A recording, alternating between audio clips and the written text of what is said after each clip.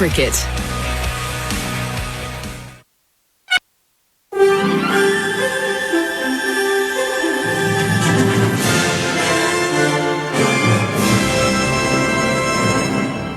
ABC News with Miriam McDonald. Good afternoon. Wagner mercenaries have left the Russian city of Rostov-on-Don after its founder agreed to put an end to his uprising against the Kremlin. All charges have been dropped against Yevgeny Prigozhin, who has agreed to go into exile, as the BBC's Grant Ferret reports. Yevgeny Prigozhin and his men left to cheers from crowds who'd gathered to watch their late-night departure. A long column of armoured vehicles and at least one tank was accompanied by numerous police cars. The display of enthusiasm from residents might simply reflect relief that their city hadn't become a battleground. But the Wagner fighters had been condemned only a few hours earlier by President Putin. He'd gone on television to denounce treason, blackmail and terrorism, warning that those involved in the mutiny would be punished. For now, though, calm has returned to Rostov.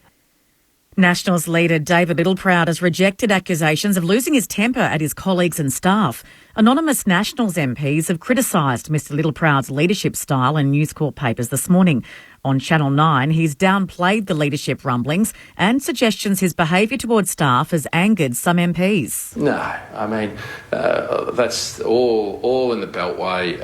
Obviously, Parliament Houses, there's differing opinions on a number of things, and we always try to express them, and that's how Parliament operates. Online platforms spreading misinformation could face millions of dollars in penalties under new proposed government legislation. The draft bill grants new powers to the communications watchdog, allowing it to obtain data from social media platforms, news aggregators and even podcasts found to have misinformation on their services. The bill defines misinformation as content that is unintentionally false, misleading or deceptive. Disinformation is defined as misinformation intentionally disseminated with intent to cause serious harm. The Victorian Government has defended its decision to schedule major construction work during the school holidays. Level crossing removals and works on the Westgate Tunnel project will force train commuters to take buses on large sections of the Williamstown, Werribee and Sunbury lines for the next 2 weeks. A section of Dynon Road will also be closed until the end of August. The Australian Retailers Association is concerned the closures will reduce foot traffic in the CBD during the holidays. But government frontbencher Ingrid Stitt says the decision will minimise the impact. We know that school holidays is a period where there is not as much pressure on our public transport and road systems. And so that's why we're using the school holiday period over the next couple of weeks to have a blitz. The City of Melbourne is hoping to boost weekday visits to the CBD by establishing a new committee. The City Economy Advisory Committee would bring together industry experts and stakeholders to help boost foot traffic and spending during 9 to 5 hours. A similar committee focused on nighttime activities successfully boosted spending to 112% of pre-pandemic levels. Lord Mayor Sally Capp says flexible work from home arrangements are a major challenge for small businesses. Predictability of when people are coming in is one of the big challenges. There can be a very quiet Monday and then the following Monday could be very busy.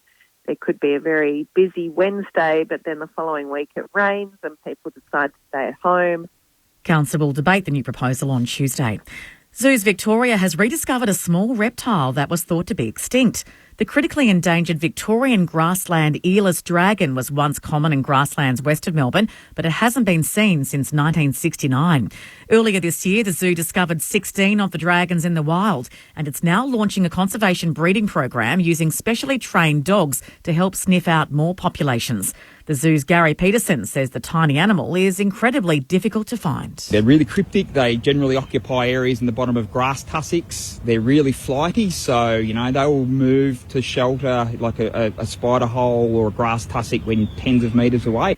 To the weather now, and there's a severe weather warning for damaging winds in parts of the central East Gippsland, northeast, west and south Gippsland, southwest and north central districts.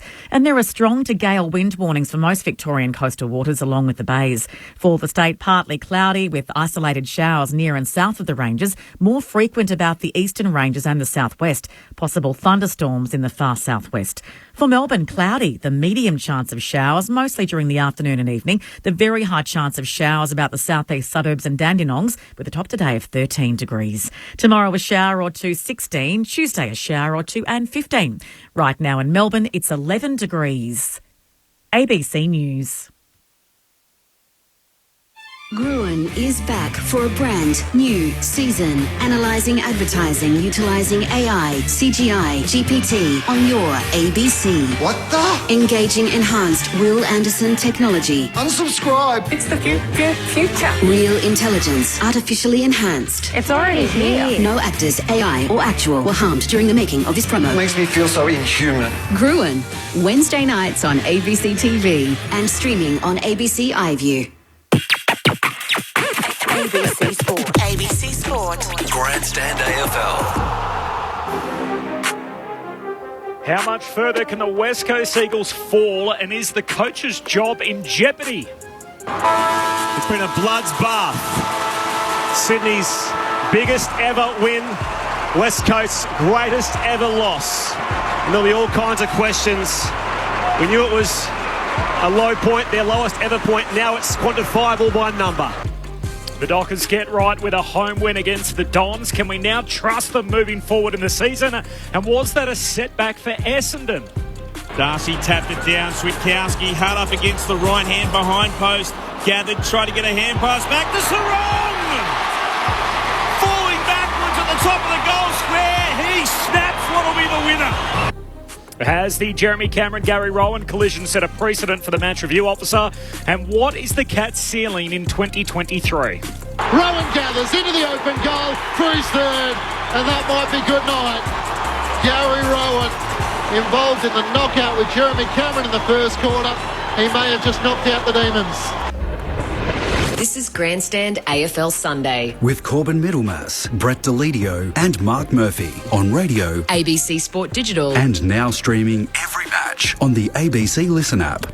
That's where we're coming at you from, just about every single angle. If you wind down the window in your car, you'll probably be able to hear us on ABC Radio across the country. This is Grandstand AFL Sunday. The whole gang's here. My name's Corbin Middlemass, our number one picks, Brett Deledio and Mark Murphy. Hello, Lids. Oh, Corby, good to be back again, mate. 2 weeks in a row. I hardly knew myself this morning getting out of bed. It was cold. Yes. Put the kids down. We're learning how to rollerblade in our house at the moment, so a lot of sore bums. So the floorboards are copying it then? No, sorry, we went down to the local school. But, it was good fun, but geez, it was cold. You had a birthday this weekend in the Murphy household? Yeah, we did. So Imogen turned 2, so lots of cupcakes and a big cake. It was a big cupcakes a carousel cake. Pretty impressive. So well done to Jessie putting that together. She didn't... What'd that sting you? Did you make it? Yeah, she didn't cook it. Yeah. Bake it. Or whatever you call it. But money well spent, Lids. Oh, yes. It is school holidays too, isn't it? It certainly is. Yeah. No, the girls are going to enjoy that over the next couple of weeks, that's for sure. You guys always look a little more weary when school holidays roll around. Are you at school age yet? No, in kinder and childcare. So childcare is still around, so happy days. Yeah, but no Oz kick this morning. No Oz kick this morning, so 3 weeks off. So Max wasn't impressed this morning, but he's looking forward to watching the Pies at 1 p.m. today. The Pies? Yeah, loves the Pies at the moment. Right, so flirted with the Bombers earlier in the year. Obviously his dad's a Carlton legend, and now Collingwood. Well, yeah, he learnt that you shouldn't support the Bombers in our household. Pretty quick smart, but the Pies, they're good to watch, so no wonder he likes watching them. So he's set himself up on the couch watching the Pies today. He's got his iPad out with the ladder, so doing the rundown. Beautiful. Loves it. Probably trust the Pies a little bit more than the Baggers at the moment. Is that why, you reckon? You got a few trust issues, Maxie? There's a little bit there. Mark Murphy and Brett Deledio, myself, Corbin Middlemass, we are all here at the MCG. It is not only cold, it is pretty gloomy too. You can't see the sky at all. So this thick grey veil hangs over the MCG at the moment. The floodlights aren't on. It is Collingwood and Adelaide, our first game for broadcast in about 55 minutes' time. So we'll have the full game coverage following Grandstand AFL Sunday, and then later today the curtain comes down on round 15. It is the Gold Coast Suns trying to bounce back themselves after they were humiliated by the Blues here last Sunday, so they play Hawthorn on the glitter strip. The biggest story in footy, though, is undoubtedly what is happening with Adam Simpson at the moment, and the big question that sits over the Eagles at the moment is, can it get any worse? Adam Simpson was asked that question surrounding the criticism that his team's been copying after a 171-point defeat yesterday in Sydney. I'm not sure if that's possible. Criticism's there all the time, so that's not really part of good organisations. So we need to try and keep things as directed as we can internally, stick to our path, try and get some more availability and go from there. Front page of the West Australian today was almost completely black, just with West Coast Eagles figure in the middle of it with the heading worst loss ever. 171 points. It says that the coach's job's in jeopardy. Adam Simpson was asked about his mental state as well following the defeat. Flat tonight. Yeah, tonight's that's a tough one today. Yeah. So, but it's not about me. It's about the players. It's about performance, more effort. Do you still feel like you're the right man, though, to follow this plan? Yes. I know you laugh at that question, but... Well, because you're asking it. Yeah. Well, what do you think I'd say? Do you feel, when you look at the way that, that first quarter went, though, you had a lot of senior blokes in the middle and then you were smashed at the clearances. The injuries are one thing, but some of your senior players just didn't stand up from the start today? No. How do you address that? We'll talk about it during the week. There's all sorts of record-setting numbers for the West Coast Eagles yesterday. Fourth worst loss in the history of the game. So VFL, AFL footy, 171 points. Yep. The last time we had a margin in that realm was the Geelong team that destroyed Melbourne in 2011. Yep, I remember watching that. And Dean Bailey was sacked as a result of it. So 122-point loss for the Eagles going into the bye. 171-point loss coming out of it. It's interesting listening to Adam just then, and you got to admire him not just throwing a heap of people under the bus. The senior players were in there and they didn't get the job done. Yep. I know the media's going to poke and try and get him to be like, look, Shuey, not good enough, and Yo, and all the senior players that were in there at the time. But mate, what good does that do? Embarrassing him even further than the 170-point loss. We'll work through that during the week. I like that, but geez, you can't. I don't think you can. Some of the effort yesterday was just deplorable, wasn't it? They were just standing there. It was a training run. So the other team kicked over 200 points against them, and they had 12 guys that laid one tackle or less. 12 guys in a team of 23. It's tough. You're obviously from the West. What would the criticism be over there at the moment? How hard would they be coming? So what turned on them this year compared to last year was the local paper. So the West Australian 7 West as a media empire with Kerry Stokes basically run the town. Huge influence. The television network, which is mainly watched, and the only newspaper in town. And so there's been pressure there all year. I actually find it's when they drift into the national consciousness, so when shows like us are talking about them, and not that we're going to tip out Adam Simpson or anything like that, but once it starts becoming not just a state-based issue, because I feel like they've been able to withstand that during the year, that they'll start to feel the pressure even more, I think, from the national media, and that's where I think the brand certainly comes under the spotlight. Even if you look at things like the drug saga, for example, that really broke out of the East Coast. So there were a lot of people in WA that knew it was happening, but because there's so many deals that are intertwined with the local media that connect to the football club, it is really hard to try and get something like that up off the ground. I think now that they're starting to sort of cop a lot of heat over here, and Lisa Alexander, who of course is a super successful coach of the Australian Diamonds, the netball team, had an interesting take this morning on ABC Offsiders. This is what she had to say about the ramifications of West Coast losing sequence. I think you're also looking at, are the AFL questioning the West Coast enough about what they're doing? They certainly would do that with the Gold Coast Suns, where their coach is under pressure at the moment. So it's very, very interesting, the difference in pressure that is to bear from the AFL, actually. The Suns have never had a loss like this. They've never had a percentage in the 40s after round 15 of the season. So the Eagles have won premierships in the past. They're not a problem commercially, obviously. They've got a huge supporter base. But the question that Lisa Alexander raised is around integrity for the competition, that if you've got a team getting whacked by 170-odd points, that stands out and distorts a whole lot of numbers in the game. That's the question. But when you watch, you can see that. It looks like there's such a lack of care, doesn't it? At the very least, they've still got some older players that are playing, but the older players are trying to drive the standards and lead the way for these young guys. And young boys are, potentially some of them might be playing for, a spot on the list next year, or, trying to keep their spot in that side. But, geez, you wouldn't have known it yesterday, would you? Watching. No, it's so hard. When you're copying these, not that you're losing week to week by 170, but when you're just not in the game, it's just so hard for those senior players to find their voice and their training habits. Like, it all comes back to that. But it'd just be exhausting being a senior player when you're in the mud at the moment. They're well and truly entrenched in the mud, the Eagles. But you've been part of Team Smurf, and so have you, Lids, that have struggled and have been down the bottom of the table. You've been well beaten and you're getting kicked week to week. You haven't played in any games where a team loses by 170. 167. Close enough.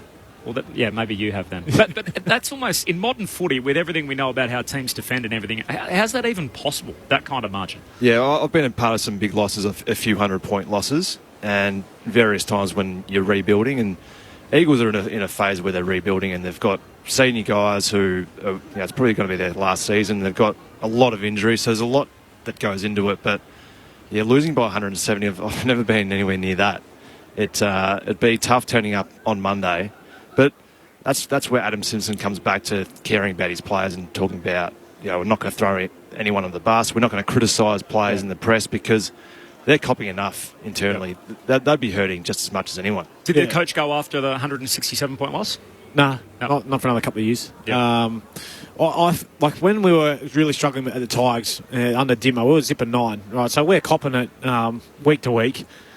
Well, we had some heavy ones in there. I'm not sure we ever got to that point, but what kept us fresh was that we were learning a whole new game style. And that's where I wonder, with Adam, still in charge, I don't know whether the game style is changing, and therefore, that's where we were talking about the older players. Are they rejuvenated by something that's fresh, something that's coming in? And I'm not certainly not here calling for Adam Simpson's head. Don't for one second think that, but it's got to get to the point where, something does need to change, and to get these older players back rejuvenated and driving the standards and, hopefully getting a bit more competitive across the whole board. Is that the answer?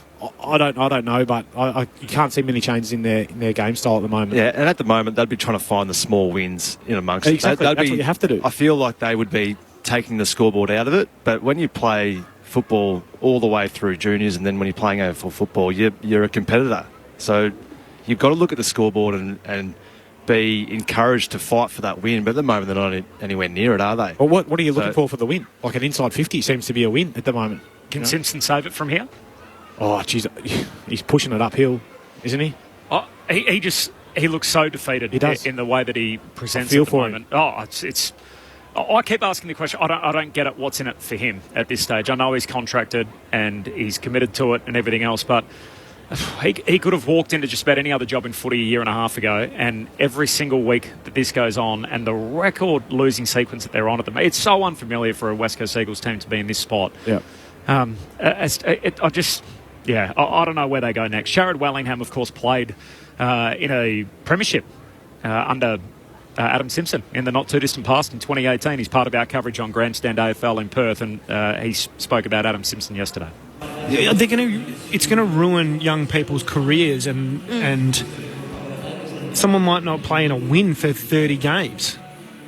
What is the reason to stay around the club if you're a player that can go and explore? They need to do something. Okay, so let me ask you, you're on the Eagles board.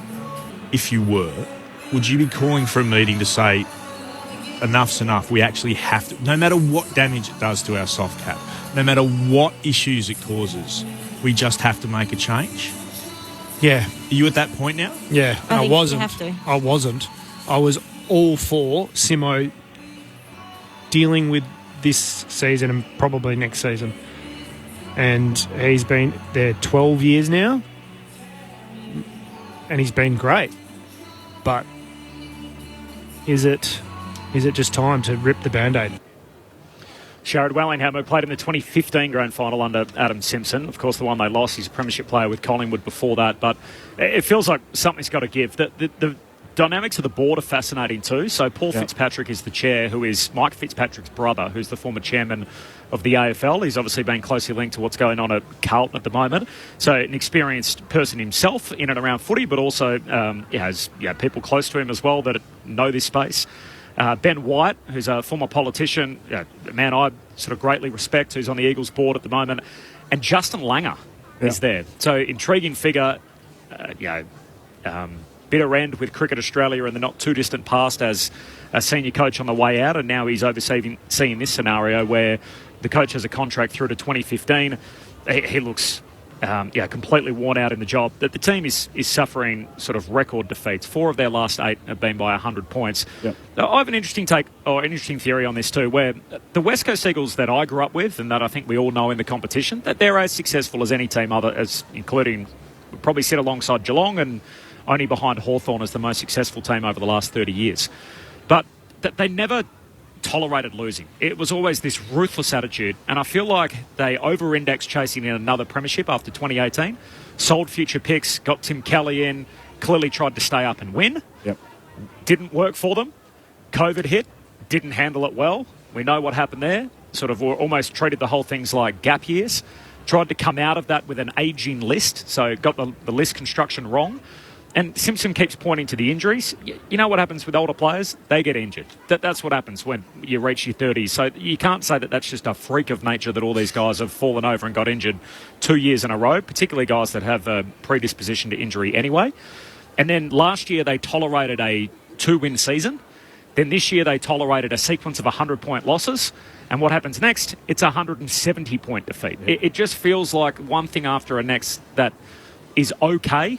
And that is so unusual for the West Coast Eagles that I'm familiar with, that the sun comes up the next day and we just keep moving on. Yeah. I just want to pick up on what Sharad was talking about in terms of retention and keeping players there. It's no different to, the Suns and the Giants when they first started. It was like, well, how long are we going to continue? Good young players, but we talk about Harley Reid, who's going to the West Coast Eagles as the number 1 pick unless they trade out. But, look, how do you convince him to go over there and be the reason that we're going to go back up? We had a young bloke, Harry Barnett, was the best ruckman in the land last year, get drafted over there. He's from SA. It's like, no, mate, look, there's a process. Nick Nat's probably on the way out. You got a real chance. It's that sort of stuff. But it's like, well, do you want your players drafted by West Coast if you're a player manager at the moment, as you are? Well, you got to look at it both ways, don't you? But where they are could be detrimental to them and their long-term future, but they can also play early, and that's another thing for young guys to be able to get that experience. And once you get that opportunity, they grab it with both hands. You never know what can become of that, but yeah, look, you never like to see teams up against it like they are at the moment, because I've been there, Murph's been there, we know what that's like, we know how bad it is, and you don't want to go out in public because you know what's coming. The wrath is coming from all angles. You can't escape it, and then when you come out and you just know the next week, how is it getting better? These performances are just mounting up. So, Greg and Corrine off the SMS. Corbin, no point in sacking Adam Simpson when the problem is the poor list management. There's no doubt about that. I think we spoke a few weeks ago, Murph, where the question I'm asking is, why does Adam Simpson want to do it? That they haven't given him, even though they've given him a long-term contract and he's invested and everything else, they haven't set him up to succeed. No, they haven't. And it's a very challenging period. And I want to go back to what Sharad was talking about with some of the players who, at this point in time, it could ruin their careers, because some players just aren't equipped to be able to handle these losses and to play a game of football and come off the ground feeling terrible about yourself. Some players will be up for the fight. Yep. They'll know who those guys are, but there'll be players there who are terrific footballers, but they just can't get an opportunity to shine because they're playing in a side that's kicking 4 or 5 goals a week and getting... Imagine playing as a defensive half forward in that side that's getting 34 inside 50s to 77. Yeah. You lose passion for the game. So there's players that will be up for the fight and you can't... They won't waver, but there's players there that they will stop loving the game of football as a result. Yeah. You've been part of teams where the coach goes mid-season. Do you get a spike immediately when a different voice comes in? Yeah, I think that history's shown that. Yep. Because you feel that the shackles are off and it's like, well, we've knocked this on the head. It wasn't working. Now everyone can just go back to playing football. The interim coach always comes in and makes it very simple, the game plan, and gives guys a new lease on life. Usually they reward players who are training well or doing the right things, and it's all about team first and who's willing to play a role for the team. So initially that binds everyone together because you feel like a weight's gone off your shoulders as well. Yep. So there'll be players that will really enjoy that period, and we see it every year when there's a coach that gets sacked mid-year. Yeah. They always play really well for 3 or 4 weeks, don't they? They get that initial just jump of energy. But it's also no different to when a side's no longer in finals calculations. They start to play freer. That expectation's gone. Mm-hmm. It's no different to senior coaches who's been there right the way through. you know, oh, geez, I don't want to underperform here. What's he going to say? You know, new coach is like, oh, well, I'm starting fresh. Yeah. Finals expectations, no different. It's so unusual compared to the clubs that you guys are involved in, or just any team in the competition, where usually we talk all the time about damage to the brand, losing members, losing corporate support, everything else. But none of that applies with the West Coast Eagles. 70% of the state supports them. Huge corporate support. We know the money that exists in WA. People waiting in the wings to be a member, paying $60, $70 a year just to sit on a waiting list to get a seat. So then the board don't feel the heat as much, do they? So this is the whole ripple effect, I think, as to how it all... It's almost like a subconscious thing where it's like, look, we'll be right because it'll be fine. And then, you know, we lost by 100 points, but it's okay. The sun will come up tomorrow. It's almost like there's not... Yeah, commercially we're still good. Yeah. When does it ever get to a point where they say, this actually isn't okay? This is our footy club. We've got a lot of history. Something needs to give.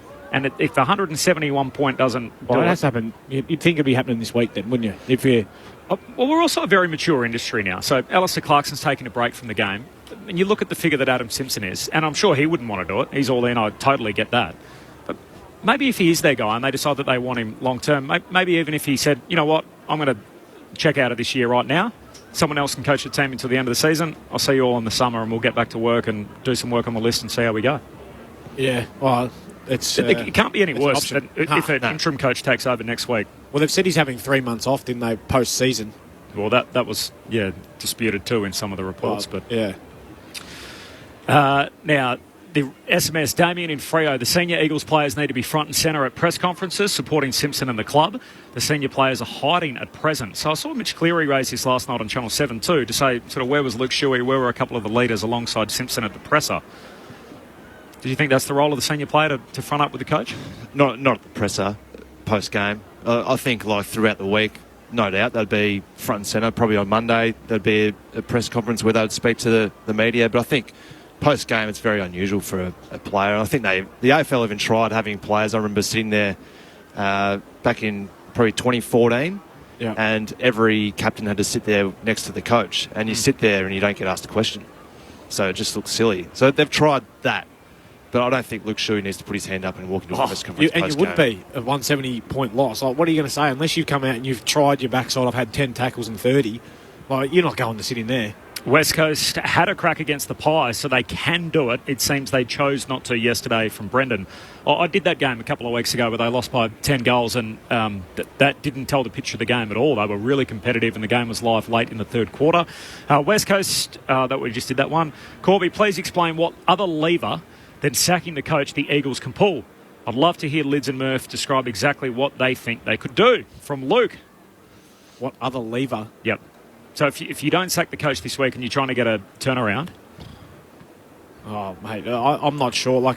With Dimmer, it used to be, righto, boys, pack your mouth guards. We're going to box for 45 minutes and then we're going to just bash the crap out of each other without the gloves on and work on contested footy. Yeah. And if you're not willing, if you get out-tackled in a game where you get beaten by that, I can guarantee you're doubling down on tackling that week and say, well, we'll keep doing this right up until the captain's run, until you boys show me that you want to give me some effort. The problem for the Eagles is that they'll likely lose 3 or 4 players just from doing that. They just can't keep the cattle on the park. The chief executive's under pressure as well, Trevor Nisbet, who's obviously been there for a quarter of a century at the West Coast Eagles or more now, and he hasn't been as present in recent weeks as well. So pressure on the CEO, pressure on the coach clearly, and the performances are as bad as they've ever been for the West Coast Eagles on field.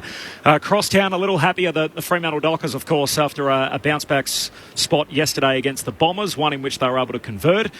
Fremantle led the game by a goal at quarter time and increasingly pulled away thereafter, led by 22 at the half, 39 at three-quarter time, and in the end the Bombers won the last quarter for whatever that's worth. So Justin Longmuir spoke to the media at the end of last week's game. He basically took a fair bit of ownership for the loss against GWS, said, look, we didn't prepare the players well enough. He extrapolated on a bit of that last night after the victory over the Bombers. I said to the players after the game, it was one thing to get beaten, but like we did last week and put in the performance we did last week, and sometimes after those sorts of performances, it can be a bit of finger pointing, but I thought from the moment the game finished, everyone took part, their part in owning that performance, staff, coaches included. they came to work on Monday, real determination to learn from it and get back on track, and we had a great week. So, yeah, I think the performance tonight was a reflection of our week. Super impressive from Justin Longmuir. I feel like Murphy gets criticised at times for his performance in the media, and yet you compare what he did compared to, say, Stewie Dew last week, where Dew comes out and says, look, there'll be ramifications for the players after a loss like that. And Justin Longmuir says, it was us. As a coaching group, we didn't prepare the players well enough. We'll go away and look at ourselves. Fremantle will come back out and win. We'll see what sort of response Dew gets out of the Suns, but he certainly didn't make it at selection during the week. No, I like the way Justin Longmuir goes about it. He comes across really composed and methodical. You know, I like the way in which they've been challenged at various times this year, and the way in which he's responded in press conferences. And you feel that the players really galvanise around him. So, you know, at the start of the season, we all wrote them off. Rio, they were playing terrible. Their brand of football wasn't stacking up to the modern game, and they've turned that around really well. 7-7. Had some good performances. One really noticeable one out here against Melbourne that they were terrific. They've got a big challenge next week against the Bulldogs. Yep. There'll probably be a bit of heat in that game as well. So, yeah, I like the way in which they go about it at the moment, the Dockers, and Justin Longmuir is terrific in the way in which he addresses the media. So is this just purely nature of a young team that we're going to see? Being consistent. Yeah, the up and down. And in fact, they probably, like, from their list demographics, where last year the oldest team in the history of the comp won the flag. It's because they had the oldest man. Oh, yeah. And sorry, you were talking about Dave Mundy. Yeah. And they were still one of the youngest teams in the competition, and they finished in the final 6. So in a comp that's trending older is more successful, they're right at the other end of the age demographics, and probably this year we're seeing more fluctuations in performances than what we did last year. Yeah, and I think that's exactly right. What you're saying is that they're a young side, but they played finals last year, so we got probably caught up in that hype, thinking, oh, well, they should, you know, young teams should just go on. I thought that of a young Collingwood 2010. I was like, oh, great.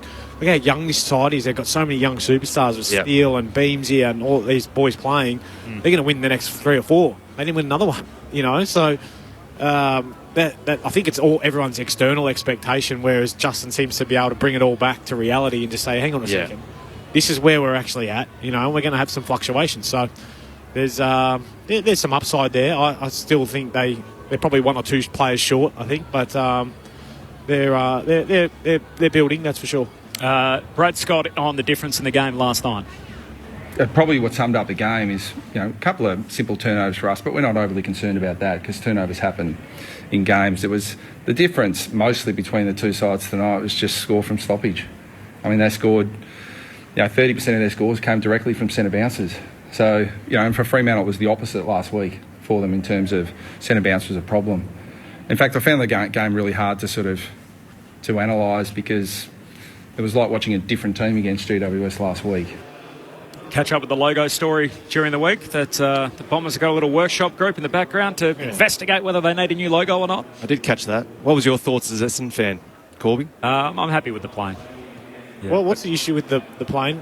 I think it's more sort of what does it represent after the hellish 2 decades that the club's been through, so maybe they need to freshen up with the logo. It was reported, I've only seen it in the Herald Sun, was about, is it a wartime figure and is it appropriate? I haven't seen that anywhere else. But it is normal that clubs freshen up their logos. Tigers did. We did not that long ago with the old school emblem versus the new one that's come in. So Essendon's logo would be one of the longest standing logos in its current state in the comp. Yeah. If you went back to 1997 and looked at all the club logos, the Bombers one would just about be the only one that still looks the same. Yeah, I had zero issues. I thought it was a non-event, to be honest, non-discussion. But the Blues, did you guys ever get asked about branding changes or logo changes or anything in your time? So we had the modern CFC logo. You remember that when I first started? And then we've gone back to the old school. Go back to the old school because we wore it on a heritage game. Yep. And I loved it, and all the boys loved wearing the heritage style CFC where it popped out of the jumper. I don't like how they've gone away from the pop out on the jumper. So I think Puma need to lift their game if they're against the pop out because it used to be a raised emblem, which now it's not raised anymore. So that's the one bugbear I have with the jumper at the moment, is to have the popping logo. I agree. So it was like stitched, wasn't it? It was stitched, yeah. They look very sharp, the old Carlton jumpers, but unfortunately not to be. That's the Fremantle Essendon game. We've got Nat Fyfe who's about to join us, the two-time Brownlow medalist, of course, from the Fremantle Football Club. So we'll delve a little deeper into the Dockers' victory. We're at the Melbourne Cricket Ground. This is Grandstand AFL Sunday. Corbin Middlemass, Brett Delidio and Mark Murphy. We're getting ready for Collingwood and Adelaide. So that's the game in front of us. The two subs, Beau McCreery and Ned McHenry, are the subs for Collingwood and Adelaide respectively, and Jeremy Howe is out there and playing on return after that badly broken arm way back in round 1. I say way back, he's missed only sort of 12 weeks of footy, and it's phenomenal to see him out here again this afternoon. Nat Fyfe to join us next. Tropical North Queensland hides a dark chapter in our history. A lot of Italian migrants. This was the land of opportunity. Anthony LaPaglia is on a personal journey to unearth the extraordinary truth. This is a story of a gang that terrorised the cane fields of North Queensland for over a decade. And the mystery of a community fighting back. He would check under his car every day for bombs. The Black Hand starts Tuesday night, June 27 on ABC TV and streaming on ABC iView. Grandstand AFL. This is Grandstand AFL Sunday with Corbin Middlemass. AFL. On ABC Radio, ABC Sport Digital, and now streaming every match on the ABC Listen app. And now Guelphy after the siren doesn't make the distance. You can make it 0-7 for the teams on the back of the bye against the team that played the previous week. Fremantle get the win that they so badly needed. A 32-point victory over Essendon. Dave Lindsay with the call on Grandstand AFL last night. The Dockers big winners over the Bombers, so a bounce-back spot for them after a couple of defeats after the bye. This is Grandstand AFL Sunday. Corbin Middlemass, Mark Murphy, Brett Delidio with you on ABC Radio, Sport Digital and through the Listen app. Two-time Brownlow medalist from the Fremantle Football Club, Nat Fyfe, is going to join us in just a moment. The Jeremy Cameron incident lids on Thursday night. The question was quite rightfully asked afterwards. Does this set a precedent at the tribunal or with the match review officer that if a collision like that can occur between two teammates, it can happen between two opposition players? Exactly right. Yep. No, it's a contact game, and you've got to be prepared to wear that when you go out there. And we're fully expecting of that. That can happen, but that's where. I think I heard someone say, should Gary Rowan be like that? It's like, are you kidding me? Like, imagine that, the fabric of the game then, if you snipe your own teammate by accident. Not that I agree with it, but I don't think the AFL will change one bit as a result of that. I just think it'll be like, it's friendly fire, so be it. But if you hit an opponent and they get knocked out and you didn't mean it, still bad luck. But Gary was going for the mark and at the last moment protected himself because he could see. Then he's like, no, Jeremy's right there. And he's accidentally clipped him high. Like, tell me that couldn't happen. But you'll still think that Gary Rowan should get 4 or 5 weeks? No, not at all. But I think that if he hit an opposition player and they got knocked out, you think he would, though? He'd get a couple of weeks probably. Yeah, it's amazing, isn't it? Yeah, and it's I don't know. Because then there'll be even more grey area in an area where there's so much grey already. Yeah, Nathan Burke told a fascinating story yesterday with us actually that one of his former teammates, I think it was Adrian Lamb, got whacked by Plugger in an intra-club game and got reported on field by the umpire. And they had to go to the tribunal, and then Lamb had to actually go as the victim and argue to defend Plugger, the guy who hit him. We had a bloke kick another bloke in an intra-club game. Did he get reported? He got sent off. He got sent off, I think. Get off the ground, Siddhartha. Yeah, I remember seeing vision and I was just thinking, what the hell is going on down at the Baggers? I was 30 yards away. I looked at it and go, interesting times down here. Yeah, I've seen a couple of boys go toe-to-toe a couple of times with like some dangerous tackles and some sling tackles and that before they were a thing. The intra-clubs are always an interesting one because especially possibles, probables. It's the first time that you really get into game mode and guys aren't used to being hit or tackled aggressively, are they? Like you do it in training a little bit, but you're ready for it because the drill that's, it's a brutal, 1v1 contest drill or whatever it is. But then you get in the thick of the actual pre-season game and a player who is a possible or a probable... He wants a spot. But do you remember, like when you first started, was it more... I used to cop that many more jabs in that underpacks from the older boys than ever. Like when you got older, you never did that. Nothing, that was out of the game. But some of the older boys when I first started... I feel that might just be because of Brett Delidio. You just feel he's got one of those heads that would go, we'll get into lids here, I reckon. He won't like it. It wasn't just me, because all the blokes were doing it to all the young blokes. But you had to earn your stripes. That was where they were saying, we're testing you out. You never copped a Murph? No, too nice. Yeah. Just very quickly, Gary Rowan, huge turnaround for him. So involved in that incident, clearly shaken. Turns out to be the match winner, kicks that big goal at the finish. Cats, what are they capable of this year? Are they at home? They're still strong, so they can. They've got quite a few games down there, don't they? Yeah, but they've still got to win 7 of the last. Well, no, 6 of the last 9.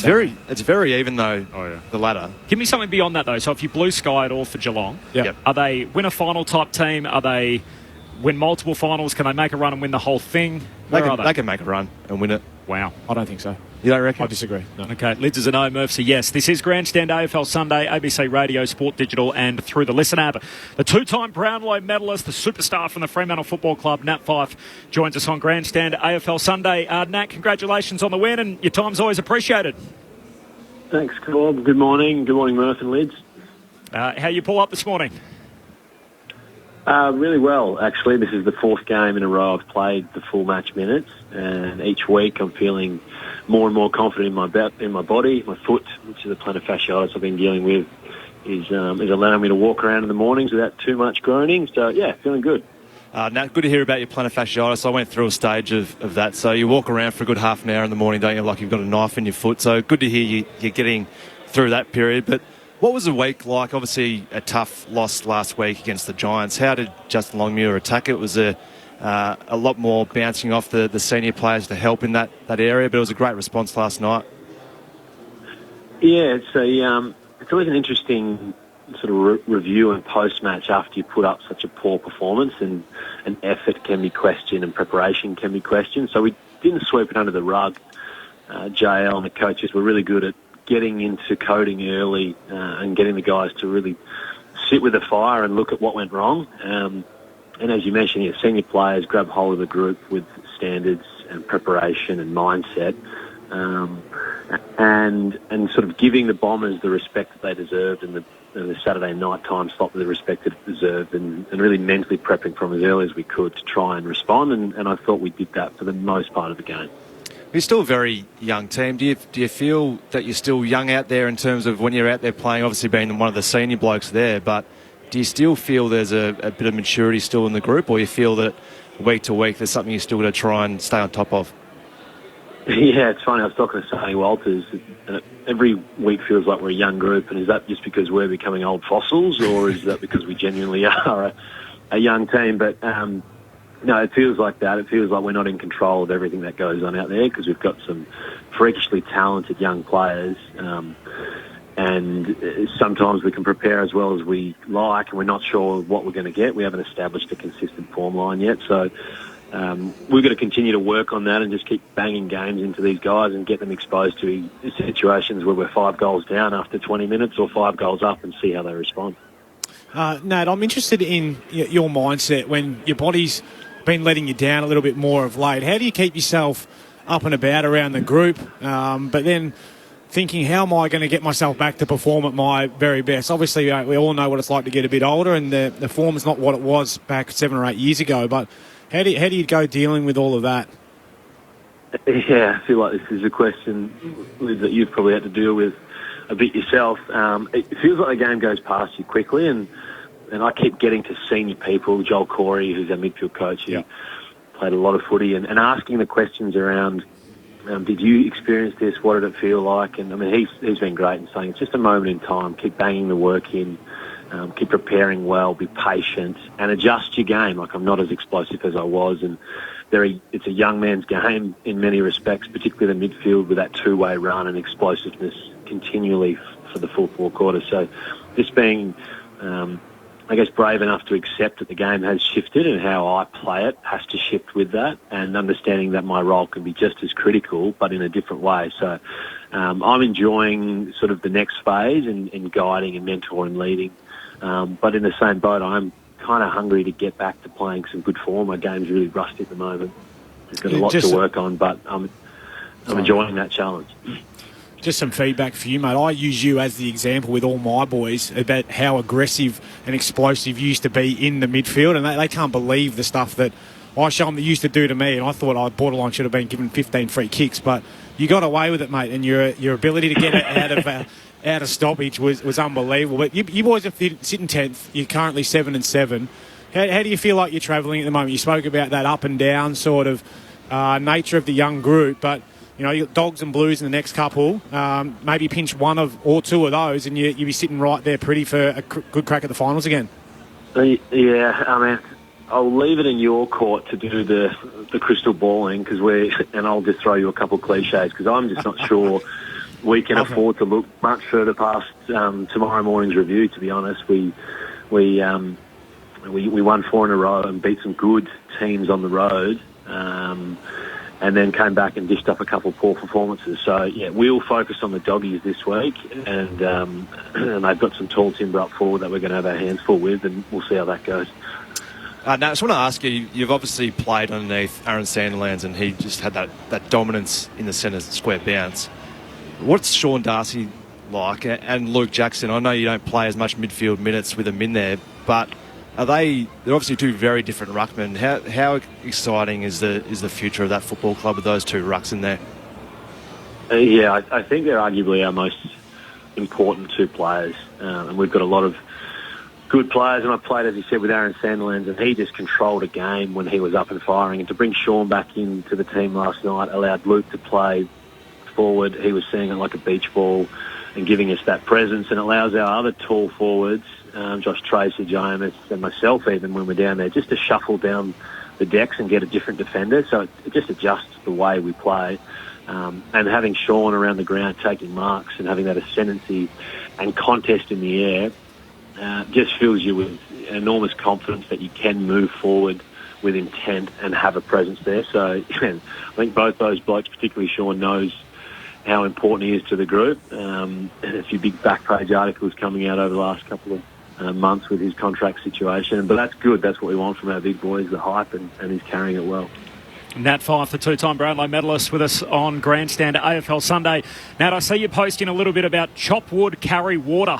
Can you tell us a little bit about the origins of that and what the mantra is to you? Well, I'm doing this sort of fake guru thing, where I'm trying to evolve from sort of the egotistical young athlete into something beyond. But no, it's a mindset thing around. I think chop wood, carry water is around hard work. Before you figure life out, you do hard work, and after you figure it out, you just keep working hard. So I've had a few days in the dungeon over the last 12 months trying to get my body right, and just some simple mantras that just dragged me through, and that was one of them. I saw you've also posted something about the captain recently, which obviously, the premise of the book basically sort of falling in love with, but becoming great. Did you read it? And I guess why does it resonate with you? What's that all about? The which one? Sorry. When you posted recently about the captain.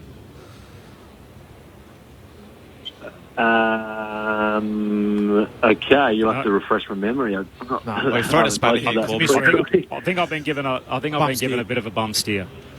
Anyway, we'll come back to that race. We'll come back to that with you, Nat, in a moment. Alex Pearce, speaking of the captain of the Fremantle Football Club, you're obviously the former captain. Tell us about the criticism that he received recently, and how that sits with you, obviously, as the former captain, seeing him in that role, and how you, I guess, how that sits with you when you see criticism come his way. Well, I can't really speak to the criticism because having played for so long, you just tune out and you become immune to what's going on outside. But a new captain walking in and copping a couple of tough losses early it's the most obvious headline that's going to come your way.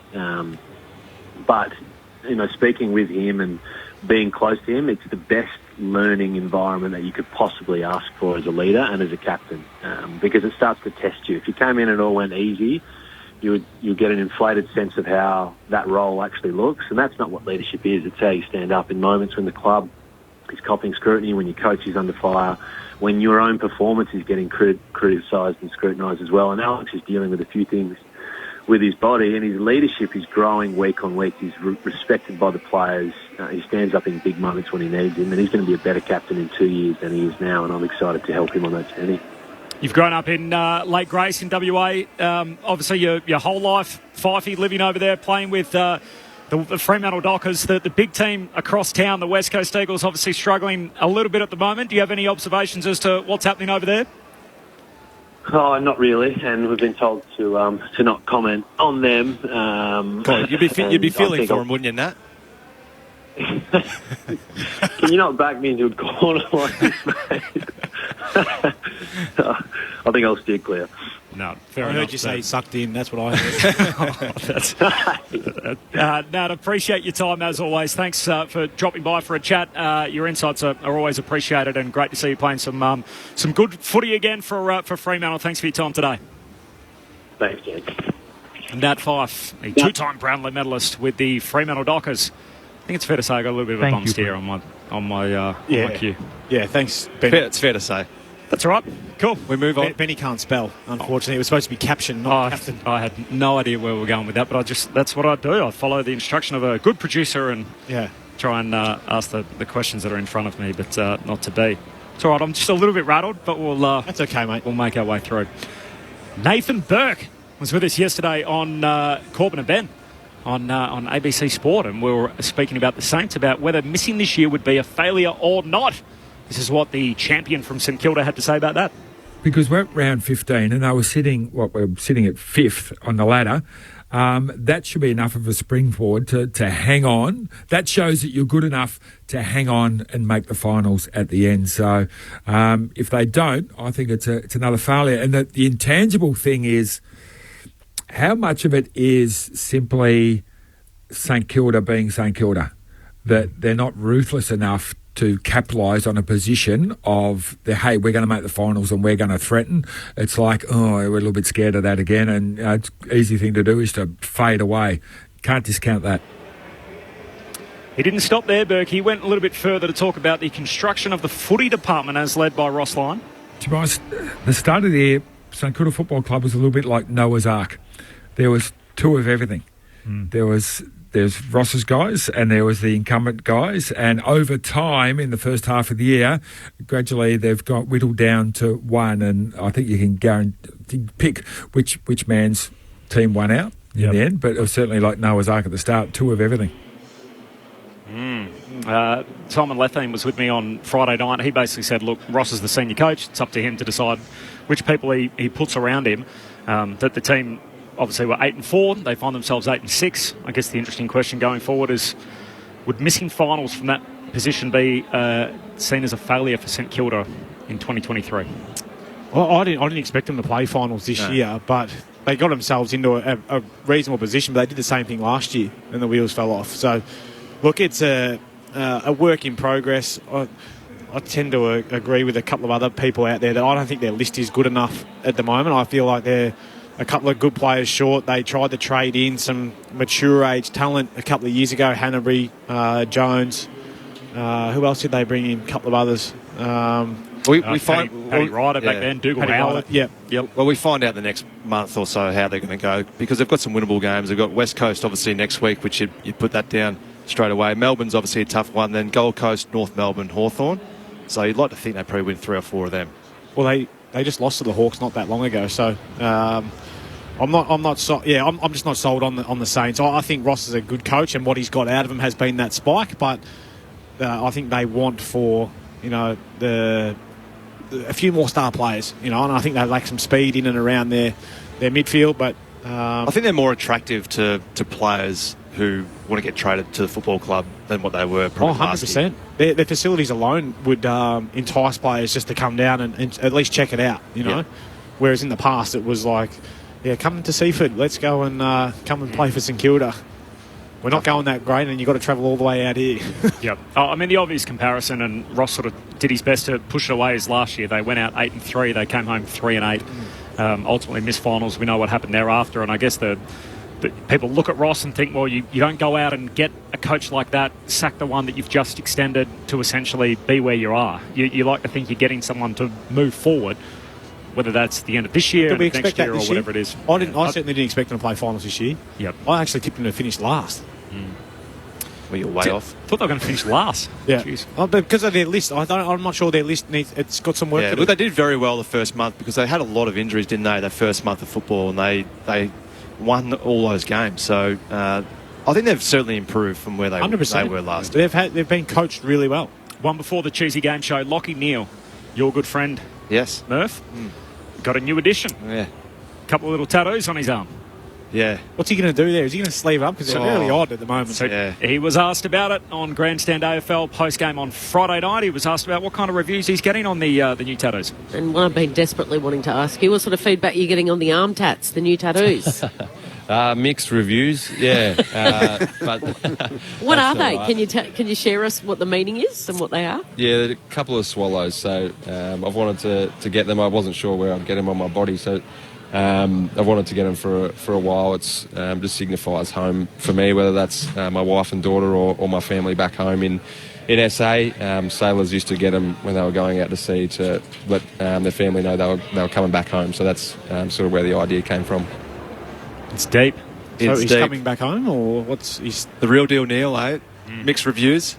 Yeah. My review is not great on the arm. You and I. Yeah. Yeah, put them like on your rib cage or something like that, somewhere where we can't see them. They just look odd. Anyway, each their own though, Corby. Yeah. Have you guys got tattoos? No. Mate, no bumper stickers. Here we go. I was waiting for that. It is time for the favourite part of the of Grandstand AFL Sunday every week. It is time for the Top 10 Cheesy Game Show.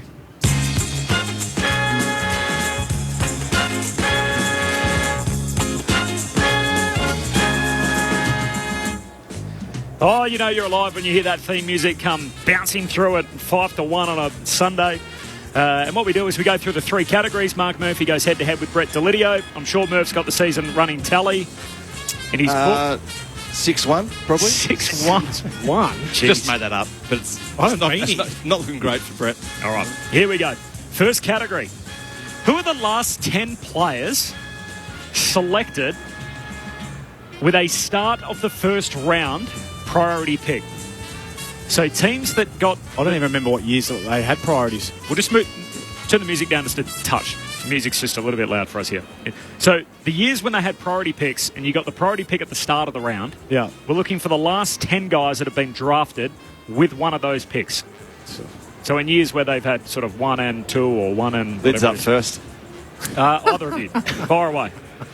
We've had one since 2009. One since then. And so we had a whole heap in the 2000s. Oh, I'll go. Yep. Brett Delidio? Brett Delidio is on the list. 2004, he was taken number 1 with a front of first round priority pick. Well, Mark Murphy. Mark Murphy's on the list. 2005, he was taken number 1 overall from the Carlton Football Club. So we're 2 down. Xavier Ellis. Xavier Ellis is there. 2005, he was picked number 3 to the Hawks. Well, if he was picked number 2, Daisy Thomas. Dale Thomas is on the list, 2005. So all priority picks that year. Ryan Griffin.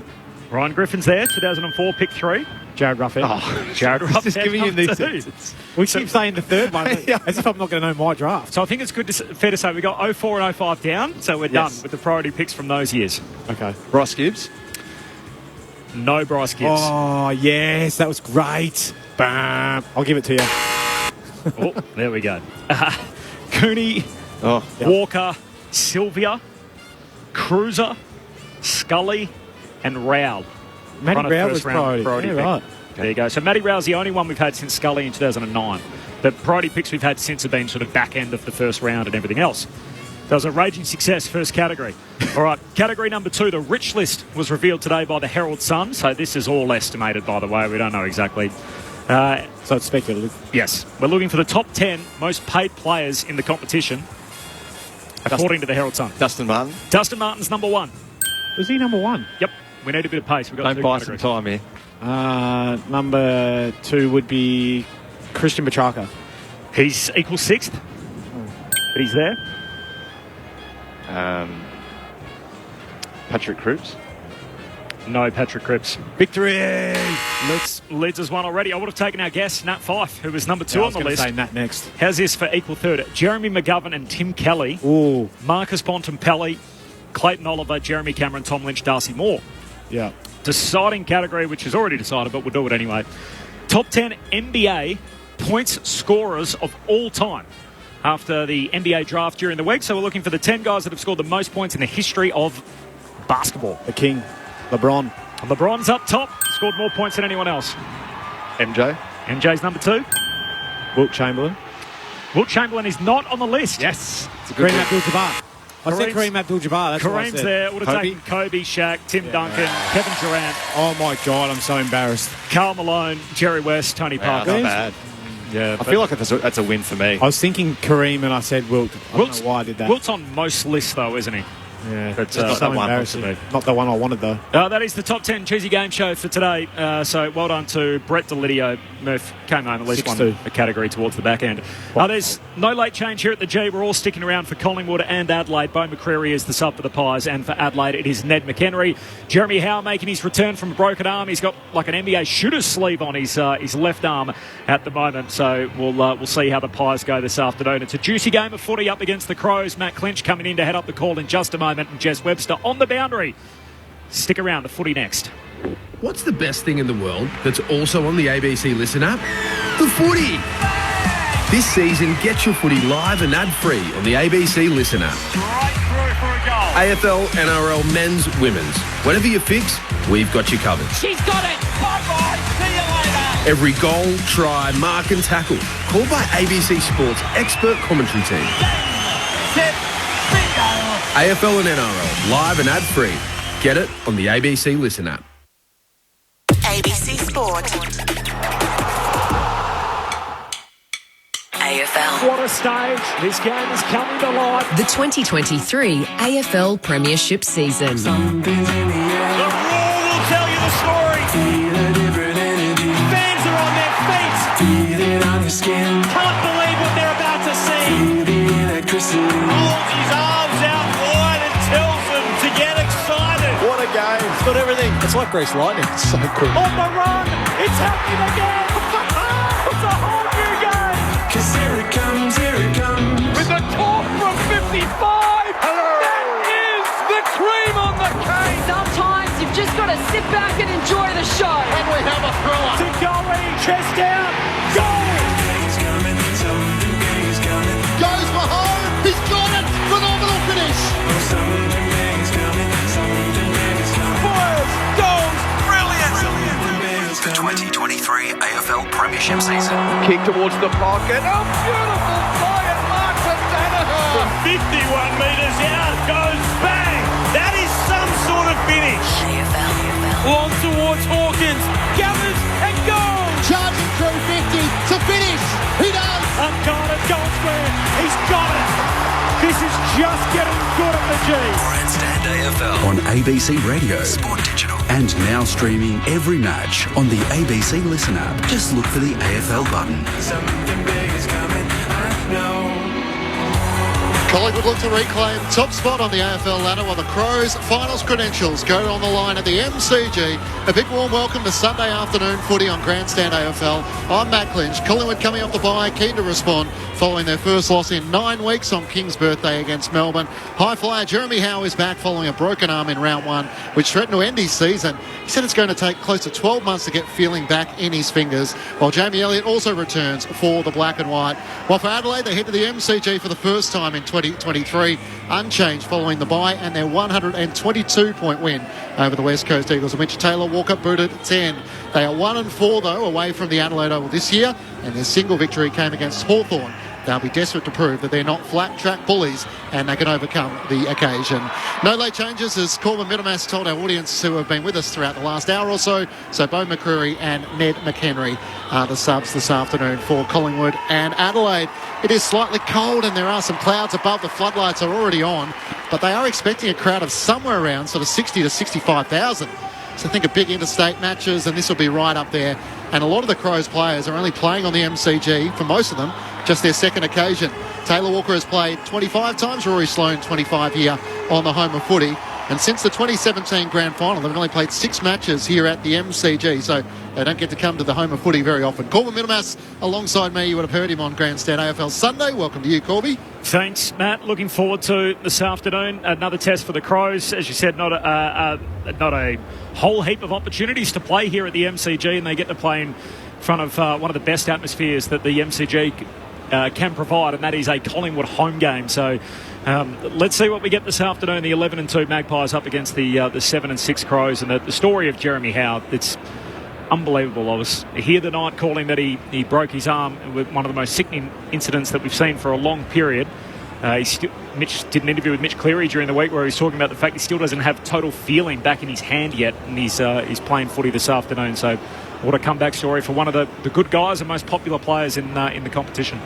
Our number one draft picks are here on a Sunday ready to go. Brett D'Elia knows a thing or two about facing off against a parochial home crowd when he was playing for the Giants against the Tigers. Welcome, Lids. What does the challenge pose for Adelaide to try and bring their best and deliver it against a side who is a formidable opponent at home, Collingwood? Yeah, well, it's just a great challenge for them, isn't it, to really measure themselves. They haven't been great, as you mentioned, away from home. So come out here against probably the measuring stick of the comp at the moment. I think the Pies are... I don't like saying it, but I really enjoy watching the Pies. We've done a number of their games, Murph, and their best is scintillating. And, for the Crows, they play an exciting brand as well, built off the back of contest and pressure. I'll be interested to see whether, they send someone like a Ben Keys to Nick Dacos, try and quell his influence. But, I'm just excited to see whether the Crows can turn up. They're coming here, with some confidence, but they need to turn up and show that they can perform on a big stage. You mentioned Mark Murphy. Great to have you back again, Murph. Tense times in the Murphy household as to whether Max is following your footsteps, following the Navy Blues after a win last week, or does he have a certain leaning towards the black and white? Yeah, good to be here, Clinchy. He's still on the Blues, don't worry about that, but he's got a strong sense of... he's very attracted to the Pies. So the winning ways. The winning ways. So he looks straight to the top of the ladder, and that's where they are. So that's probably why he goes for them. But I think we have covered quite a few of their games, Lids, and Max sits at home and watches it and puts us on the radio while he watches the game. So well trained. Loves to feel across the game, and I think he just loves watching scoring goals. And that's what they're good at. He loves the inside as well that he gets. He certainly does on the radio. So you go back to round 7 and Collingwood were able to pull off this Cinderella victory at the Adelaide Oval. They won by a point, so there's a bit around the Crows feeling like they were good enough to challenge one of the best sides in the competition. We saw Nick Dacos tagged by Ben Keys, so I wonder whether Riley Thilthorpe will have a bit of a job on Darcy Moore this afternoon. How do you see the matchups to take place this afternoon as to whether Adelaide have enough firepower to challenge Collingwood? Yeah, well, I certainly think they match up reasonably well.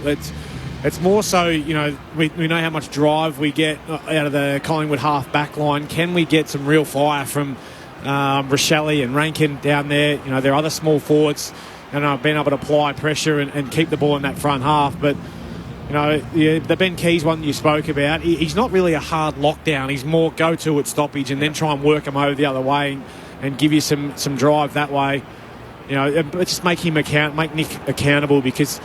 if he just gets to play his way, Murph, he's one of the best in the business in terms of finding the footy but making great decisions and making things happen. So the Thilthorpe versus Darcy Moore one, that'll be interesting. I'm liking the development of Thilthorpe at the moment. I think he's really... That's a real mouthful, that one, isn't it? But good luck to you boys saying that during the play. Thank you. But his ability to catch it but then go into the ruck and be a mobile big man, I think it complements Tex Walker down there really well. It also gives Riley O'Brien a chop out in the mid. So, yeah, you got to stop Darcy Moore because he's an offensive weapon as well. And I say that through his defence. His ability to catch it and turn it back around and give it off to his half-backs is as good as anyone in the comp. It's going to be a really interesting matchup across the ground. But the dynamic forward line that Adelaide have, I think, might challenge Collingwood at various times. So the ball use coming into the Adelaide forwards is going to be crucial. If they're just going to bang it in long and there's pressure through the midfield, which is what Collingwood are really good at. They're an enormous pressure side. So if Adelaide can get on top in the middle of the ground and deliver it to their dynamic forward line, as I said, I think they can cause a little headache, but some headaches for the Pies. But we know that the Pies, the brand of football they play, they're always coming at you. It was interesting you talking about Adelaide. Only a couple of their players have played more than 2 games out here at the MCG. So they just don't get here very often. They just don't get a chance to play it here. So it's going to be interesting to see how they go about it because it's such a different ground than what Adelaide Oval is as well. In the MCG, when you're playing against a Collingwood outfit, which there's probably going to be 60-odd thousand here today, it's going to be quite daunting for them. So the start of the game is going to be critical.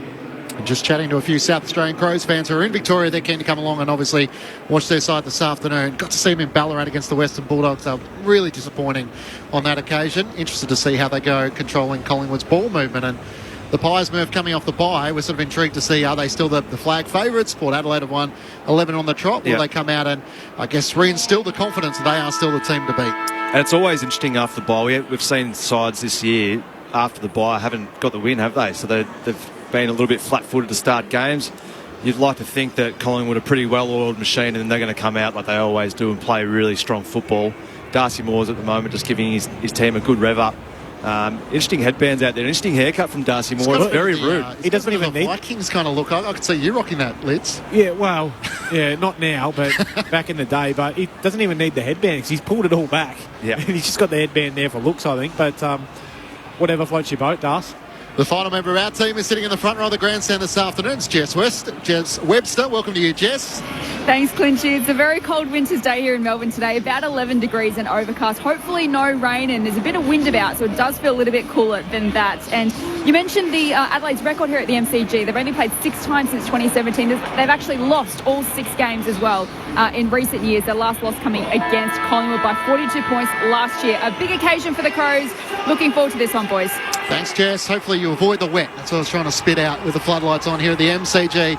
And a crowd of over 60,000 expected as Collingwood, the flag favourites, returning after the bye. And the Adelaide Crows trying to prove their top 8 credentials as they face the black and white at the MCG. It's round 15 of the AFL. Collingwood and Adelaide. Here's Corbin Middlemass on Grandstand AFL. And it'll be Darcy Cameron and Riley O'Brien to go at it. In the middle is up by Brendan Hosking as the red Sherrini thumps it into the middle of the G. Flying up, Cameron gets first hands on the footy. Chris puts his head over it, can't collect. Still bouncing around. Cameron sockers it out wide as Millerer comes off the wing, can't collect. Rochelle, hand pass back into dispute. Dawson shakes a would-be tackle of Adams, feeds it out for the Crows. Got it to Hinge. The long left footer down to half forward. Moore gets a little nudge from Walker. Ball gets out the back. Moore grabs it. He's tackled by Walker. Dispossessed to throw. Free kick for Tex. What a start this would be for Adelaide. Good matchup, isn't it? We'll be licking our lips watching Darcy Moore and Big Tex Walker go toe-to-toe, but almost got away with it. We did get away with a free kick almost in the back, I thought, Tex there, but just great follow-up at ground level and caught Darcy Moore holding the ball. What was interesting, though, was his ability to tackle him there. You've noticed he wanted to dump, and when he started, he would have, but he actually held him up really well and almost cradled him to the ground. Coming off a career-high 10 goals last time out, Taylor Walker misses near side from out wide at left half forward or behind. Jess mentioned the last time the Crows were here, round 2 last year. They lost to Collingwood by 7 goals. If you remember, Matt, it was actually the game where the evacuation alarm went off. I do. It was very dramatic. Remember it well, Corbin. We wondered whether we'd get back into the stadium. Kick towards half-back. Hinge flies over the top from the kick-in from Maynard. So if Adelaide can get a party starter here to get off to a flying start. Mitch Hinge has it left half forward. Looks inside 50 to the punt road end. Sends it towards Walker. Howe was there. Couldn't pull in the mark. Got it down to Murphy. Kick from Maynard. Smothered. Rochelle onto it. He misses to the right-hand side. Only about 15 metres out. Just couldn't quite snap it across his body. Adelaide with the opening 2 behinds through 2 minutes at the MCG. I think play continued, didn't it? Or did they pause? Yeah, for a little while. Yeah. And then eventually they turned out to be a false alarm after everyone stood up and started to walk out of the stadium. Maisie was out the gates. He was gone. Right. It's Maynard off half-back, kicks me up into the front half for Collingwood.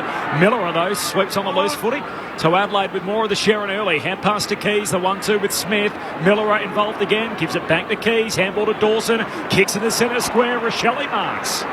Just forward of halfway, fresh off his new long-term deal. Kicks to the top of the goal square. Walker, another shove on Howe. Pushed through by Murphy.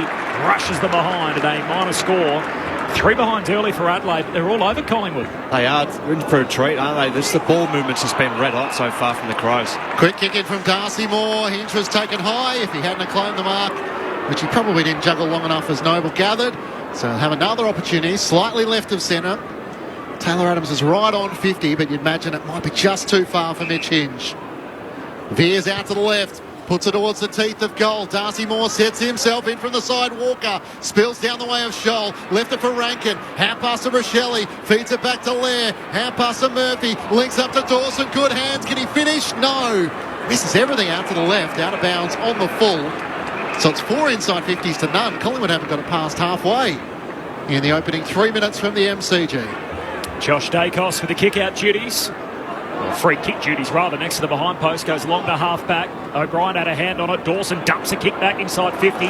Fogarty flies and Murphy knocks it away from him and out of play.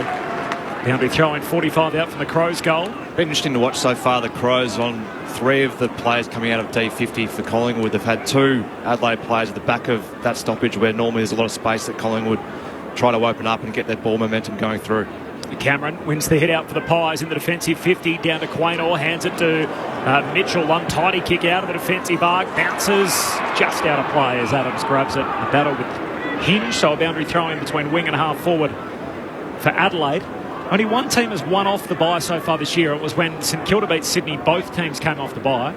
And if one of these teams are going to have to add their name to the list today, given the fact they're both off the bye as well, the Pies and the Crows. Does that technically count when both sides are coming off the bye? Spills down the way of Dawson. Sends Adelaide inside 50 once more. Lockie Murphy flies. Can't mark. Rankin front and centre. Onto it. Pedler swings around his body towards the goal mouth. Racing after it. Keys. Nathan Murphy the other way. Taps it down to Josh Dacos to Collingwood. Hand pass to Mitchell. Has to sidestep Lockie Murphy. Chips it inboard to Maynard.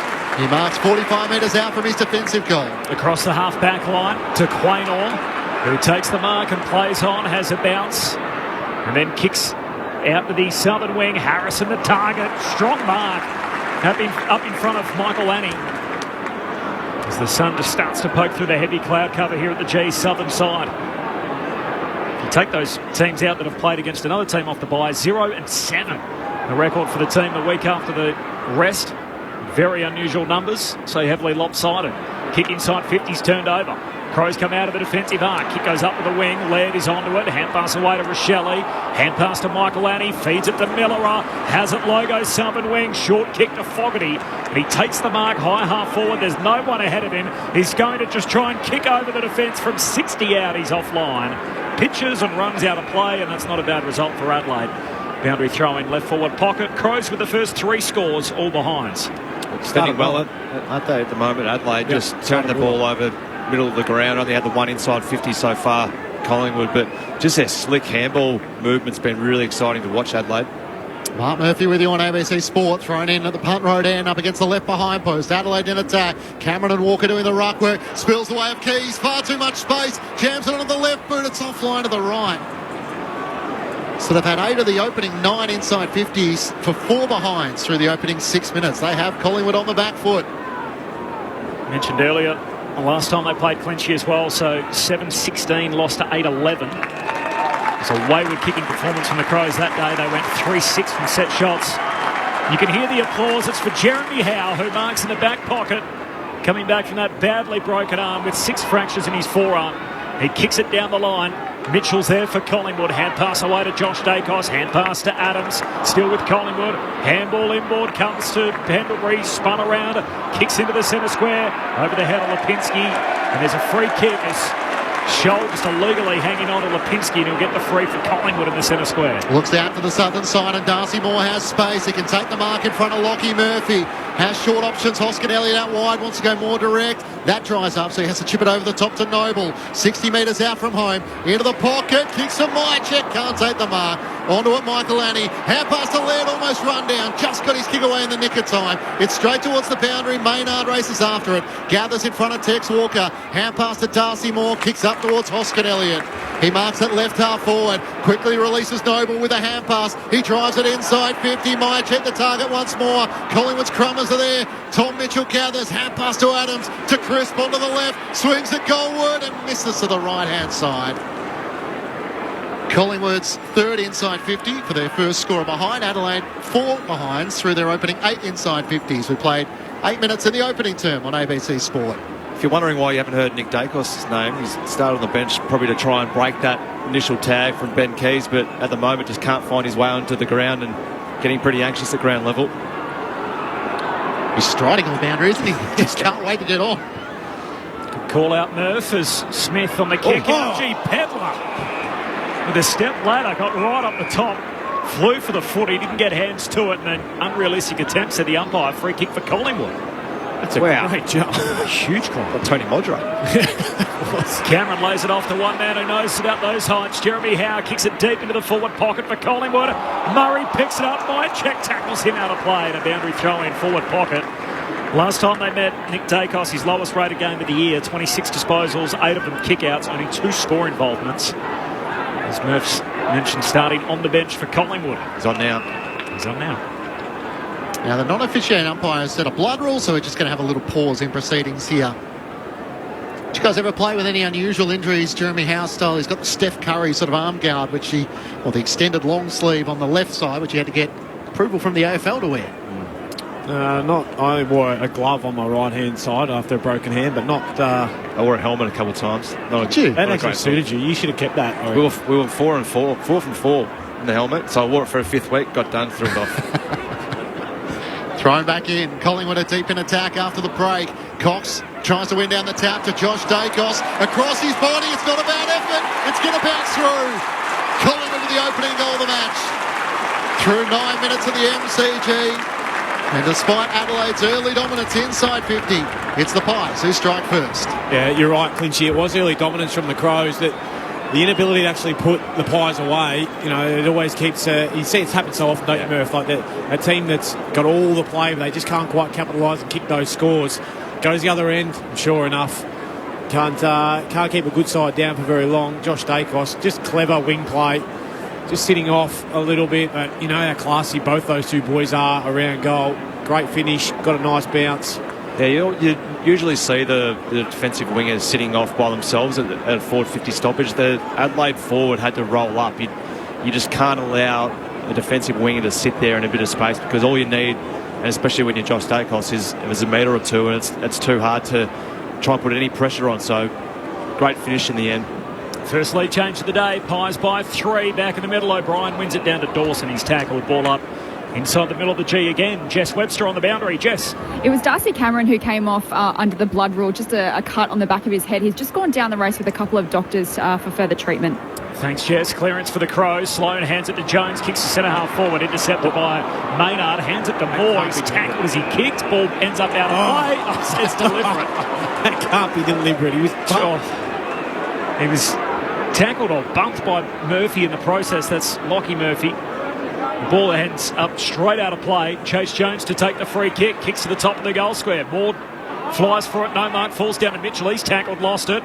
Tex extracts it. Hands it to Sloan. Gives it away to Keys. Hurried kick forward to turnover. Straight to Quaynor on the behind line. Looks up towards half back. Ash Johnson's the target. Big fly. Murray over the top. Got the knees right into the back of Ash Johnson. Let me posterise you, and then a beautiful kick inside 50. Fogarty couldn't take it on the second bite. Spills the Keys. Hand pass straight to Lipinski. Releases Bobby Hill. Dodging and weaving. Hand pass to Maynard to Lipinski. Crunched in a tackle. Hinge laid the tackle. Spills the Keys to the Crows. Hand pass to Jones. His kick is smothered. Saligo can't knock it clear. As Markov comes over the top, just between the centre circles and half forward for the Crows. It's Collingwood by 3 points. We had high hopes leading in. Both teams in the top 8 coming into the round, and the Crows have certainly come to play. They've taken it right up to Collingwood in the first 10 minutes or so. Out of the middle, Crisp. He's tackled, dispossessed. Rankin knocks it forward. Here's Lockie Murphy in the long sleeves. Threw his arms back without the footy. Wanted a free. Not forthcoming. Still no clean collect. Fogarty does well. Spins, grabs it, gives it to Brodie Smith. Drives it goal, and Thilthorpe on the line. Takes the mark and pops it through. Kicks the first of the day for Adelaide. And Riley Thilthorpe wins the wrestle on the goal line. And Adelaide snatch back the lead. 12 gone opening term, 1-4 to 1-1. Grandstand AFL, Mark Murphy and Brett Delidio. They've been very good so far, forward to centre. The Adelaide forwards are locking the ball in there, all getting shots on goal. They've obviously kicked the 1 goal for and haven't got the reward for all the work they've had in their forward 50, but they're causing a lot of headaches for the Collingwood defenders at ground level. They're getting in really hard, the Adelaide midfielders, and impacting the contest at drop of ball, and their forwards, Adelaide, I spoke about it before the game, being really dynamic. Lockie Murphy and Rankin and Rochelle down there, they're exciting to watch. They've got some tricks and causing a little bit of they're causing some headaches at the moment for Collingwood. Riley Thilthorpe with the opening goal for the Crows, his 13th of the season. Back in the middle. Bounce favourite Thilthorpe, who was trying to win down the tap to Sloan against Mason Cox. Spills down the way of Jordan Dawson. Nice sidestep around Nick Dacos. His kick, though, is wide. Pedler, he races after it, can't gather. Howes onto it for Collingwood. Sends it up towards Harrison. Hand pass over his shoulder, looking for Mason Cox. Needs to get down low. Got it on to Nick Dacos. Hand pass to Pendlebury. Through the middle of the ground to Tom Mitchell. Cuts back to Nick Dacos. Looks out to the members' side for brother Josh. He takes the mark over the top of Chase Jones, just in front of the AFL logo. First goal of the day, Josh Dacos. 14 minutes in, trying to pinpoint the pass, does so successfully. This is Markov between wing and half forward. Northern side of the G. We haven't had a lot of footy here in the last couple of days, and yet the wing looks a little patchy. He kicks it straight to Myercheck. He's got that leading lane at right half forward just open up to him. Not a single Adelaide player standing in the channel.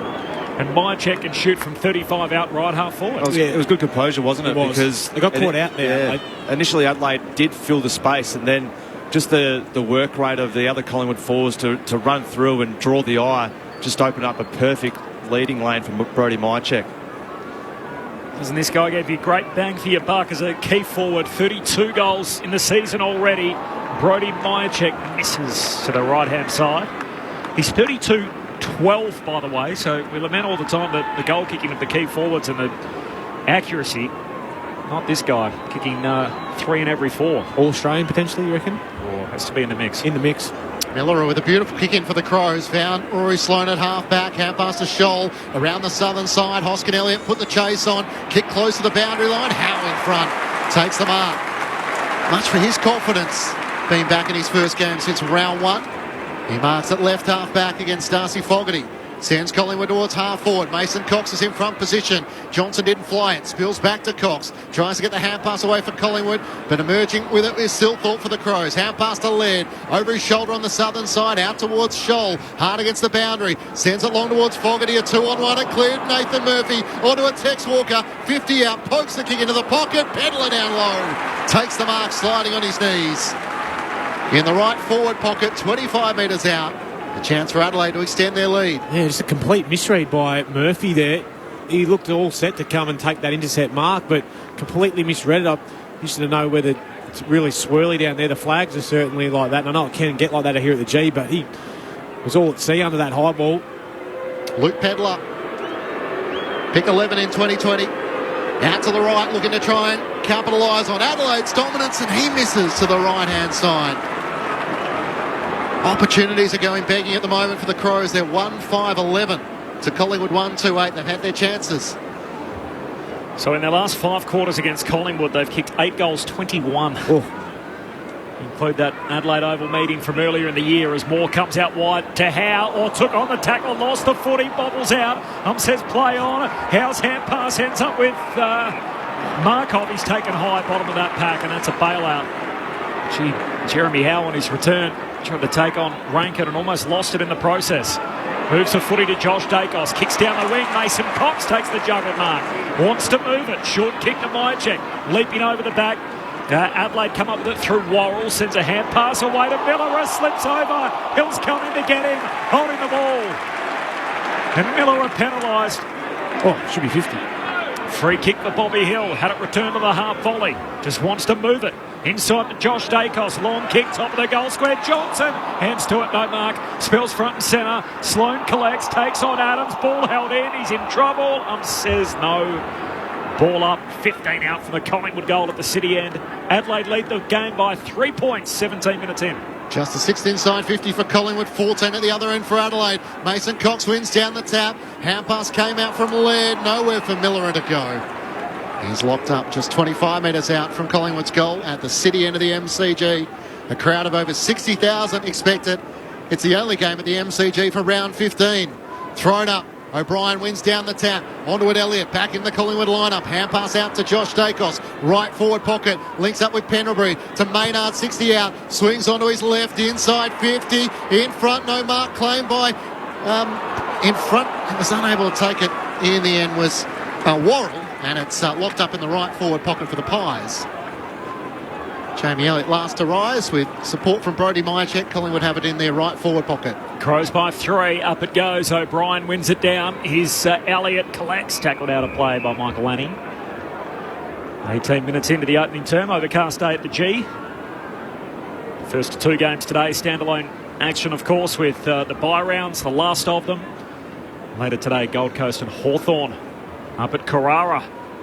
Boundary throw in, forward 50 stoppage for the Pies. Both rucks miss it. Crisp passing through, can't handle it. Saligo feeds a hand pass out to Keys and a long kick for Adelaide up to the wing.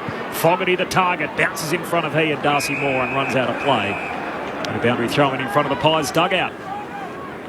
Ben Keys definitely got the job running around with Nick Dacos after last time. Keys up to 7 touches already. Nick had only had the 2 so far, but he did start on the bench. Brett Delidio with you, ABC Sport. Maynard with 9. Josh Dacos with 8 from the throw-in. Clears Cox and O'Brien. Nick Dacos is onto it. Hand pass away to Pendlebury. Sends Collingwood inside 50. Big collision, butts one way from the other direction. Another Crow who's down and slow to rise. Racing after it, Bobby Hill puts on the block for Elliott, and then he left it behind. Gathering it is Worrell. Sends the Crows back up the members wing, but straight to Darcy Cameron. Back onto the field. Hand pass to Moore. Out to Crisp at right half forward. Bouncing hand pass to Mitchell. Swings it onto his left towards Myercheck. Can he get there? He can't. Lunging forward. Worrell gathers. Hand pass to Michael Annie. Looks for a clearing kick into the pocket. Lockie Murphy just gathers. Hard against the boundary. Swings onto his left. Kicks over the head of Pedler in the direction of Thilthorpe. Running onto it, Quaynor for Collingwood. Quaynor sweeping hand pass to Pendlebury. Short kick for Collingwood out of that southern wing, and Noble takes the mark. It was Murray who was a little slow to rise. Nick Murray's trying to shake off the trainer who's trying to come visit him and get back into the play and defend on the last line for Adelaide. The ball's coming in his direction as Noble goes long inside 50 and O'Brien works his way to the front to take the intercept mark for Adelaide. Crows in their clash jumper, predominantly in red, with some yellow and navy stripes on it and the white shorts, and Collingwood home game, so in the black and white stripes with the black shorts. A short kick to Pedler. Pedler goes short to Murphy. This is Lachlan Murphy. His namesake Nathan out there playing for the other team. And their fellow namesake Mark is sitting in the commentary box. Very common name. Yes. As Lachlan Murphy goes long down the boundary line. Touched on the way through and out of play on that southern wing. So a throw-in on the wing. I'll just give a bit of feedback to Lockie Murphy too about the long sleeve away strip. Please.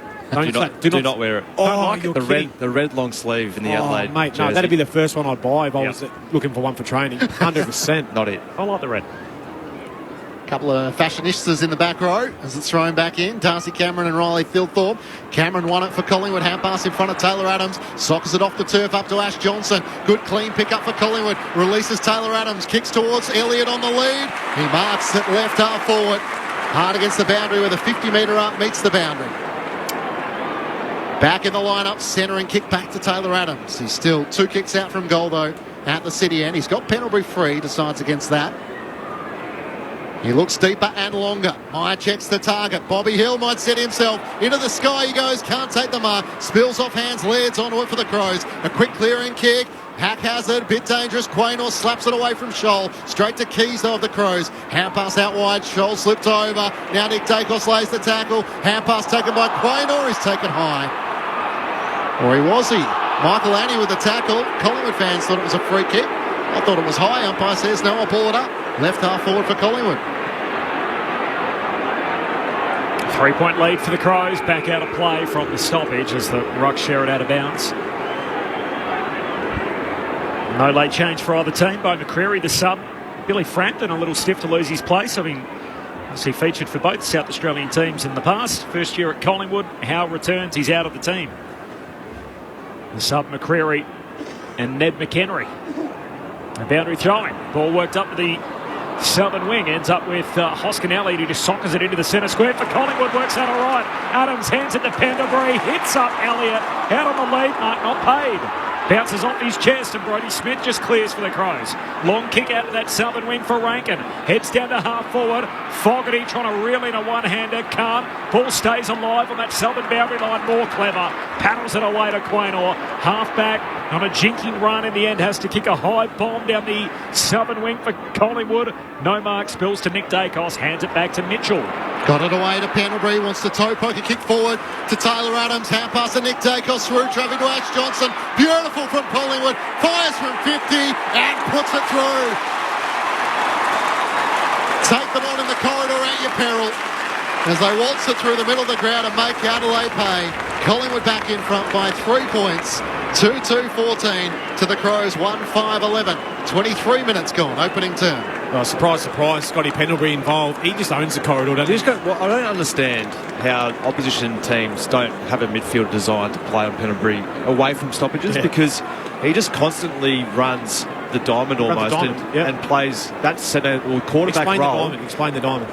Well, the diamond, he just doesn't get caught in the flanks of the MCG. So the diamond's basically the point of the diamond's from goal square to goal square. So he just roams through the corridor and sits on that sort of 45, so the points of the centre square, and is always the link player for Collingwood. So every forward thrust goes through Scotty Pendlebury.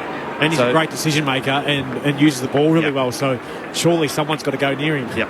The leader swung on all 3 goals, so Collingwood by 3 points. Time on in this opening term.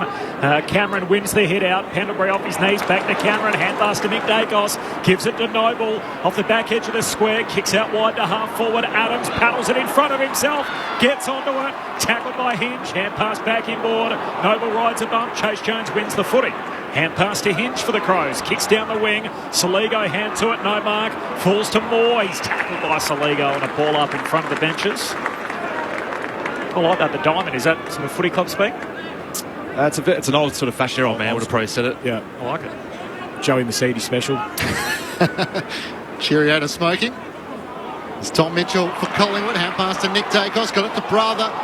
Josh gave it to Nick. He was tackled. Released the hand pass to Cameron up towards half forward. Butts as well set. Flies in front of Ash Johnson, but a free kick. Mason Cox was held. He wants to dink it over the top. It wasn't intended for Ash Johnson. He marks it in front of Lipinski. Gives it back to Big Mason. Cox with a hand pass to Mitchell. He's got Chris free. Can he get it to him? Racing back Sloan against the flight. Worrell spoils it down. Quick hand pass came from Lipinski. And working back Worrell for the Crows. All the way back to Brodie Smith. Left back pocket. Driving kick out of defence. Riley O'Brien makes a presence. Brings it down to Saligo and eventually out of play. At right half forward for the Magpies. Collingwood 2-2-14. Adelaide 1-5-11. 25 minutes gone. Opening term on ABC Sport. Matt Clinch, Corbin Middlemass, Jess Webster, Mark Murphy and Brett Delidio with you. Collingwood by 3. Entertaining tussle so far through 26 minutes in the boundary throw-in. Bounce favours Brodie Smith. Jams it on the boot. It's out wide. Pitches just inside the field of play and goes out in front of the interchange gates. The home fans wanted deliberate. Wasn't forthcoming. Certainly wrestled the game back on their terms. Collingwood in the last 5 or 6 minutes just set up really well defensively. Once the ball goes inside 50, just setting up that wall as it comes out. Boundary throw-in, knocked down in front of Nick Dacos. He's moving through the stoppage. Hand pass to Pendlebury, back to Nick. Pointing traffic in front of him as he kicks it out in space. Right half forward. Onto it is Bobby Hill. Right forward pocket. Had more time than he thought. Snaps off balance and puts it out on the full. So we like that from Nick Dacos. That's full quarterback, isn't it? As he's running and just trying to marshal traffic before he even disposes of the footy. Yeah. And Bobby Hill reacted straight away, didn't he? Just turned on a dime and got running exactly where he pointed it. Worrell's kick out of defence finds Jordan Dawson, who marks uncontested at left half back. So Collingwood with the last 8 inside 50s. Adelaide's defence being tested, but standing up for the moment. Short to Keys. Ben Keys in his new role across half forward. Had a season's high 29 disposals against the West Coast Eagles. The kick up towards the wing. And the intercepting mark taken by Darcy Moore. He rises in front of Riley O'Brien and takes the mark. O'Brien, one of the few Crows who didn't train in their wet weather contest session during the week. A slight ankle concern, but he's out there. Kick up towards Mason Cox. Butts over the back, spoils it down. Ash Johnson for Collingwood to Josh Dacos to brother Nick. He bursts forward, kicks to Elliott, backpedaling. Marks in the right forward pocket. Not a lot Brodie Smith could do. Collingwood's burst from the congestion. And Elliott back with a chance to strike in the opening term. I'd like to get a stat to see the amount of times Josh Dacos and Nick Dacos handball the ball to each other. I reckon we've said it probably 4 or 5 times already this quarter. And why wouldn't you? They both deliver the ball beautifully. On that occasion, it was Nick issuing instructions again. And Jamie Elliott find himself on the back of it. Missed the last 2 games. Jamie Elliott with a shoulder injury. As he's out to the right shooting here. 10 goals of the season. He leans back on it and misses to the right-hand side. A minor score. Collingwood by 4 points at the 27-minute mark of the opening term. On the SMS, 0437 774 774. G'day to Rory in Reservoir, a blind listener. Love your commentary. So happy to see Jeremy Howe back. Aren't we all? Great for footy. What a return it's been already just to make it back out there this early. Long kick from Worrell out of the defensive arc. Spills down to Josh Dacos, so it's coming back inside for Collingwood. Competing in the air is Elliott. It falls down to Lipinski. Hands it back to Elliott. Kicks to the top of the goal square. Cox caught at the back. Bobby Hill trying to soccer it through, and in the end, Miller, the goalkeeper, saves it. It goes through from behind. Collingwood's lead extends to 5 points, 2-4 to 1-5. 28.5 gone opening term, so Collingwood by 5 points. Wayne Miller quickly in, not allowing Collingwood's forwards to set. Finds Brodie Smith at the left half-back line on the defensive 50. Sends it up the members' wing. Taylor Walker the target. Shove on. Darcy Moore working underneath. It gets to the back where Howe's onto it. Quick kick towards half-forward. Elliott in front. Can't take the mark against Butts. He slaps it on to Mitchell. Hand pass to Josh Dacos against the boundary. Dribbles it end over end inside 50. No one there for the Pies. Onto it Hinge. Hand pass back to Brodie Smith. Looks up the wing. Rankin has space. Finds him. Juggles it on the third attempt. Quickly away to Walker. It was good hands, Murph. He looks up to half-forward over the head of Thilthorpe. Nathan Murphy read it best. He had Thilthorpe and Lockie Murphy. In the end, he found the wrong Murphy. Nathan takes the mark. Goes back to Noble. Noble across the goal face to Maynard. And now to Lewis through quarter number one. Entertaining start. The Crows, who had a 4-game winning stretch at one point, but they've gone 3-4 since, with no back-to-back wins since round 5, round 6. And Collingwood, who had an 8-game winning sequence, snapped last time out against Melbourne. So two teams inside the top 8. Crows a test away from home at the G against arguably the best team in the land in the Magpies. And at quarter time, there's just 5 points between them. So Collingwood 2-4-16, Adelaide 1-5-11. 3 lead changes.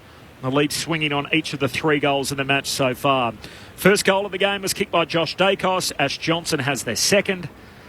And Riley Thilthorpe, the only goal kicker for Adelaide. Interestingly, after that Luke Pedler miss, Collingwood had the next 7 inside 50s. They kicked 1-2. So they lead by 5 points, but Adelaide did all the early attacking, just couldn't quite make it count on the scoreboard. Rory was also making the point on the SMS, 0437774774, that Jeremy Howe must be an incredible healer.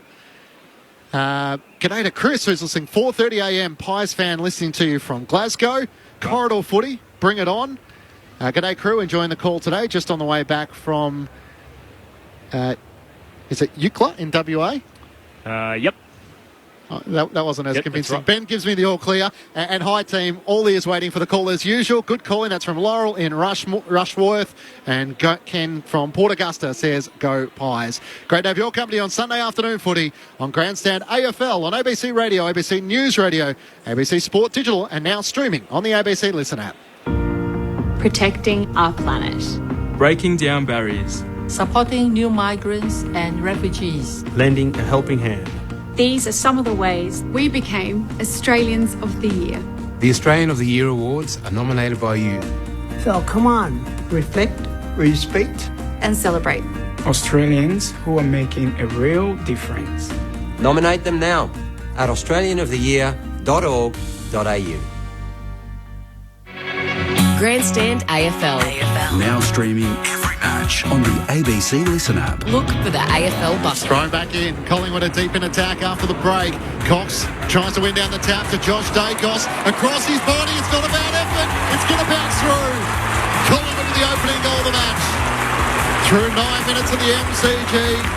And despite Adelaide's early dominance inside 50, it's the Pies who strike first. Here's Lockie Murphy in a long sleeve, threw his arms back without the footy, wanted a free, not forthcoming, still no clean collect. Fogarty does well, spins, grabs it, gives it to Brodie Smith, drives it, goal, and Thilthorpe on the line, takes the mark and pops it through, kicks the first of the day for Adelaide.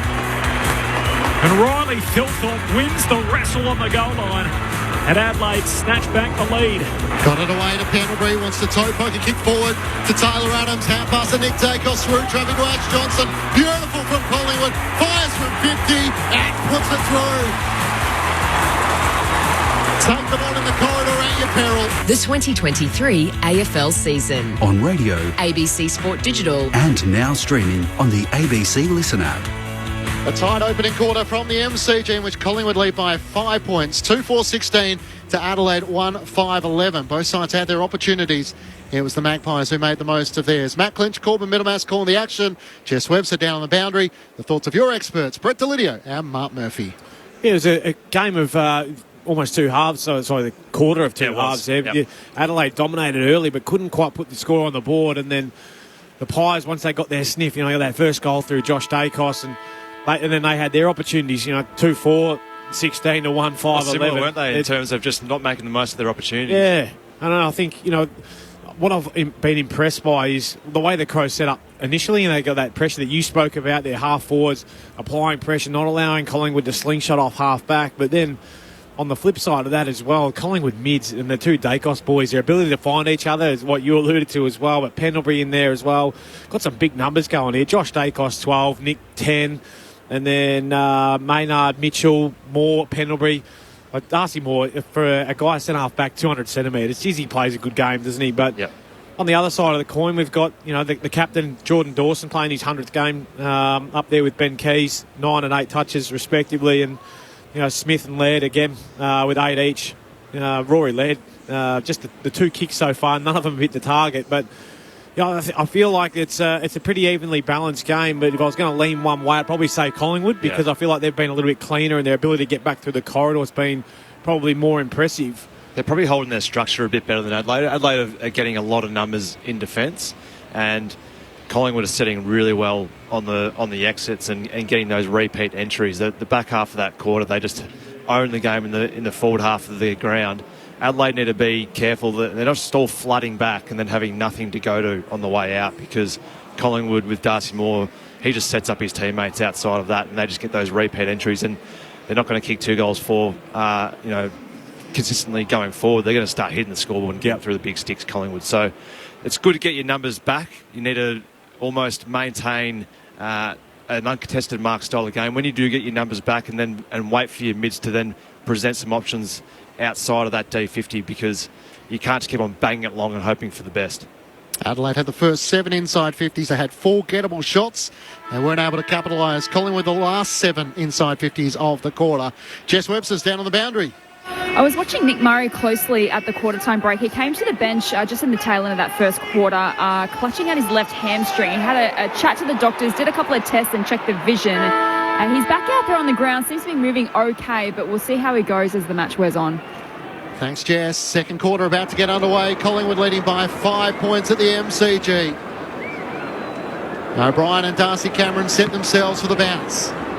Cameron wins down the tap, but straight to Laird of the Crows. Gets the first clearance off the outside of the boot towards half forward. Awkward bouncing ball for Markov. Was able to tap it out towards he and Chase Jones. Laid the tackle on Jones. Maynard slaps it forward. Picked up by Dawson for the Crows. Quick hand pass to Laird. To Jones inside 50. Howe sent. Walker trying to get there. Jeremy Howe takes the mark underneath the high ball. Welcome back, as he's featuring in his first game since round 1. Points out to the members' side in the direction he intends to head it. Out towards Myercheck. In front, Maynard flies. Chase Jones in the middle of them. Maynard gathers to Collingwood. Hand pass to Josh Dacos and go back to Pendlebury. He's a left half back for the Pies. Nice sidestep around Saligo. Links up with Nick Dacos. Hand pass to Josh. That's 6 cents again. Got taken high. Hand pass to Cameron. They take the advantage. Nick Dacos risky in the middle. Lipinski couldn't take the mark. Onto it, Millerer. He gets the hand pass to Dawson. Out to Walker on the southern side. Adelaide trying to open up Collingwood's defence. Tex looks inside 50. Long towards Fogarty and Nathan Murphy. It's over their heads. And it rolls out up against the left behind post. Adelaide have it inside 50 in the opening minute. It's Collingwood by 5 points. Good news is I've taken a poll to Twitter. Yeah. So I've got one running now about Lockie Murphy's long sleeve red jumper. Yep. Mark Murphy's a hard no. Brett Delidio a big yes. So let us know what you think, whether it's the way to go or not. The red long sleeve jumper that Lockie Murphy's wearing for the boundary throwing. Back pocket for Collingwood. Nick Dacos gives it to brother Josh. Kicks to half back. It's chopped off. Lockie Scholl takes the intercept mark. Left half forward. You don't want to change your mind, Murph? No, it'll be a comprehensive no, I reckon, across the board from Twitter. Doubling down. What he should change is the size of his shorts, if you're asking me, but the jumper needs to stay. His shorts are way too big. So Lockie Scholl, 13 goals in his 51 games. We'll have to dob this from outside 50. He's kicking to the short end as he goes long to the goal line. It's punched through by Murphy. City end of the ground. Punched through by Moore on the goal line. Darcy Moore for Collingwood, of course. Pies lead cut to 4, early stages, second term. Now quickly back in for Collingwood, finds Quaynor in the right back pocket. Just in front of where the slide was for the big freeze on King's birthday. Quaynor up the wing, won't get to Ash Johnson in front. Hoskin Elliott couldn't quite juggle the mark. A chance for the Crows, they can't quite emerge with it. As Jordan Dawson goes in to provide support for Worrell. Umpire circles won't ball it up. You voted yes or no on your own Twitter poll? I'd be voting yes. The function apparently doesn't let you vote on your own poll, unfortunately. Okay. Six votes in and 5 of them for yes. Hoskin Elliott gets the clearance. Hand pass to Lipinski. Tries to put it in front of Bobby Hill. Taps it to his own advantage around Millerer. Gathers. Has to jam it on the boot. Good contest with Millerer. Mychik can't pull in the one-handed mark. He races back after it. V-line's hinge. It spills off the 2 and goes out of play. In front of the Olympic stand at the punt road end. Collingwood in attack leading by 4 points. What about you? Yeah, put me down as a yes. Yep. I think it's a homage to Andrew Jarman. I'm thinking sort of South Australian jumper. They have nothing else in common apart from that. He was always the long sleeve, wasn't he? Collingwood by 4 points. Boundary throw-in. Forward 50 here for the Pies too, as Mitchell got it out to Mychek, trying to break through a tackle. Trickles a kick forward. Laird drilled in a hard tackle from Elliott. Ball up top of the goal square for the Pies. Really good roll-up too, with saying 70,000 earlier leads they're hoping for. Yeah, that's what we heard out the front. It's every bit of that so far as well. Overcast day in Melbourne. Free kick for a hold in the ruck contest, and Cameron giving away the free against Riley O'Brien. Big Rob goes short in the back pocket for Worrell, and he chips it to Millerer. Right half back, Wayne Millerer. Goes short too, still in the defensive 50. This is Max Michaelani, the first-year Crow. Kicks it out wide to Butts. Gets the boundary line. Left half back, long kick down the southern wing. Maynard in the box seat, edged underneath it illegally. Pushing the back, free kick Maynard. Collingwood will get it on halfway. He works the short chip kick over the top to Mitchell. Hand pass to Pendlebury. This is where he's most damaging. Looks inside 50. Sends it towards Bobby Hill. He flies against Elliott. Ball hits the deck. Collingwood plays everywhere. Elliott's onto it and puts it through. Jamie Elliott with his first goal of the match. And Collingwood are able to extend their lead with the last 2. It's a 10-point ball game the Magpies way. 3-4-22 to Adelaide 1-6-12. 5 minutes gone, second term on ABC Sport. Wish another goal there to Collingwood just on the back of their defensive setup. Adelaide had the ball in their D50. Collingwood gave them the wide one, which Adelaide took, and then they kicked the ball long down the line, and Collingwood just set up perfectly. It was that bloke that we mentioned who's usually involved in their score sources, Scott Pendlebury, again through the corridor, just sitting there, and Tom Mitchell just knew exactly where Scotty Pendlebury was set up. And you just can't allow a bloke of that much skill and class to be sitting corridor by himself. And then just a great contest going forward, and Jamie Elliott finding himself at front and centre where all good small forwards should be. Crows are all over Collingwood. First 15 minutes, couldn't put it on the scoreboard, and now they find themselves down by 10 points, as wide as it's been. Dawson collects in the middle, but he's retreating. Hand pass to Miller, a hot footy, dropped it, sold his teammate under the pump in Murray. He's tackled straight away.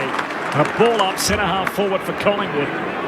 The Pies have lifted here, sensing they're on top in this game from the stoppage. Free kick, loose tackle there, front on by Lipinski, caught Laird high. Gives a hand pass to the captain in Dawson, who's running. Has to handball out further wide to Millerer. Arches the back to get around Harrison.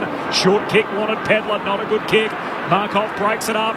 Hoskin Elliott's hand pass picked off. Millerer keeps on running. Now at half forward. Hand pass away to Pedler. Kicks inside 50. Nathan Murphy just knocks it down for Collingwood to Markov, and he hands it to Hoskin Elliott. And Noble got it under enormous pressure. He's locked up on half forward. Good pressure from the Crows. Luke Pedler laying the tackle, and the umpire will ball it up right on the paint of 50 at the city end for the Crows. O'Brien and Cameron tangle. O'Brien wins down the tap to Laird. His kick is smothered. Spills to Nick Dacos. Can't get boot to ball as Dawson laid the tackle. It lays on the turf for Crisp. Hand pass to Cameron, hadn't moved. Kicks Collingwood up the southern wing. Ash Johnson couldn't take it. Miller has another go at it. Couldn't take it cleanly. Pendlebury in the middle of the ground. Lipinski can't take the mark. Nick Dacos runs on with speed. Hand pass to Lipinski from 50. Open goal mouth. Misses to the left-hand side. Josh Rochelli was the desperate lunge on the defensive 50 that maybe just pressured the kick. A minor score for Collingwood. They're 3-5-23 to Adelaide 1-6-12. 7 minutes gone, second term on ABC Sport. That was good work rate by the Adelaide small forward and Rochelle there just to get that hand on and cause a slight error of kick. Michael Annie on the kick-out duties, goes wide to Chase Jones. Maynard takes the intercept mark, moves it to half-forward. Josh Dacos, hand pass to Adams. Tries to step around Saligo. Ugly kick inboard to Crisp. Tough one to handle, coughs it up. Jones for the Crows. Hand pass away to Rochelle. Handball out wide to Saligo, his housemate. Hand pass to Laird. Flicks it out further wide to Chase Jones. Low kick along the ground. Rankin overruns it. Nathan Murphy taken front on by Pedler. Says that's all okay. Lets them roll. Nick Dacos out the back of the pack. Kicks inboard. Ugly footy. Hinge intercepts for Adelaide. Can he get something going off half back? G took on Crisp.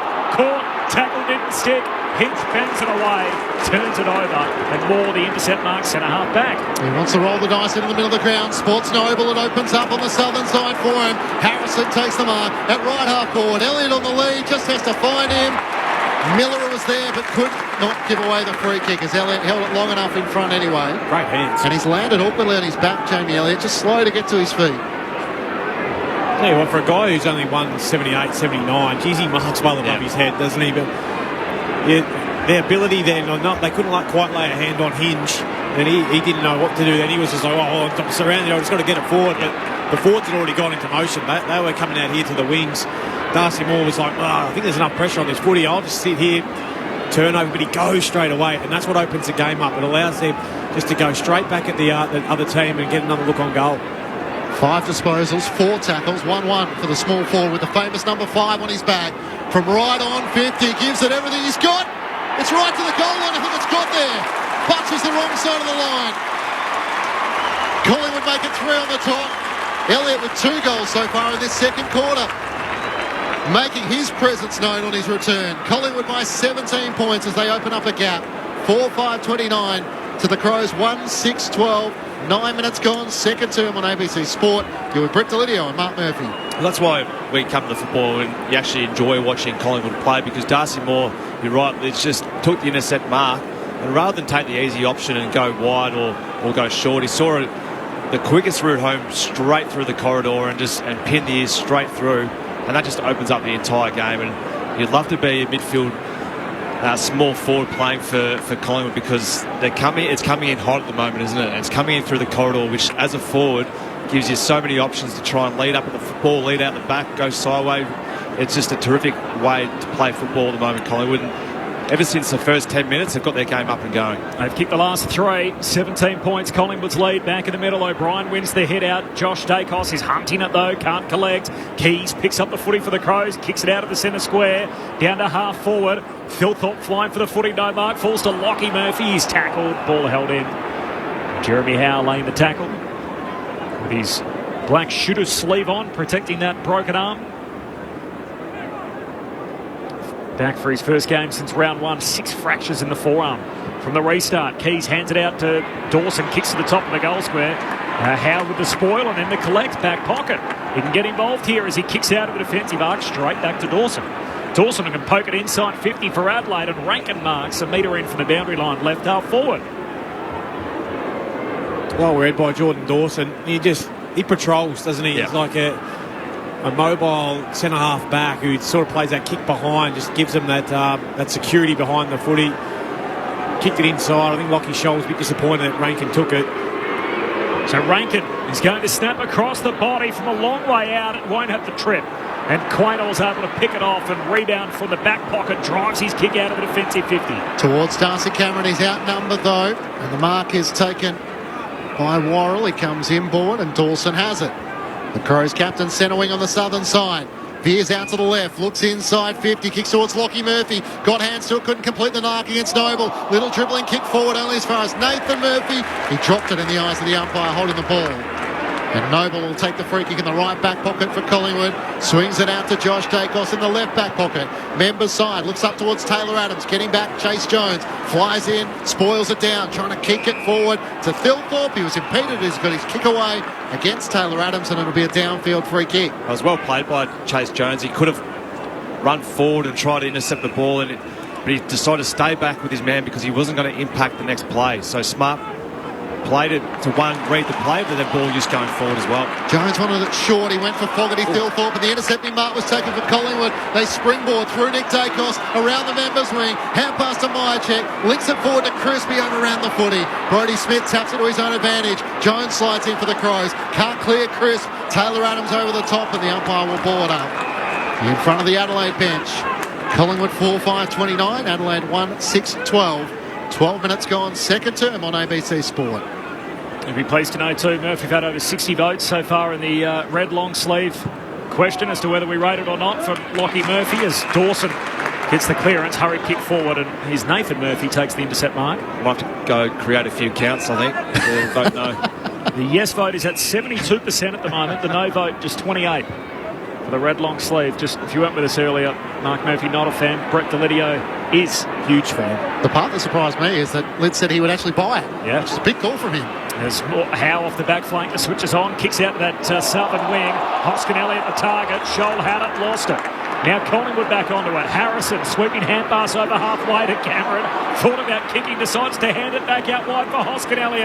Always a number in support. Hand pass forward to Lipinski. Centering kick superb. Adams marks back in the corridor. 20 metres out, just left of centre. Just to clarify, Clinchy, I would have bought it back when I was training. I wouldn't train it now. I don't do enough footy training at all to warrant buying a jumper, but... I thought opening the wallet was the impressive Yeah, part. I was about to say, or to part with the cash, Clinchy. No, I'd reach out to some contacts and see who I can hit up. No, Dan Jackson, who's the runner for the Crows, pretty well. See whether he can sort me out. Just good unselfish footy, wasn't it, from Pat Lipinski? He had an opportunity to set his eyes on for goal, but saw Taylor Adams free, top of the square. Head of steam up for the Pies as Taylor Adams just nurses it through. 4 on the trot. Yeah, I think the goal umpire just wants to check whether this shaved the goal post or not. It was very close. The soft signal is a goal. But we'll get a bit of drama before then. The other Mark Murphy theory he's been running all year is that the snicko was a myth, and that we never have any waves, and as soon as the AFL heard that, they thought, we've got to chuck a couple in. So we saw them a few weeks back. I still feel they're making it up. Right. So do we actually have the snicko technology? There's a conspiracy theory that if there's contact with the post, snicko doesn't actually work anyway. Right. It's flatlining here, Murph. So this will be a goal for Tay Adams, which was the soft call on the ground. And that's 4 straight in the game for the Magpies. They move to 5-5-35. Adelaide are 1-6-12. This game high margin continues to grow. It's up to 23 points Collingwood's way. Grandstand AFL.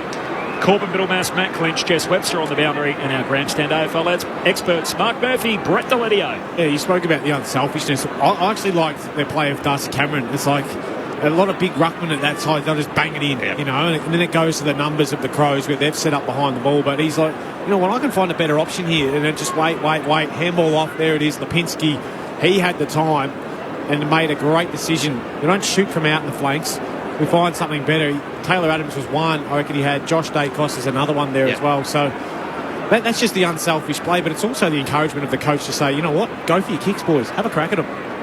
Brett Delidio with you on ABC Sport. Collingwood's pressure rating in this second quarter over 200. Adelaide at around 160. The Pies have made their move. Mason Cox wins down the tap. Got it to Pendlebury. Veers out to his right. Ash Johnson on the lead. Just couldn't quite complete the mark. Murray got there late to spoil. Spills out towards Johnson. His head's down low against Sloane. Both make contact, no whistle. Brodie Smith emerges with it for the Crows. Hand pass out wide to Thilthorpe. Left half back. Sends it around the wing on the southern side. Rankin takes the mark. Had Murphy, that's Lockie Murphy running the boundary, ignored him. Kick longer and wider in the direction of Rochelle. He marks just inside the field of play. Veers out to the right. He wants to send it to Pedler. It's over his head. Back with the flight. Can't pull in the mark. He taps it to Scholl. Maynard gets in the middle. Knocks it out of play. And then lets Scholl know about it. With the moment gone for the Adelaide Crows. Right forward pocket for Adelaide. It's Collingwood leading by 23 points. At the 16-minute mark of the second quarter, 3 goals to none so far in this second term Collingwood's way. Crows' only goal came at the 12-minute mark of the opening term. 16 and a half gone second quarter. Collingwood by 23. Boundary throwing. Cox wins it down. Mitchell hand pass away to Maynard. Handball to Crisp. Hurried ball out of the defensive arc. Myercheck bends down to pick it up at half back. Just got to kick away as he's been tackled. Gee, Mitchell fell over his own feet. Got a hand pass to Pendlebury. His hand pass to Maynard. He kicks out wide, and they work it out. Collingwood all in the same spot, still at left half back. And Josh Dacos takes the mark to settle it down. Goes short to Mitchell. What a year this guy's had. Leads the team in clearances and tackles. A huge reason why the Pies have lifted their clearance game. And they struggled in that category last year despite their success. Long kick down the wing. Philthorpe, hand pass back inboard. There's a Crows player down and looks a little sore, holding the back of his head. His butts, it is. The reason why they chased him, Corb, they knew that's where they needed to get better. They're getting exactly what they wanted. Ball up on the wing. Butts okay, staying out there for now. Looked like he copped a knock on his neck, so just a little stiff as he gets up. He's staying out there, and we've got repeat stoppages on this northern wing. Collingwood by 23, 18 gone, second turn. Once more, Tom Mitchell's the last to emerge, the Brownlow medalist who wasn't wanted at a rebuilding Hawks side. Saligo breaks through traffic for Adelaide. Hand pass to Laird to Sloan, had to get around Noble. Hand pass to Lockie Murphy, it opens up in front of him. Centre and kick over the head of Rochelle, back with the flight. He marks slightly left of centre, 45 metres out from goal. He's looking for options, and now he might be set on having the shot himself. Good clearance work there by the Crows, just smart ball use. There's probably 3 or 4 handballs from the stoppage before Lockie Murphy got one in space and shoulders out facing goal. Just saw an easy option with Rochelle ducking back into some space. 1 goal in each of his past 3 matches, having got the contract extension to 2029. Out to the left, Adelaide desperately need a response. Can Josh Rochelle set them alight? He comes in from 45, he drags it left and misses. Put the Crows down for 1-7-13. It's a Collingwood 5-5-35. As I touched on earlier, last time they played Collingwood, they kicked 7-16, so their accuracy not great against the black and white as Maynard goes down the wing after marking the kick out, and it's punched out of bounds by Laird. So I'm no maths major, but if you add all those numbers together, you get 8 goals. 23. 8 goals yuck is what you get. 8-23 in 6 quarters. But I'm with you, Lids. Collingwood by 22 points. Approaching time on second turn. Boundary throwing. Philthorpe through traffic. Hand pass wanted Laird. Went without it. Mitchell got a hand pass back into traffic. Nick Dacos moving through. Sockers it forward. Clever. Bobby Hill's onto it. Gets a con bounce. Closes to half forward. Runs over the 50. Still moving. Hand pass inboard to Elliott. He's kicked 2 in the quarter already. Back on the left peg. Hits up Johnson. No mark. Hill sharks it. Hill goes.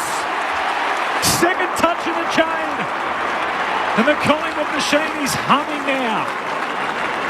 20 minutes gone, second term. The Magpies extend their lead to 28. 6-5-41. Adelaide 1-7-13. And the same 3 players, Hill, Elliott and Johnson, all involved. This is good football to watch, isn't it? Just the Nick Dacos little kick off the ground. It was almost like he meant it perfectly for Bobby Hill. And then Bobby Hill, I was getting flashbacks of Lance Franklin running here with the way in which Worrell was chasing him. His arms flying, trying to catch him, but I thought Bobby Hill's let him down here by not kicking the goal, and then just a follow-up then just to get forward again, just the work rate by Bobby Hill. We talked about Tom Mitchell being a great pickup for the Pies. This guy's been really impressive as well in his start to his career at Collingwood, hasn't he? Yeah, he's energetic, isn't he? And he brings a vibrancy to that forward line. You see even all the defenders hands in the air like they just shot the game winner. It was awesome. It looks like good fun playing at Collingwood in 2023, and Craig McRae enjoyed it as well on the bench. Nick Dacos, hand pass towards Pennery, volleys it out of the air up towards half forward. Brodie Smith overran it. Lipinski can't get a hand pass forward. The Crows through Sloan gathers. Hand pass back to Laird. Hinge dodging and weaving. Under pressure from Nick Dacos, enough to put the kick into the crowd. And you can hear the Bronx cheer. And his brother Josh says, "I'll take the free kick." Just in front of the Adelaide Crows bench.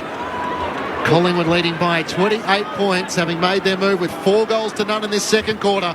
Josh Dacos sends it long towards Myercheck. He flies against a couple of Crows, spills down towards Lipinski, wrestles forward against Brodie Smith. In there is Jamie Elliott. He can't break clear as Michael Addy lays the tackle, and the umpire will ball it up in the left forward pocket under the Olympic stand at the punt road end. Collingwood by 28 points.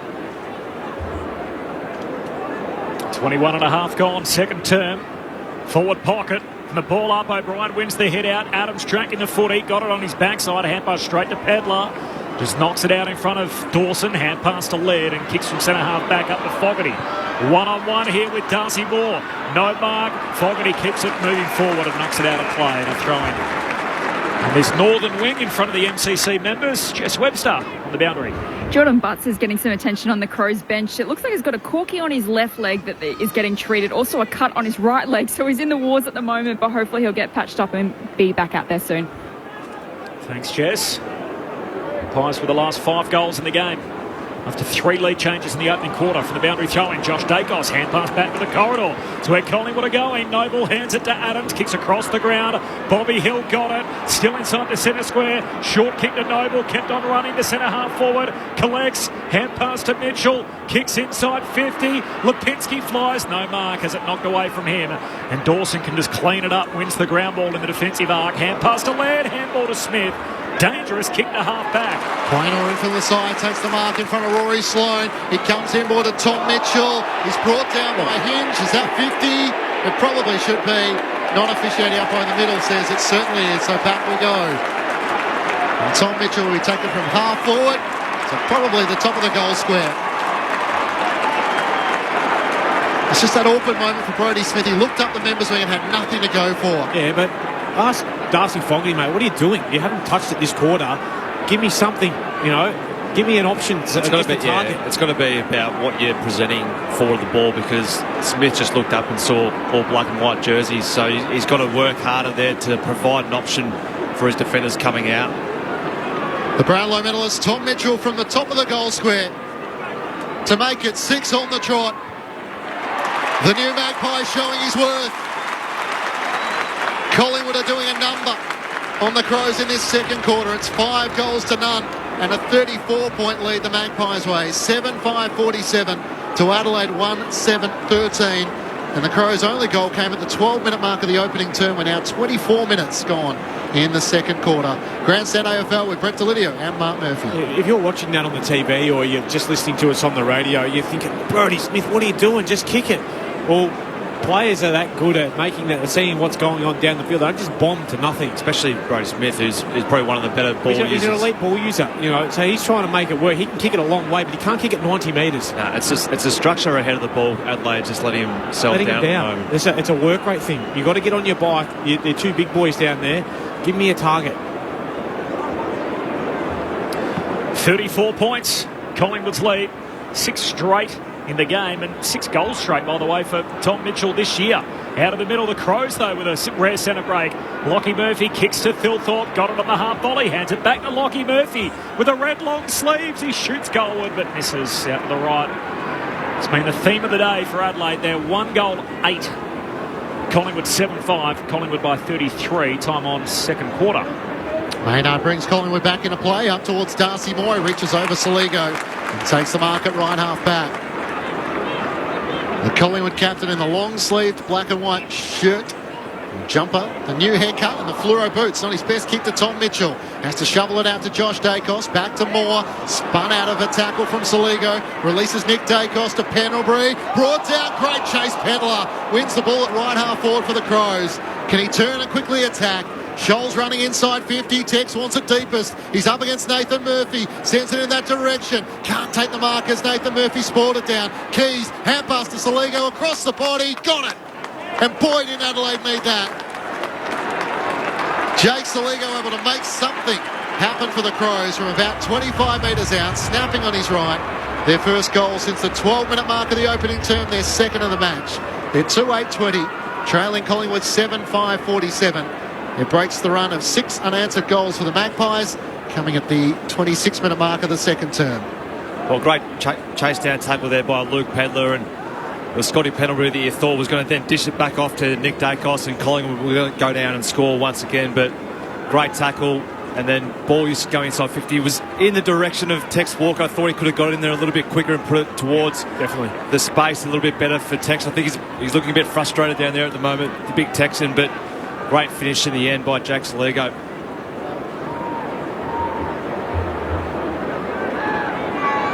Do you want an update on the poll, Murph? No, thanks. No. It's as bad as what I... Landslide. 74 to 26. 74% in favour of the red long sleeves for Lockie Murphy. The Adelaide fans will be even happier they got a goal as Keys kicks out of the centre square and Markov takes the intercept mark. Shades of David Cloak and the number 37 with the big mustacher. Goes out wide to Howe. And Howe goes short to Quaynor in the bright pink boots. Southern boundary line. Right half back, 27 minutes travelled, second term, Collingwood by 27. Kicks long to a pack, Cameron involved, goes up, no mark. Hits the deck, O'Brien grabs it, Cameron's got him, ball up on that southern wing. Jess Webster on the boundary. It doesn't look good for Nick Murray on the Crows bench, guys. He's come to the bench shaking his head. Obviously went back out there after getting his left hamstring looked at quarter time. But he's just on the bike at the moment, but had a long chat to the physio, so we'll see what happens, but it doesn't look good for Nick Murray. Thanks, Jess. Nick McHenry, the sub for the Crows. Bo McCreary for Collingwood. As John Noble was taken high. And he'll get the free kick on the southern wing, just in front of the AFL logo. Goes short to Markov. Wasn't on a senior list at the start of 2023. Slotted in nicely in black and white. Up towards Mychek, who tries to rise from the back of the pack. O'Brien's hand pass to Laird in the congestion. Hand pass out to Keys at left half back. He draws Mark off and gets the hand pass to Jones. Sends it up to Walker. Up on a long lead. He marks in front of the AFL logo. Has to hold it up here. No forwards ahead of him. Just got to wait for his teammates to get forward of the footy. Thilthorpe has pushed forward. He heads in that direction. Setting himself, Nathan Murphy gets hands to it, spoils it down. Lands in front of Nick Dacos and Chase Jones. Nick Dacos' hand pass to Lipinski, worked off it. And Tom Mitchell's locked up by Jordan Dawson. Just short of left half forward for the Crows. Collingwood 7-5-47. Adelaide 2-8-20. 28 minutes gone. Second quarter on ABC Sport. And Hyde chucks it up. Free kick. Ruck infringement. O'Brien had a hand over the shoulder of Darcy Cameron. 7 of the last 8 goals in the game have gone the way of Collingwood. The league, I was going to say league leading Magpies. They need a win today, of course. Port Adelaide leapfrogging them last week as they had the bye. They'll go back on top with victory this afternoon as the kick from Cameron carries the intended pack on that southern wing and trickles out of bounds. The Adelaide Crows, depending on what happens this afternoon, if they drop a few percent, they could actually fall out of the 8. They're equal on wins as it sits at the moment. 7 wins with Geelong. They're at 9th spot on the outside looking in. 29 minutes gone, second term, boundary throwing. We're going to have another ball up here as the pack forms at the feet of the ruckman. Dawson tackling Lipinski. Dominant quarter for Collingwood, 5 goals to 1. Up it goes again. Cameron wins it down. Nick Dacos. Hand pass out in front of him. Laird strips it up for the Crows. Hand pass to Smith. Hand pass to Keys. He's got the job on Nick Dacos again this afternoon. Steps out of bounds and a throw in between wing and half forward for the Pies. 27-point lead for Collingwood. Half hour mark, second quarter. If you want to join the conversation on the SMS, 0437 774 774. Cheerio to Grant in Hobart, enjoying his Sunday fish and chips while listening to the call. And he says, nah, red long sleeves look like a hot dog in a roll. That's from Annie, who has the hashtag Go Baggers. I like that. Intercepting mark taken from Darcy Moore from the kick forward from Chase Jones. Rachel from Ballarat said, is Bobby Hill the new Tony Francis for Collingwood? It's going back a little while. He was creative for Collingwood back in the day. Quaynor for the Pies at right half back. Having got it from Moore, sends it up the wing. Jordan Dawson well set. Had enough of the markers. Tom Mitchell tried to drag him down by the left arm. And the Crows captain has it between wing and half back. Sends it out the southern side. Michael Annie takes the mark. It's almost like both teams are just playing time here and wanting to get to the half-time break, aren't they? Just no one willing to go quick at all, just kick the ball around. Just stagnant football. Short to Jordan Dawson, who's going all the way back inside the defensive 50, and Worrell takes the mark. Out to Scholl at right half-back. Both interchange stewards have the signs held up so players would know there's not long to go till half-time. It's been a dominant second quarter for the Magpies. The Scholl kicks up towards Thilthorpe. Quaynor set in front. Can't complete the mark. And that's the first half in the books. Collingwood hold a 27-point advantage courtesy of a 5-goal to 1 second term. Collingwood 7-5-47 to the Adelaide Crows 2-8-20. Collingwood led by 4 points at quarter time. They lead by 27 points at the main break.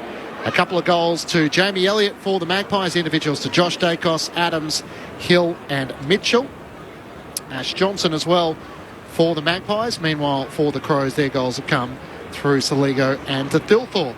The thoughts of Brett Delidio and Mark Murphy, your experts on Grandstand AFL. Well, probably other than the first 10 minutes, Liz, it's been all Collingwood's way. They've certainly got the game on their terms. Their pressure's been enormous in this second quarter. They just, every time that Adelaide looked like they were going to get the ball forward, it was another tackle or another hit, but it was just the defensive setup that Collingwood provided. And also, which led into that, was the way in which probably Adelaide's forwards weren't structuring up well enough ahead of the football as well, because every time that Adelaide did get an opportunity to move the ball forward, they didn't have many options to go to, so they were just forced to bang it long or try and come up with something, and then which would result in a turnover. So certainly a game, it's played on Collingwood's terms, high pressure football, going through the corridor when they do have ball in hand, and it just seems like Scotty Pendlebury's just setting up. I know we've mentioned it a couple of times, but just setting up through the corridor and just being that link player for Nick Dacos and Josh Dacos to work off, and they're just getting too many options going inside 50 where their forwards just have so much space to work into at the moment.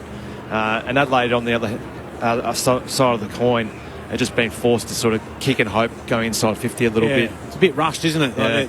Collingwood, the Crows are out tackling the Pies, but the pressure that the Pies have been able to put on and force Adelaide to kick it where they don't want to kick it, and then it plays in the hands of Darcy Moore, Braden Maynard, Jeremy Howe down there. Their ability to turn it around and then go back the other way is it's what we've come to love about watching Collingwood, because they don't wait, they don't go slow, they don't think, oh, I'm going to win it back and I'll play safe and I'll go back long down the line and get a contest and we'll start again. They go straight at you. Darcy Moore, he marks it, and you can see Maynard and Markov, they're just going 100 miles an hour. I love that from Bobby Hill. He forced, I think it was Michael Anthony, to make a decision. You're going to have to come at me, and that allowed him to give the hand pass away to Elliott when he could have had the shot on goal. He ended up kicking the goal anyway, Bobby Hill, but just Collingwood's ability to make the defenders make a choice. Yeah, exactly right. And that's where the best, and I'd say this to my young halfbacks that I work with at the moment, it's like, the best form of defence is to go and get forward and actually try and go at the opposition and make your forward be out of position. Go after the game. Get up and try and be involved. Because I can guarantee you that if that halfback gets a lick and has a few score involvements, the coach is saying to that half forward, tighten up. So we can't just let him go. But it's disappointing probably for Adelaide. I reckon Nixie will be giving a little rev. I reckon Ben Keys, I'll be going to speak to him. Nick Dacos has had the 20 touches, 5 score involvements. I don't really think they're clamping him, so you're better off just to drop that and say, give us your best offensive stuff, Benny Keys. But I just think from Adelaide's probably smaller, higher half forwards need to be better connected to the play. I just feel they're either getting too far up and working hard defensively, which is great, but they're not working hard enough to get forward of the ball then and provide an option for a temmate, because they're having to have hack plays going inside 50s. Like Collingwood have got 28 inside 50s at the moment to Adelaide's 26. So they're getting enough looks. So they're getting the ball in their hand enough, but they're not getting the quality that Collingwood are getting at the moment. And that's where you need Rochelle, Rankin, Pedlar, Murphy. The highest ones there is Rochelle with 8. We need to generate a bit more footy to be able to go through the drop-off players in Moore and Murphy and Howe. You've got to be able to use that footy going through them. But until they do that, they'll just keep playing into Collingwood's hands, and that's where the game sits. The all-important poll about the red long sleeve on Twitter. Probably shut it down. At Corbin Middlemass on Twitter, if you want to be a part of this, we'll get our ABC gurus to retweet it. Hasn't it? It's been comprehensive. Yeah. 74% yes, only 26% no. 6 million votes. So Brett Delidio leading the charge for the long sleeve red jumper that Lockie Murphy's wearing. Mark Murphy was against. He's outnumbered. You mentioned Andrew Jarman back in the day. That was more of the Navy long sleeve, though. It wasn't a red one. It wasn't a red one. The South Australian one, which you wore a few times. Oh, the South Australian long sleeve. Remember the old long sleeves at Footy Park? Wow. They're going back to the highlight reels where Tony Modra was king. Just on the stat that caught my eye, there was so much focus on the contest possession from Matthew Nicks during the week. Adelaide have actually won that by 3, but it's the disposal efficiency. Collingwood are going at 72%. Their efficiency in front of goals, 7-5 to Adelaide's 2-8, and the Crows, obviously, their kicking efficiency, and especially, as you touched on, that last kick inside 50 is probably the area Matthew Nicks would want some of his small forwards just to use the ball a little bit better. Well, no doubt. And I think, they're winning contested footy, but they're being forced to almost cough it up, whereas Collingwood get it free and they get it on the outside to their players. Josh Dacos, the king of it, and his ability up there. Bobby Hill, we spoke about, Taylor Adams, and Pendlebury just lurking through the middle of the ground. That's the difference, I think. They're getting clean looks going forward, which makes, therefore, better shots, which gives you better looks at it. So there's a big difference there between the two midfields and what they're able to do. Half-time here at the MCG. It's Collingwood who lead by 27 points, courtesy of 5-1 in that second term. Let's get the latest from the ABC newsroom.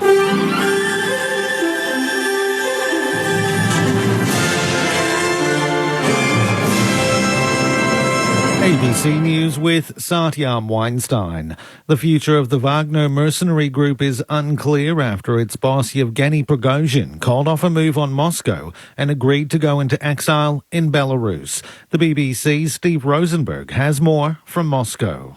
Tension rose as reports came in of Wagner convoys moving north to Moscow. And then... Сейчас наступил тот момент, когда кровь может пролиться. Out of the blue, an audio message from Mr. Prigozhin on social media. To avoid bloodshed, he said, Wagner fighters would turn around and return to base. A de-escalation deal reportedly negotiated by the leader of Belarus, Alexander Lukashenko.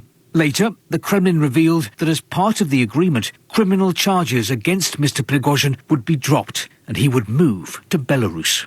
The Ukrainian President Volodymyr Zelensky says the uprising shows how weak Moscow is. He says Russia uses propaganda to mask the stupidity of its government, but now there is so much chaos, no one can hide it. Today is a day when there should definitely be no silence. Today, the world saw that the bosses of Russia do not control anything. Nothing at all. Complete chaos. Complete absence of any predictability. And it is happening on Russian territory, which is fully loaded with weapons. Meantime, Ukraine's military says it's making advances on a number of fronts, including in Bakhmut and Zaporizhia. South Australia has experienced a deluge over the past several days with a number of dams under threat. Vicky Natopoulos has more.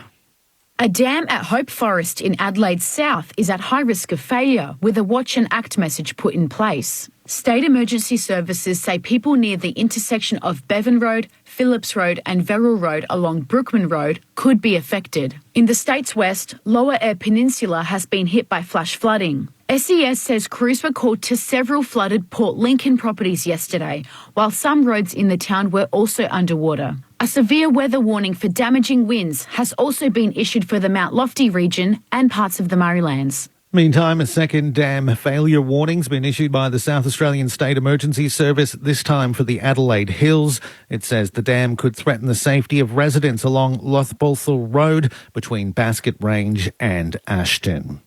Federal Housing Minister Julie Collins says the government's focusing on increasing supply to address the country's housing and rental shortage. While in opposition in 2018, Ms Collins wrote to then Tasmanian Premier Will Hodgman, calling on him to support federal reforms to negative gearing and capital gains tax. Ms Collins says the government is now focusing on adding to housing supply, not taxes. There's been 2 elections in that interim period. What we're being told to do is to add to supply. That's what we're focused on. We're focused on adding to supply. Those things are not on the government's agenda, and we're busy adding to supply, and we're doing that at every opportunity we have.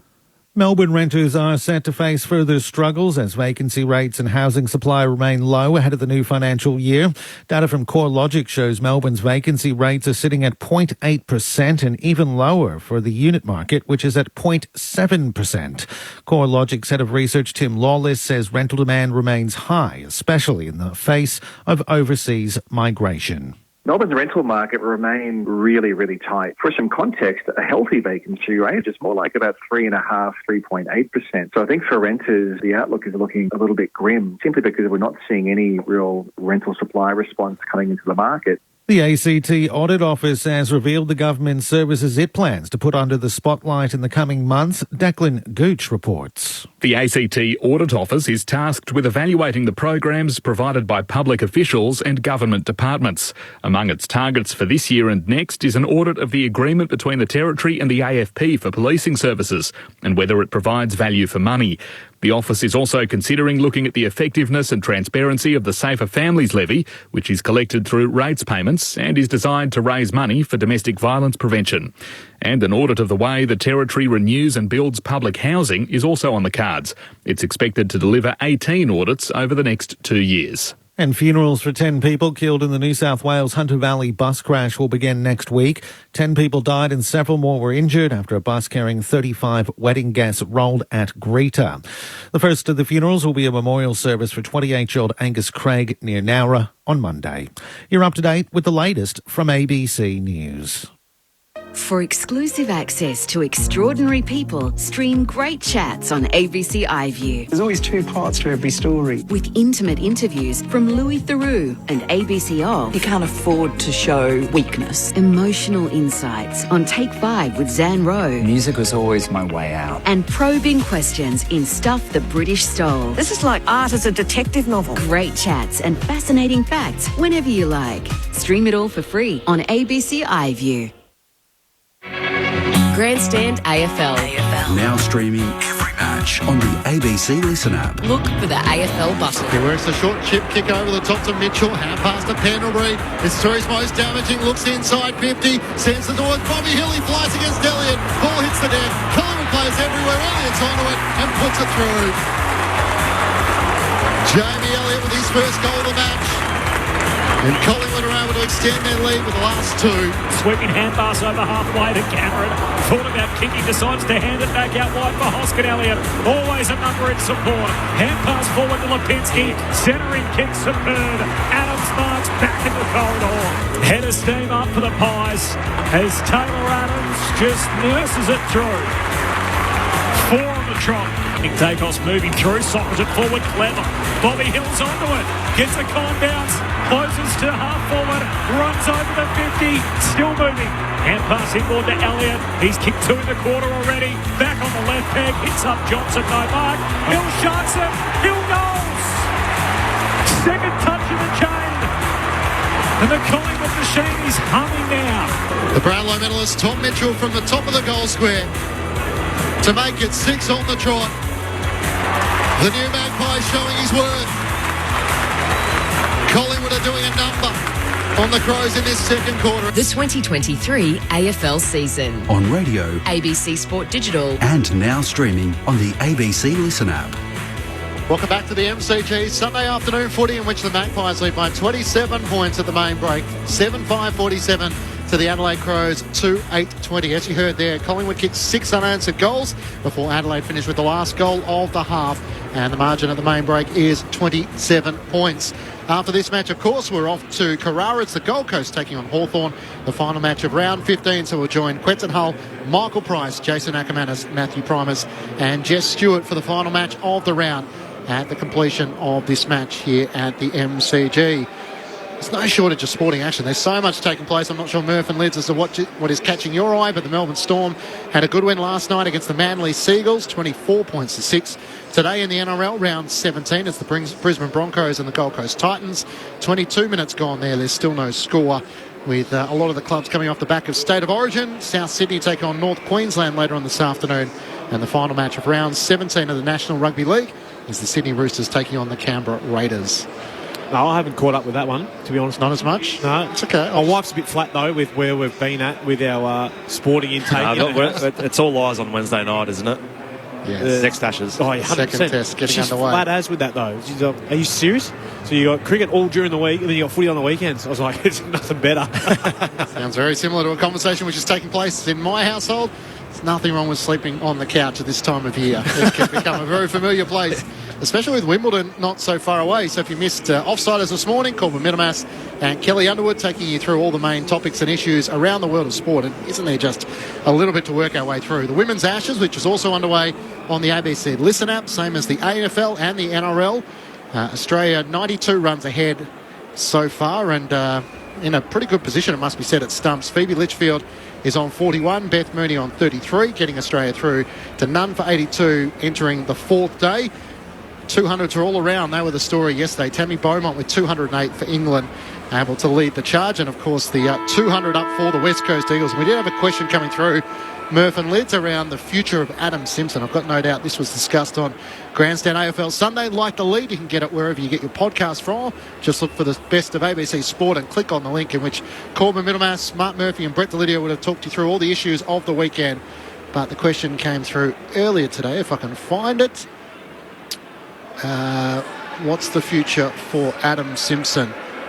Can he continue on at the West Coast Eagles? What are your thoughts as to the current state of play, given that's a heavy loss, and the notion that no doubt the pressure will now be coming on for the West Coast Eagles fans? Yeah, my feeling at the moment is that he's staying. He can't cop too many 170-point losses, though. So the big issue for them is if they have back-to-back huge losses like they're currently almost doing. I think they have 4 of the last 8. They've lost by 100 points or plus. Yep. In the last two, they've gone 122, 171. So, how many of them do you just keep on copying?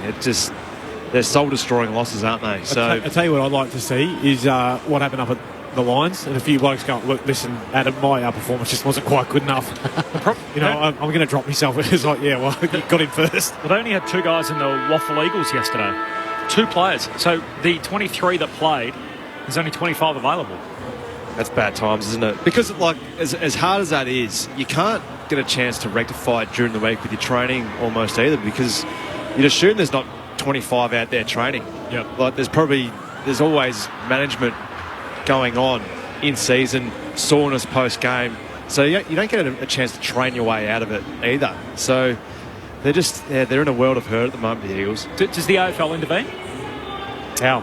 In what way? Well, would the AFL step in and just say, hey guys, what on earth's going on over here? Like, how come you can't keep your list on the park? Why are you so far off? If it was the Gold Coast or North Melbourne, they'd have their hands all over it. And the only issue is they don't have to worry about the finances and the corporate support of the Eagles. Yeah, but they also protect the integrity of a sporting competition. Yeah. And if a team's getting their tummies tickled by 120 plus every week, it's affecting the integrity of the league. Yeah, it's not good for footy, is it? They're not getting any priority draft picks, though, are they, from the AFL? Not when you've just won one only 5 years ago. So 38 players used so far this season. As you touched on, leads the premiership in 2018. It's been a long fall from grace, and we know the challenges they've had in COVID and the injuries, which to some extent has been beyond their control. But there's a lot of serious questions that will have to be asked at the end of the year. If zero foresight, that's the problem with that. If they believe that Adam Simpson's the man for it, there needs to be a review into their list management and their high performance, because you can't have that many injuries. No, you can have a bit of bad luck, but you can't have 25 blokes available for. And it's been week to week like that, hasn't it? But you also can't say they're freak occurrences that 32-year-olds get injured. That's what part that I'm getting to. It's like, have some foresight that we're not quite where we think we are. Yep. Let's start to turn some things around here. And I know they went again with the Tim Kelly trade. We get all that. Yep. But then, that didn't work. And that's a couple of years ago now. You also got, Essendon had the next 34 guys that aren't on AFL lists playing for him in 2016, and they weren't this bad in an 18-team competition. So this is as bad as we've seen a team in the competition since Fitzroy were going broke in 96. And this is a huge outlier. We've seen bad teams, we haven't seen this. This is real smelling. So no doubt this will be hotly debated on Corbin and Ben, in which Mark Murphy and Brett Delidio feature 5 o'clock Australian Eastern Time on ABC Sport Digital, or under the best of ABC Sport, wherever you get your podcast from. Looking forward to a bit of tennis as well. Wimbledon's around the corner. Corby, you gave a homage to Alex de Minaur, who'll face the world number 2 Carlos Alcaraz in the Queen's Club Championship final. So all of a sudden, de Minaur, who's battled his way through in 2023, he's had some good results, but this is a good test. Can he beat one of the top players? And I think made the 4th round last year at Wimbledon, so plays pretty well on grass. Got a good recent grass court record, and beat Holger Rune last night as well, 3-6. So Alcaraz looks like the next guy to take over the mantle as the top dog in men's tennis. Is the Demon our best chance? Well, he's the exact opposite preparation. Nick Kyrgios hasn't played anything, who was probably our best chance on grass, but which feels like the perfect preparation for both. de Minaur would love to be playing, and Nick's quite happy just to roll in off the street and see how far he can go through the draw. And in golf, unfortunately, Adam's got his 6 shots off the lead heading into the final round in Connecticut, so it had a good second round. Our fellow Aussie Minwoo Lee is tied for 7th, one back from Scott. And in the women's PGA, Lee's sister Minjee struggled on the 3rd day, shooting 4 over par to drop down the field. So ABC Listen app tonight for the Women's Ashes, day 4 from 7:30 Australian Eastern Time. And we're just about ready to get the second half underway. Collingwood by 27 points. Jess Webster. Adelaide have pulled the trigger on their sub. Nick Murray's out of the game with a hamstring injury, and Ned McHenry comes in for the second half. Thanks, Jess. 3 lead changes in the opening quarter. Collingwood on top in the second. And as a result, it's the Pies by 27 as we start the 3rd term, and an ugly bounce in the middle. Anticlimax. It is, isn't it? Imagine grand final day, that's it. The opening bounce. Big roar and no follow-through on the bounce. Free kick here in the middle. There's a high tackle that's going Dawson's way. As soon as he went to grab the footy, feints to kick, shook Mitchell, heads inside 50, superb. Hits Pedler, who takes the mark left half forward for Adelaide. He's leading from the front, Jordan Dawson. Yeah. That's his 23rd touch. He's always been exceptional by a foot, but to roll out, it Pies will be like, geez, I'm not sure how we get that much separation going inside our forward 50. A little miscommunication, no doubt, but... He just feigned to go long, didn't he, and then just pulled the kick into some space. Beautiful kick. Luke Pedler, pick 11 a couple of years ago, the lefty. His drop punt sails goalward. He's got it. Nice start for the Crows to the second half. And that's the first step on the climb back. Collingwood's lead cut to 21. 7:5:47 the Pies. Adelaide moved to 3:8:26. We're only 70 seconds into the third term. Brett Delidio and Mark Murphy, Grandstand AFL. He's done some nice things today, Luke Pedler. He's laid a few big tackles and got rewarded. That's what he's in there for, isn't he? Yeah, been involved in 3 or 4 score chains from only his 6 disposals, so he's getting the ball in some good spots and having impact on the scoreboard. Just need a few others to follow suit in that direction as well. Well, that's what we ask for. High half forwards, get involved, apply that pressure, but add that little bit of cream as well. Yeah. Kick your goals when you get your chance. 21 years of age, has kicked goals in 11 of Adelaide's 13 matches so far this season. And gets them off to a promising start. Collingwood's lead is cut back to 21 points at the start of the third term. Bounce back underway in the middle of the MCG. Darcy Cameron wins down the tap, but O'Brien gets the clearance. Sends Adelaide towards half forward. Over the head of Rochelle. Pedler came charging out. Couldn't take the mark. Maynard volleys it out in the air in half back. Brodie Smith overran it. A chance for Myercheck. Tackled by Michael Annie. Ball spills clear. Lipinski can't get a hand pass forward. Going in again is Myercheck. Michael Annie slow to rise. Spills out the way of Keys. The ball pinballing around. Keys gathers. Hand pass to Millerer. Links up with Laird. Umpire has to duck as the hand passes over his head out to Scholl. On the southern side, Darcy Fogarty leads up. Marks in front of Nathan Murphy. Holds onto it on his chest. He looks inside 50. Rankin's pushed forward. He's got a couple of metres on Quaynor. He marks hard against the boundary in the right forward pocket. Tex leads into the pocket. That's ignored. And now I think this is where we want it. Isaac Rankin against the boundary, have a crack. Now you feel he loves this opportunity. Isaac Rankin, you feel he's a showman, is he? Yeah. Tucked up tight on the boundary line in front of all the Collingwood faithful. But just good ball use and great spread from Adelaide there off the half-back flank. You feel like if he could nail this would get Adelaide a real spark. Isaac Rankin hard against the boundary, sets fly. It's right to the goal line. Fogarty, big fly in front. Still a chance for the Crows. Rochelle tries to rip it away from Noble. He's now brought down by Nick Dacos and Jack Crisp. And a ball up at the top of the goal square. Punt road in. Adelaide deep in attack. 21-point lead for Collingwood. Early stages, third term. Walker doing the ruck work. Won the hit out, but spills down towards Cameron. His head pass a turnover. Quick shot at goal smothered. So Scholl trying to jam it onto his boot. Ball trickles to Noble, and he's taken high by Keys. So a free kick for Collingwood. Last line of defence, and Noble goes short to the back pocket for Nick Dacos. We'll just pat a stat here as he chips it back to Noble, still in the defensive goal square. Punt right into the ground. Long kick to half-back. Howe flies! Takes a mark over Pedler. Trademark. High leaping mark for Jeremy Howe on his return as he links up there with Mitchell. Kicks it, ball turns it over. Adelaide keep it in the front half. Dawson hands it away to Rankin. Kicks inside 50. Spills down to Rochelle. He chucks it on the boot. Kicks goalward. Another behind. 3 goals, 9 for the Crows. Collingwood a 7-5. The Pies by 20, but Adelaide with a bright start. Same as the first quarter, Corp. Yeah. Kicking to that punt right end. They like it down that way. They just can't kick them straight. Even though it's the longer end. And Rochelle with 3 behinds. He's one of the worst culprits. We'll get Litz to expand on his theory in a moment. Long kick from Noble. Darcy Cameron can't take the mark. Taylor Adams, beautiful hand pass. Links it up all of a sudden with Chris. He's running around the members wing. 2 bounces. Laird offering chase. Keys tries to corral him. Hand pass inboard. Missed Josh Dacos. Good pressure put on by McHenry, who's into the action. Wins it back for Adelaide. Hand pass to Keys and now to Laird. Jones tries to dink a kick over the top. Running to Jordan Dawson, who took a look at Big Mason Cox and said, I'll run away from you. Kicks up towards the wing. It's marked by O'Brien. And Mason Cox may have given him a word or two as well. O'Brien's hand pass to Keys. Back to O'Brien. Trying to open up an avenue forward. Jones is centering kick. Beautiful. It finds Scholl. He's going to chip it over the top. Rankin in the right forward pocket. There's options that are plenty. He'll shoot on a 45-degree angle. Isaac Rankin from 35 metres out. I'll get to Ned McHenry. Yeah. How good was that chase down? Well, just the ability to put the pressure on. It was just to come off his man, wasn't it? So he chose to come off his man and impact, and impact he did, which just turned the ball over. Otherwise, Collingwood were probably out, weren't they? Well, I love the confidence of Jordan Dawson. I thought you would like that. Mason Cox, and you're like, yeah, you know what? I think I've got you. Even though I don't reckon Jordan Dawson's the quickest bloke, but neither's Mason.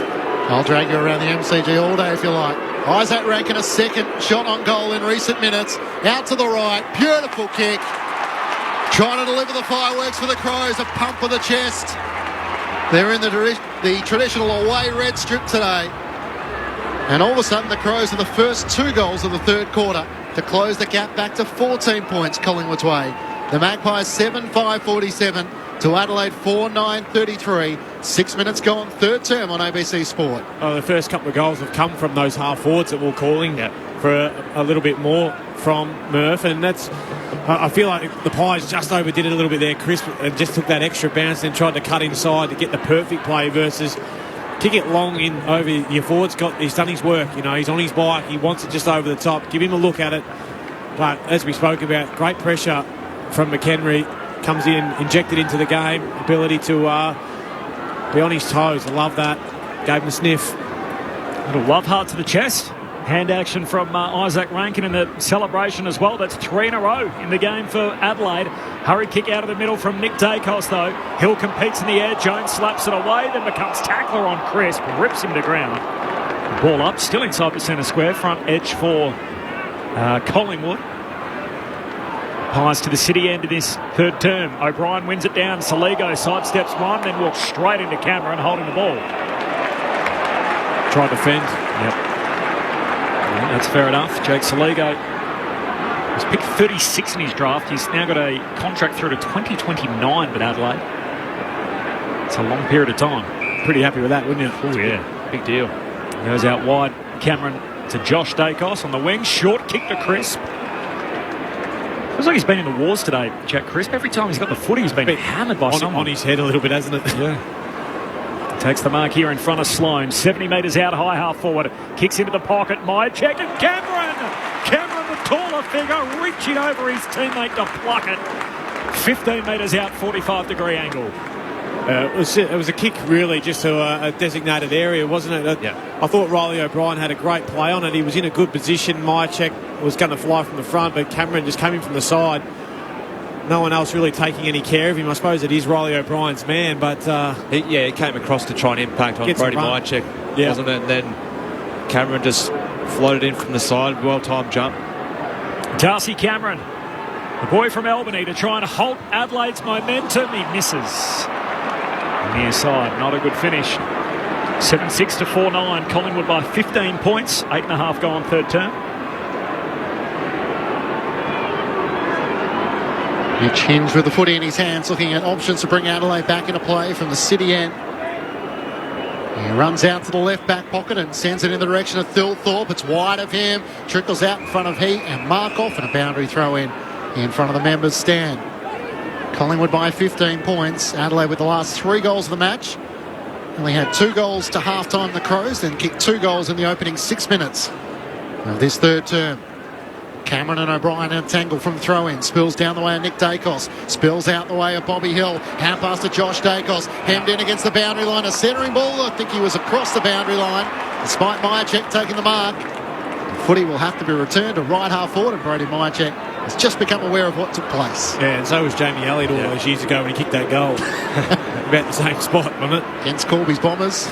Other end of the ground. It was that way, Jamie Elliott's. Yeah. Also did it to Murph's Blues down this end. Oh, here he says.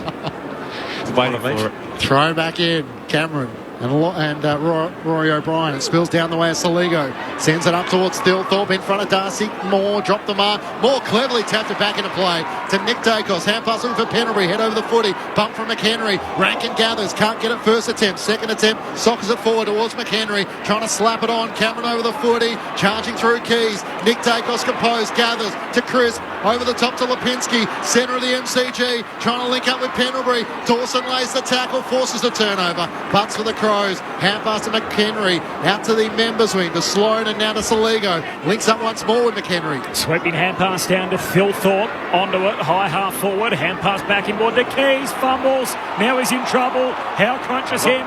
McHenry clean. Gives it to Thilthorpe. Mowed down. Johnson with the chase down tackle. And just a little fumble from Ben Keys cost them dearly. Yeah, just a few little skill errors, wasn't it? Just a few handballs just missed and forcing the player to bend over and try and pick it up. They did a lot really well there, Adelaide, but just the little finishing touches couldn't quite get it right. Nick Dacos started on the bench, by the way. He's the chief possession getter on the ground with 25. This is his brother Josh, who kicks down the wing for Collingwood.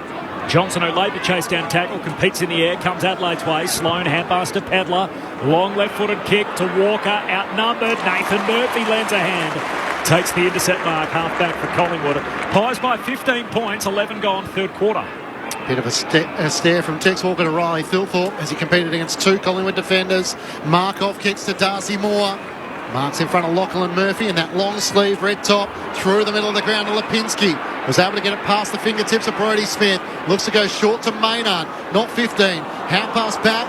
Howe under pressure. Walker lays the tackle. Pedler fronts on. Footy locked underneath. Maynard slides in. Rochelle just pulls it out. Hand pass to Rankin. Looks forward to Fogarty. He's got metres on Darcy Moore. Trickles towards the behind line. Gathers. Moore corrals him. Trying to charge his way through. Hand pass to Murphy, who puts through his first. Lockie Murphy with his first goal of the match. And Adelaide have kicked 3 goals to none in the third term. Through 12 minutes, the last 4 goals of the match. Collingwood's lead cut back to 9 points. 7-6-48 to the Crows, 5-9-39. This is a bit better from the Adelaide Crows. Oh, it's much better. They've been really physical and aggressive to start off this third quarter. They're sticking those big tackles, and their work rate is something that is really gone to another level in this second half. I reckon usually, what we said, Collingwood's ability to get out and actually build, but their tackles are sticking now, which is keeping them, their high half forwards, their midfielders around the ball involved, and that's where we've seen the first 3 goals all come from their small half forwards. Yeah, they've been really good around the stoppages too to start off this third quarter. The Crows, they're getting the ball, not just first touch, but then getting it out into space and using the ball really well from there as well. Big goal for Lockie Murphy. Wearing the red long sleeves that 74% of people love. Back in the middle of the ground, Nick Dacos for Collingwood. Hand pass away to Mitchell. Back to Nick Dacos. He's up to 30 already. Kicks to centre half forward. One-handed for Pendlebury. In front of Rory Sloan, his fellow veteran. That was quarterback, wasn't it? That was just back shoulder. Great throw. Great pass. Here's Pendlebury to the top of the goal square. Getting back in the hole is Dawson. Hinge rather takes the intercept mark for Adelaide. His kick let him down. Turns it over. Josh Dacos onto it. Back onto the right peg. Short kick went 3 metres to Adams. Pokes it inside forward 50 and Laird marks against Nick Dacos. Centre half back for the Crows. Collingwood's lead cut to 9. Adelaide have kicked the last 4 goals in the game. Collingwood got out by 34 points in the second quarter. So they work it forward to Jordan Dawson. Takes the mark from McHenry. On the AFL logo members side, long towards Walker. Beautiful kick over the head of Darcy Moore. He marks it left half forward. Has Rankin in the pocket. Texas looking at the goals. Veers out onto his right and bangs it through. Arms outstretched as it sails straight over the goal umpire's hat. Here come the Crows. 4 goals to none in this third term to close the gap to 3 points. The last 5 goals of the match. Collingwood 7-6-48. Adelaide 6-9-45. And the Texan, after his 10 against the West Coast Eagles, is on the board this afternoon. That's a good way to stamp yourself up on the game, because he probably had Isaac Rankin handball the ball to inside 50, but you could just tell as soon as the big Texan took the mark anywhere near 50 that he was always going to wheel back around and have a shot. But they've been really impressive so far to start this third quarter. We spoke about it before, Lids, about just the aggressive approach. They're sticking their tackles, they're moving the ball in a more aggressive manner. Yep. Ned McHenry's been a bit of a link player for them too. He's impacted the play by his presence in terms of cutting off balls, but also getting involved and getting the ball forward to his other half-forward flankers. Last 5 goals of the game for Adelaide. Free kick in the middle as the Rucks lock up. The ball hung in the air and they both grabbed each other, Cox and O'Brien, and yet the umpire said Riley O'Brien infringed. He got Cox too high. As Mason Cox can send Collingwood inside the forward arc. Chief throwing himself out at his Elliott. No mark. Falls through to Saligo. Dangerous handball back to Hinge. Hurried kick to half-back. Quaynor in front of Pedler in the one-on-one. Josh Dacos comes to collect. Hand pass goes straight to Smith.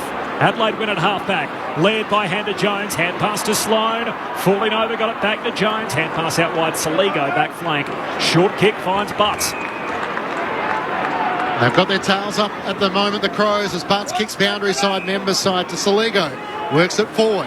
Mark is taken by Pedler. Players streaming past. Chips it over the top to Sloane. He marks in front of Howe. Hand pass to Brodie Smith. Over the top of Nathan Murphy. Fogarty inside 50. Long to the goal mouth. It's 3-on-1 and O'Brien takes the mark. Will Hoskin-Elliott was the only magpie there. And Big Rob, surely from point blank range, will put Adelaide in front. He wants to give the hand pass off. Tex for his second. Made certain of it. Adelaide are back in front by 3 points. 4th lead change of the match. And the Crows, who found themselves 34 points down midway through the second quarter after Collingwood kicked 6 consecutive goals from late in the first quarter to the middle of the second. The Crows have now put on their own run. 6 consecutive goals for them to lead by 3 points. 7-9-51 to Collingwood 7-6-48. What do you think about the cheeky hand pass around the back? Well, I don't reckon it's Riley's strong suit is his kicking. He's not in the side to be a kick. So Are you ignoring text, though, if he asks for it? Yeah, I think you do. And I don't mind big ruckmen that just give it off automatically. I like that. No, we love that. What I was impressed with the most, though, was their ability to march it up the ground just with precision, but with speed as well. They didn't take their time. They weren't slow, but it was just calculated. Amazing turnaround in this game. 5 goals in 15 minutes. They've kicked the last 6 in the match. And Adelaide hit the front. 4th lead change of the game. O'Brien the hit out. Dawson sockers it forward. Lockie Murphy grabs it. Noble's got him and a ball up again in the middle. Well, they're just refusing to go long to a contest, aren't they? So they're working harder around the contest, and from stoppage. They're also using it by foot and hand really well at the moment, Adelaide. From 34 down to 3 in front. 17 and a half gone, third term. Third time we got a ball up in the middle. O'Brien wins it down to Mitchell. He's tackled straight away by Keys. Ump says I'll have it again. 5-1 as well in this third quarter. But they're kicking errors early. And McHenry in the game. The sub made at half-time. Murray out. Hamstring concern from the ball up. Hurried kick forward. And the clearance for Adams and the Pies, but straight to Max Michaelani. Flares it to the southern wing. Here's McHenry, the sub, who takes the mark. Cuts back corridor to Dawson. Adelaide by 3, 7-9 to 7-6. Walker the last 2 in the game. Dawson goes short to Millerer, middle of the G. Dawson was trying to get 50 by letting Myercheck through the mark. Millerer out wide, Butts had to wait a moment. Just took the mark as Hill was closing lane. Works it forward to McHenry. A 6th disposal coming up in the third quarter. Having been injected into the game. He looks inside 50. Fogarty's on the lead. Noble back with a flight. Fogarty charges out and takes the mark. On a 45-degree angle, 40 metres out from goal. A chance for Adelaide to extend their lead. Just playing the uncontested mark game and just refusing to go long to Collingwood's extra numbers in defence. A great little spot up kick there to Fogarty, who has a chance to go back and kick one from 50. 9 inside 50s to 4 through this third quarter. So 9 inside 50s for 5 goals. And Darcy Fogarty is trying to keep the good times rolling. He crosses through 50, leans back on it. Beautiful kick. Straight through it goes. The Crows are the hot hand at the moment, and they're giving Collingwood everything they've got. Adelaide out by 9 points. 6 goals to none in this third quarter. The last 7 goals of the match, having only put on 2 goals 8 at half-time. Adelaide 8-9-57 to Collingwood 7-6-48. And all of a sudden, Tex with a couple. Fogarty kicks his first. All the main men starting to get involved. Yeah, it's the first time we've really seen Collingwood challenge and look, not second-rate, but look below their best, that's for sure. It's amazing what work rate and getting a couple of looks at the footy can do for your confidence, and we're seeing that now with Darcy Fogarty. Yeah, he got up the ground, got a mark early, but then gets that one out the back, left foot kick into Riley O'Brien. handball over to Lockie Murphy, another goal assist that he was involved in, so and then gets one himself. It's no doubt that good things come off the back of hard work. 6 goals in 18 minutes for Adelaide. Huge turnaround. They trailed by 34, having kicked only 1 goal in the game. They now lead it by 9. Keys the centre, clearance to Walker. Hands around it, pressure from Moore, but the mark paid. And Taylor Walker has it 53 out, centre half forward for Adelaide. And his range is unlimited. Not to this. Surely he goes back and kicks it from here, doesn't he? He's got to try and pass it off. It's other end he would. Yeah, but not uphill to the punt road end. So Walker's going to go with a drop punt. Kicks it over the head of Lockie Murphy, and Markov takes the intercept mark. Just a little refresher if you're not always with us on Grandstand AFL. Your theory lids on the punt road end? Oh, I just always found that you can kick it a lot further going towards the city from the centre of the ground. Out to this pocket out here where we saw Jamie Elliott kick that one. The ball can travel because the wind swirls quite a bit, but dead in front, I reckon going to the city end, you kick it a lot further. I like it. As Collingwood, short kicking game in their defensive half. Hoskin Elliott finds Adams at half back. Not short, probably the wind changes.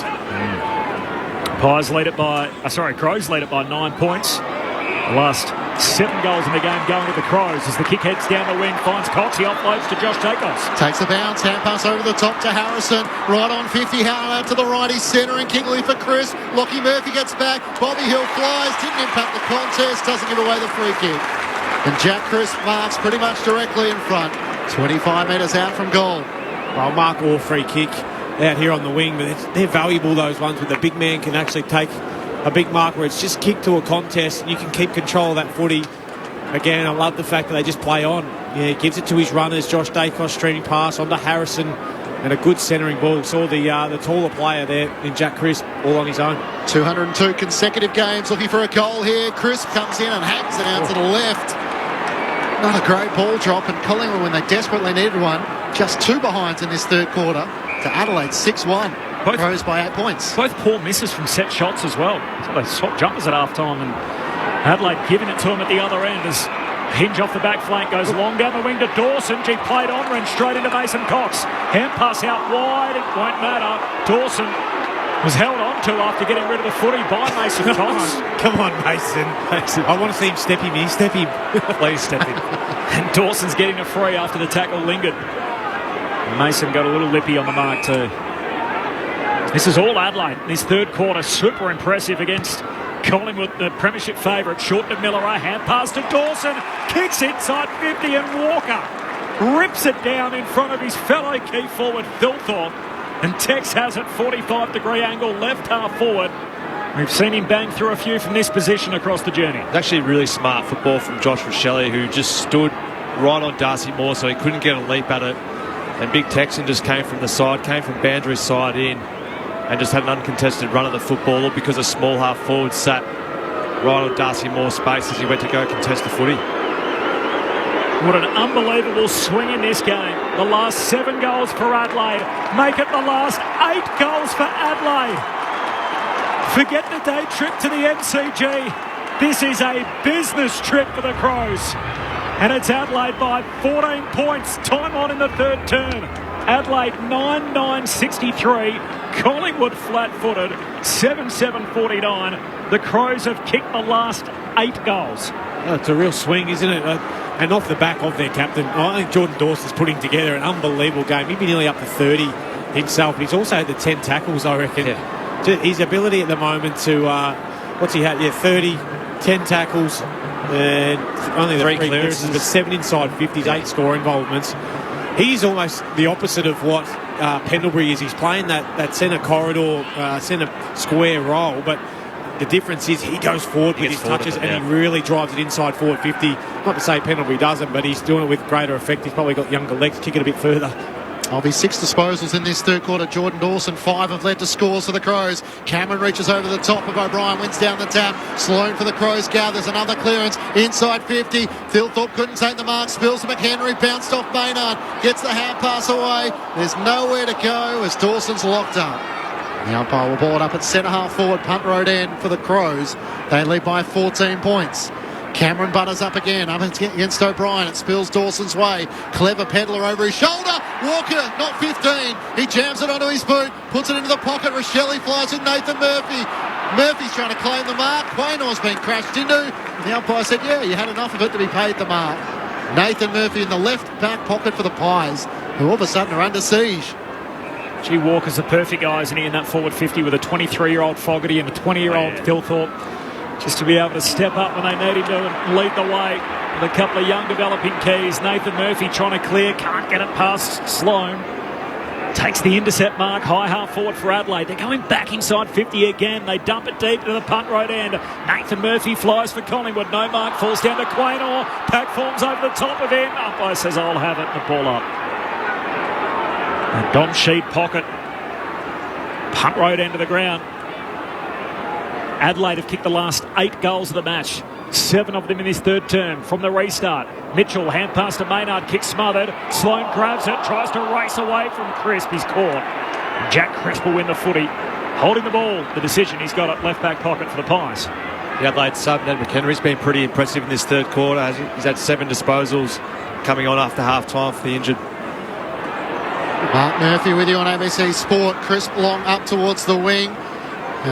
Murray subbed out of the match just before half-time as Chase Jones swoops onto it. Ran into big Mason Cox. There's no way around him. And the umpire will ball it up at right half forward for the Crows. Collingwood are not traditionally a defensive side, Murph, but do you think at some stage they put some attention into Jordan Dawson? Yeah, I think it's more of an accountability role around the stoppage, but yeah, I don't think it's the way Collingwood play. Yes, here involved in the action once more. Lane the tackle on Josh Dacos. Spills out towards Harrison. Hand pass to Chris for Collingwood over the top to Taylor Adams. Cuts around a couple of tacklers. Underground hand pass around Keys to Josh Dacos. Left half back for the Magpies. Sends it up towards Ash Johnson. It rolled through his legs. Warples onto it. Feeds the hand pass away to Chase Jones. Dribbles the kick to Keys. He genuflects and gathers. Swings onto his left. A high kick inside 50. Tex is there again. He flies with Thilthorpe. Rankin tries to knock it down. He gathers the footy. Hand pass straight to Quaynor. Cleverly was able to throw it on his boot, Jackie Chan style. Got it out to Pendlebury. 1-2 with Cameron. Around the southern wing. Mason Cox reaches up. Worrell got a hand onto it. Cox with a hand pass. And Crisp is away. Hits up Ash Johnson, who marks high half forward. Closes to 50 to finish on the run. Johnson's kick across the goal face. Bounces out of play. Next to the behind post, right forward pocket. The best thing about Jordan Dawson's stat line, he's got 30, leading possession getter on the ground. He has 10 tackles. Yeah, it's huge. The leading tackler on the ground. That's leading by example, isn't it? Setting the example for everyone else to follow. He's laid over 20% of the total team tackles Adelaide have had. Phenomenal. Next most for Adelaide is a number of players with 4. Boundary throw in deep forward for Collingwood. Keys just tries to hook the kick out of there. Bouncing footy to half back. Bounce favours Rankin. All Adelaide in his third term. 1-2 hand pass with McHenry. Gives it to him the second time. McHenry. Hand pass banking board to Rankin. Short kick to Millerer. Hand pass miss Keys. Pendlebury onto it for Collingwood. Tackled by Keys. Tackled high. Free kick for Collingwood. 1 minute 20 to go in the third term. Collingwood haven't kicked a goal. Pendlebury goes out wide to Markov. Who marks? He looks inboard to Mitchell. And Mitchell can head inside a crowded forward 50. Adelaide by 14 points, by the way. They've kicked the last 8 goals.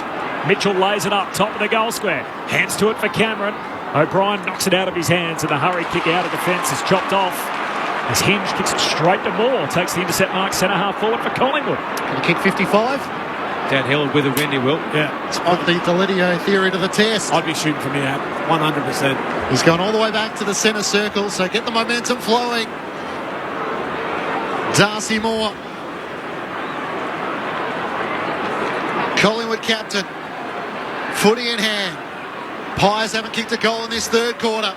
Starts his long approach from the edge of the centre square. He shanks it. Mason Cox is there. Cameron as well. He gets all the way to the back. Hinge needs to rush it through, and he does so successfully. Adelaide's lead is 13 points heading towards the three-quarter time break. Give it a chance, Darcy. He skinnied that hard, didn't he? Too long on the runway. Mitch Hinge having a little chat with a few members of the Collingwood cheer squad. Obviously the cheer squad giving a bit of advice. Yeah. He's just asking them to be a little more constructive with some of their feedback. As Mitch Hinge from the back pocket goes long out to half back for Thilthorpe. Got his mitts around it. That mark will be paid. What a quarter from Adelaide. We have not seen the premiership favourites Collingwood outplayed like this all year. 7 unanswered goals in the third quarter. Adelaide have kicked the last 8 goals of the game. And after trailing by 34 points time on in the second term with just 1 goal to their scoreline, Adelaide have not looked back in attack mode.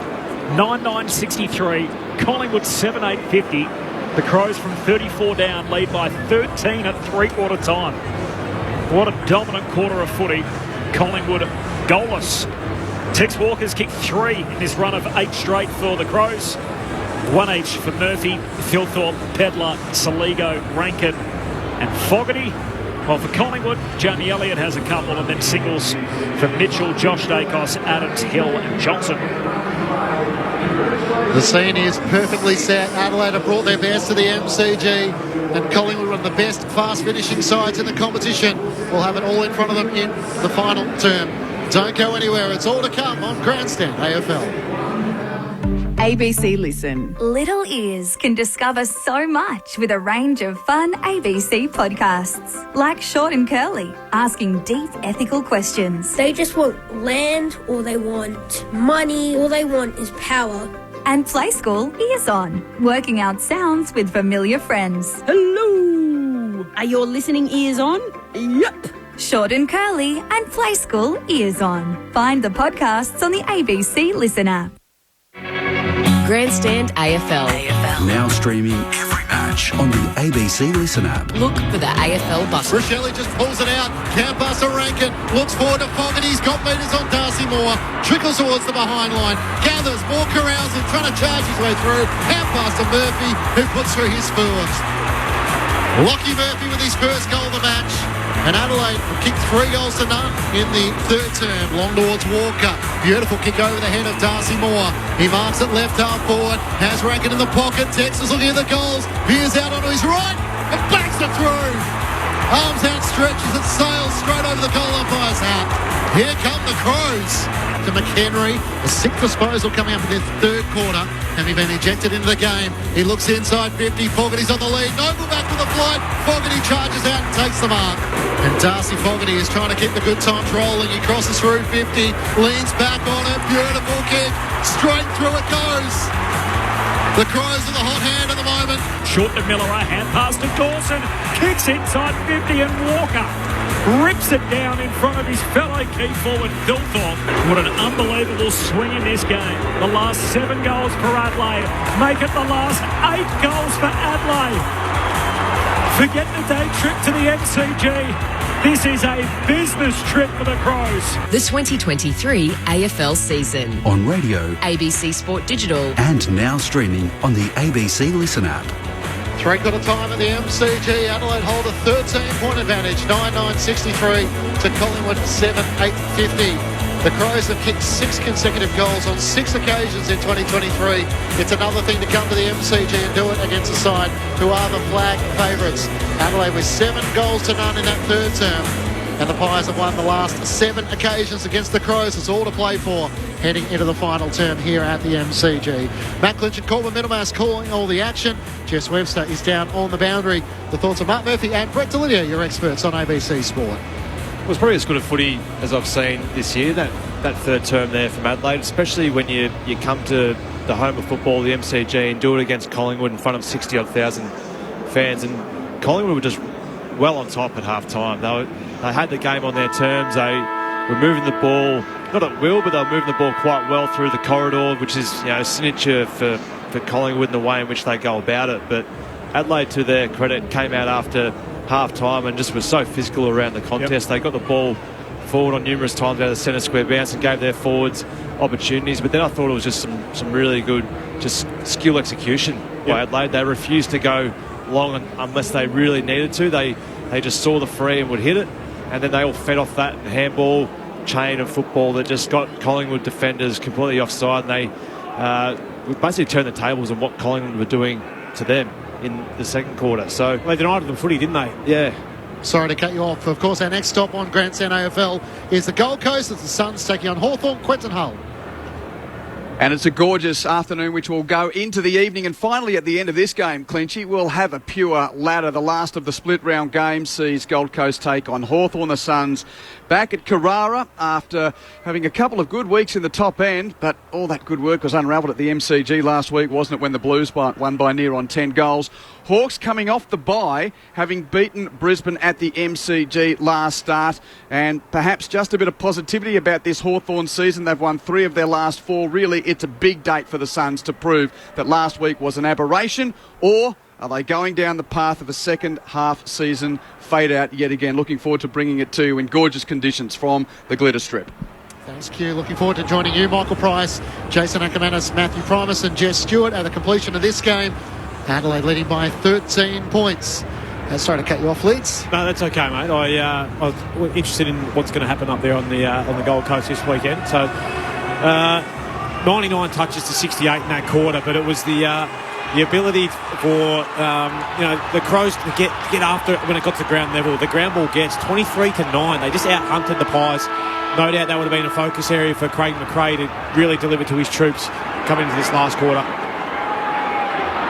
Adelaide have lost their last 6 matches at the MCG. Here they go against the flag favourites. Collingwood leading by 13 points. Into the final turn we go. O'Brien wins down the tap to Laird, trying to get the hand pass to Dawson. Can't quite link up. Umpire circles. He almost blew his whistle. And then Wade play on, thinking the ball was about to come out.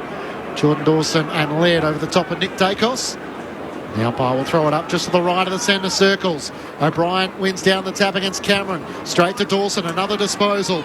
He sends them to the top of 50. Tex Walker the target. Moore reaches over the top, spoils it down. Lipinski for Collingwood. Links up with Hoskin Elliott. Dribbles a kick out to the southern wing. Cox tries to knock it on to Chris. Almost worked. Just couldn't break away from the tackle. And it spills the way of Brodie Smith. He wheels out on the right. Straight down the middle for the Crows. Bouncing ball in front of Pedler. He blocks it with his body. Trying to link up. No one's there, so he has to fight back for it after again. Pendlebury's hand pass over the top to Chris. Links up with Nick Dacos. Hand pass over his shoulder as Miller was lurking. Couldn't quite get it to Lipinski, who now becomes the tackler. A big tackle laid.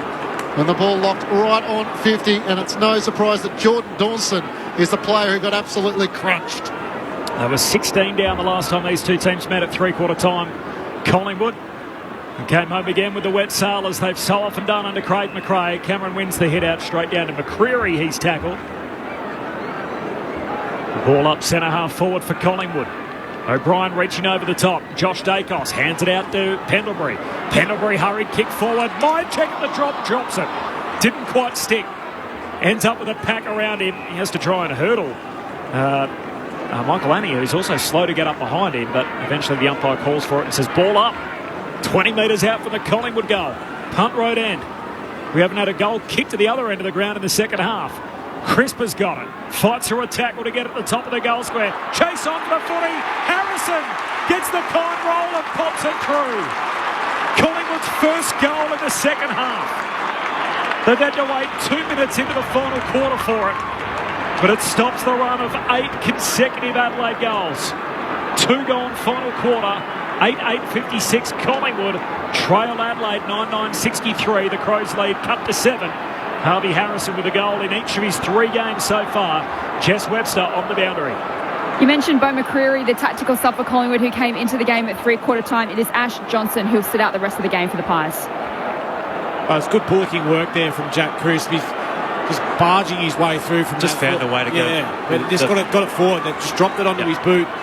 Mycheck at the fall of the ball. He just knocked it on forward again and then just cleared a path. Yeah, Harvey Harrison just doing what all small forwards do. Got on the end of it, kicked a much-needed goal for the Pies. Collingwood with the first goal of the final term. O'Brien wins down the tap to Laird. Screws it around his shoulder towards half forward. Lockie Murphy beaten in the air. And Maynard takes the mark for Collingwood. The All-Australian back pocket looks for options on the members' wing. He veers out to the left. Sends it long towards Pendlebury and Myercheck. Myercheck flies against O'Brien. Pendlebury got a little topo. Hinge races back after it. Inside his defensive 50. Didn't break slide. Switches to Saligo, who had to wait nervously underneath the flight. Took the mark in front of Hoskin Elliott. He works it up to Butts. He marks it left half back. Around the southern wing. A kick to Rory Laird. He marks on his chest just short of the AFL logo. And now works it up to Pedler. Luke Pedler right on halfway. Crows by 7. How many goals do you think they got to kick Adelaide in this last quarter to close out and win it? 3 or 4, I reckon. As Pedler goes long down the line. Nathan Murphy competes in the sky. No mark for Collingwood. Spills down at Barkov, though. Hand pass forward to Lipinski. Between wing and half-back. Kicks Collingwood into the front half. Elliott the target. Michael Annie never took his eyes off it. Takes the chest mark and the intercept mark at half-back for Adelaide. Crows by 7. Collingwood with the first goal of his final term, which is 4 minutes old. This young Crow, the round 5 Rising Star nominee against the Blues, goes short to Nate McHenry, who hasn't stopped since he got onto the ground. He decides to charge forward, wide of Nick Dacos on the mark, sends it up towards O'Brien and Cameron. O'Brien in front position takes the mark. He's 55 metres out into the pocket for Tex Walker, who marks on his chest. That was a good kick from the ruckman. Not sure if he changed his mind at the last moment, but he executed it superbly. He's just saying to Tex, mate, don't call for that handball again next time. See that? That was perfect. Certainly saw it because he laced him out, didn't he? Yeah. Across the body, a beautiful kick from a ruckman. But if it was just Ned McHenry getting 10 yards in front of the man on the mark, to give it to Riley O'Brien, to give him a one-on-one contest down the line rather than just bang it into a contested situation. Walker with 3 goals in that third quarter. Shooting for his 4th. For out in the left. Beautiful off the boot. He liked it the moment he hit it. The Texans steadies the charge for the Crows. A goal apiece in this final term through 5 minutes. And Adelaide are back out by 13 points. Walker with his 4th. Adelaide 10-9-69. Lead Collingwood 8-8-56. 6 minutes gone, final term. Well, he certainly lifted, hasn't he? Big Tex, 3 in that third quarter. Now the one at the start and the last. I don't reckon there's many more pleasing people to watch kick the footy than Tex. He just strikes it so beautifully, but the Crows at the moment, they're just denying the Pies the footy, aren't they? They're making them defend when they're hitting their targets, and they're saying, well, if you want to sit off and try and intercept and then come back at us, well, we're not going to give it to you. We're not going to go to those 50-50s. They kicked 8 goals after half-time. Adelaide East kicked half of them. Taylor Walker up to 42 for the season, which puts him equal with Charlie Curnow on top in the Coleman medal race. There's a crooked bounce and recalled. Fascinating finish here. Adelaide been sensational after half-time. Collingwood, as we know, the best wet sail in footy. They've won 10 games under Craig McRae in a year and a half, coming from behind at three-quarter time. Cameron grabs it out of the ruck for Collingwood. Kicks to centre, half-forward, Cox takes the mark. Majek flew at it in front of him. It got past him. And Mason Cox hugs it to his chest, centre half-forward for Collingwood.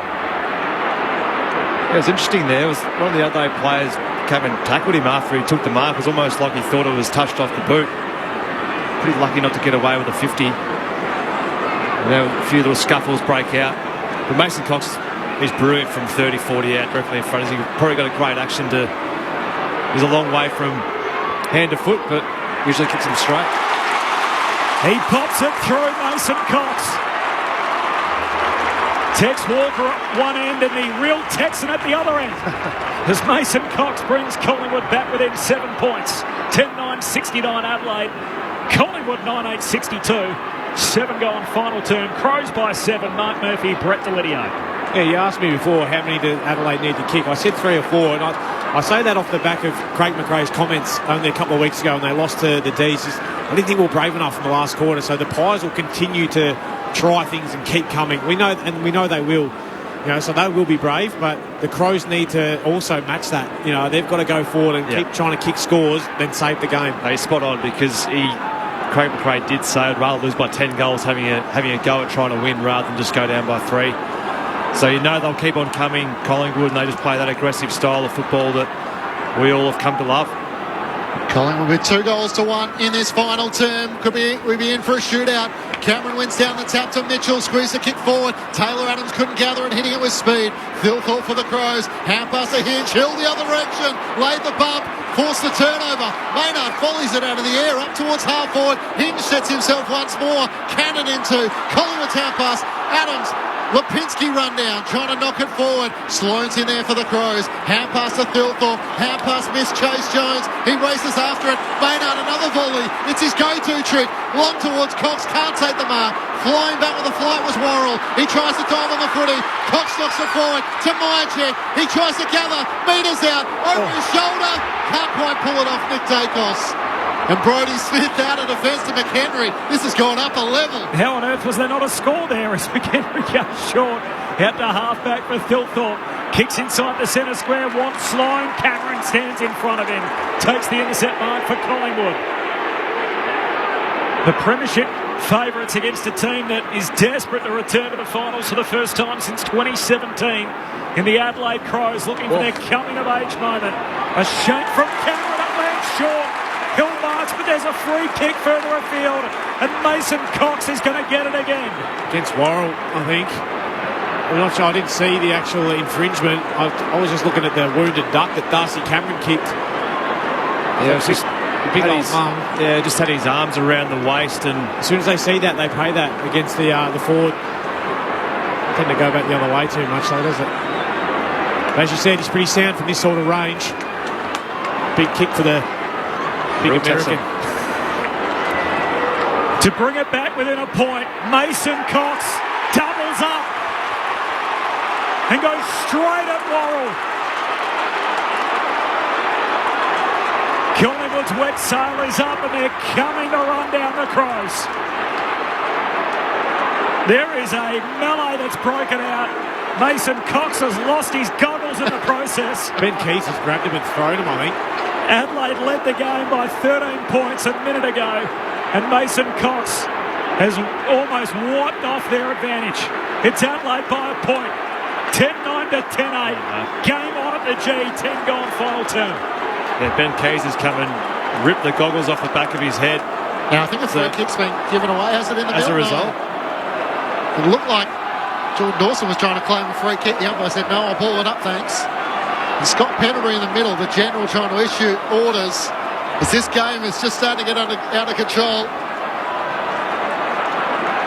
And I don't mind that from Ben Keys. It's a bit cheeky, and the AFL might be rubbing their hands for some fines to come. But be a nice fine, I think, for Ben Keys for that. Grabbed the goggles off Mason Cox and just threw them away. Back in the middle. Cameron wins down the tab against Thilthorpe. It's Jordan Dawson who runs onto it. The Crows captain kicks for Fogarty. It's over his head. Rochelle stayed down, trying to cut around Jeremy Howe. Hand pass back to Dawson. Don't tell me from 50, the captain. It's long towards Lockie Murphy. 2-on-1. It's almost soccer through by Rankin.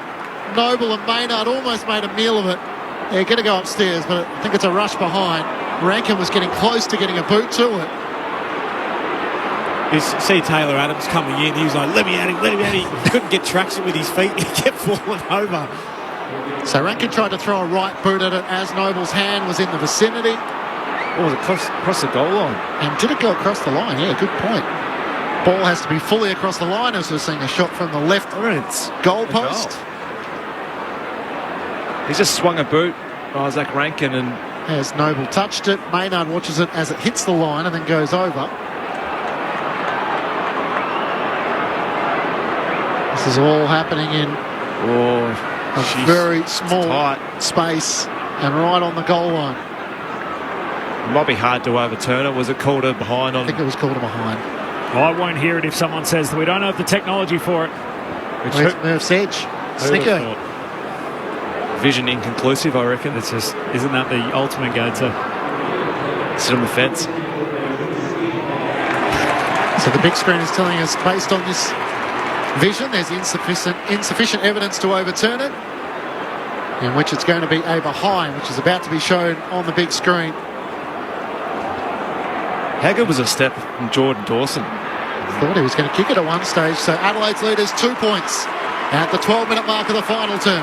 Top flight midfielder in the game, Jordan Dawson, as Braden Maynard races away, drives his kick out up to the wing. Myercheck.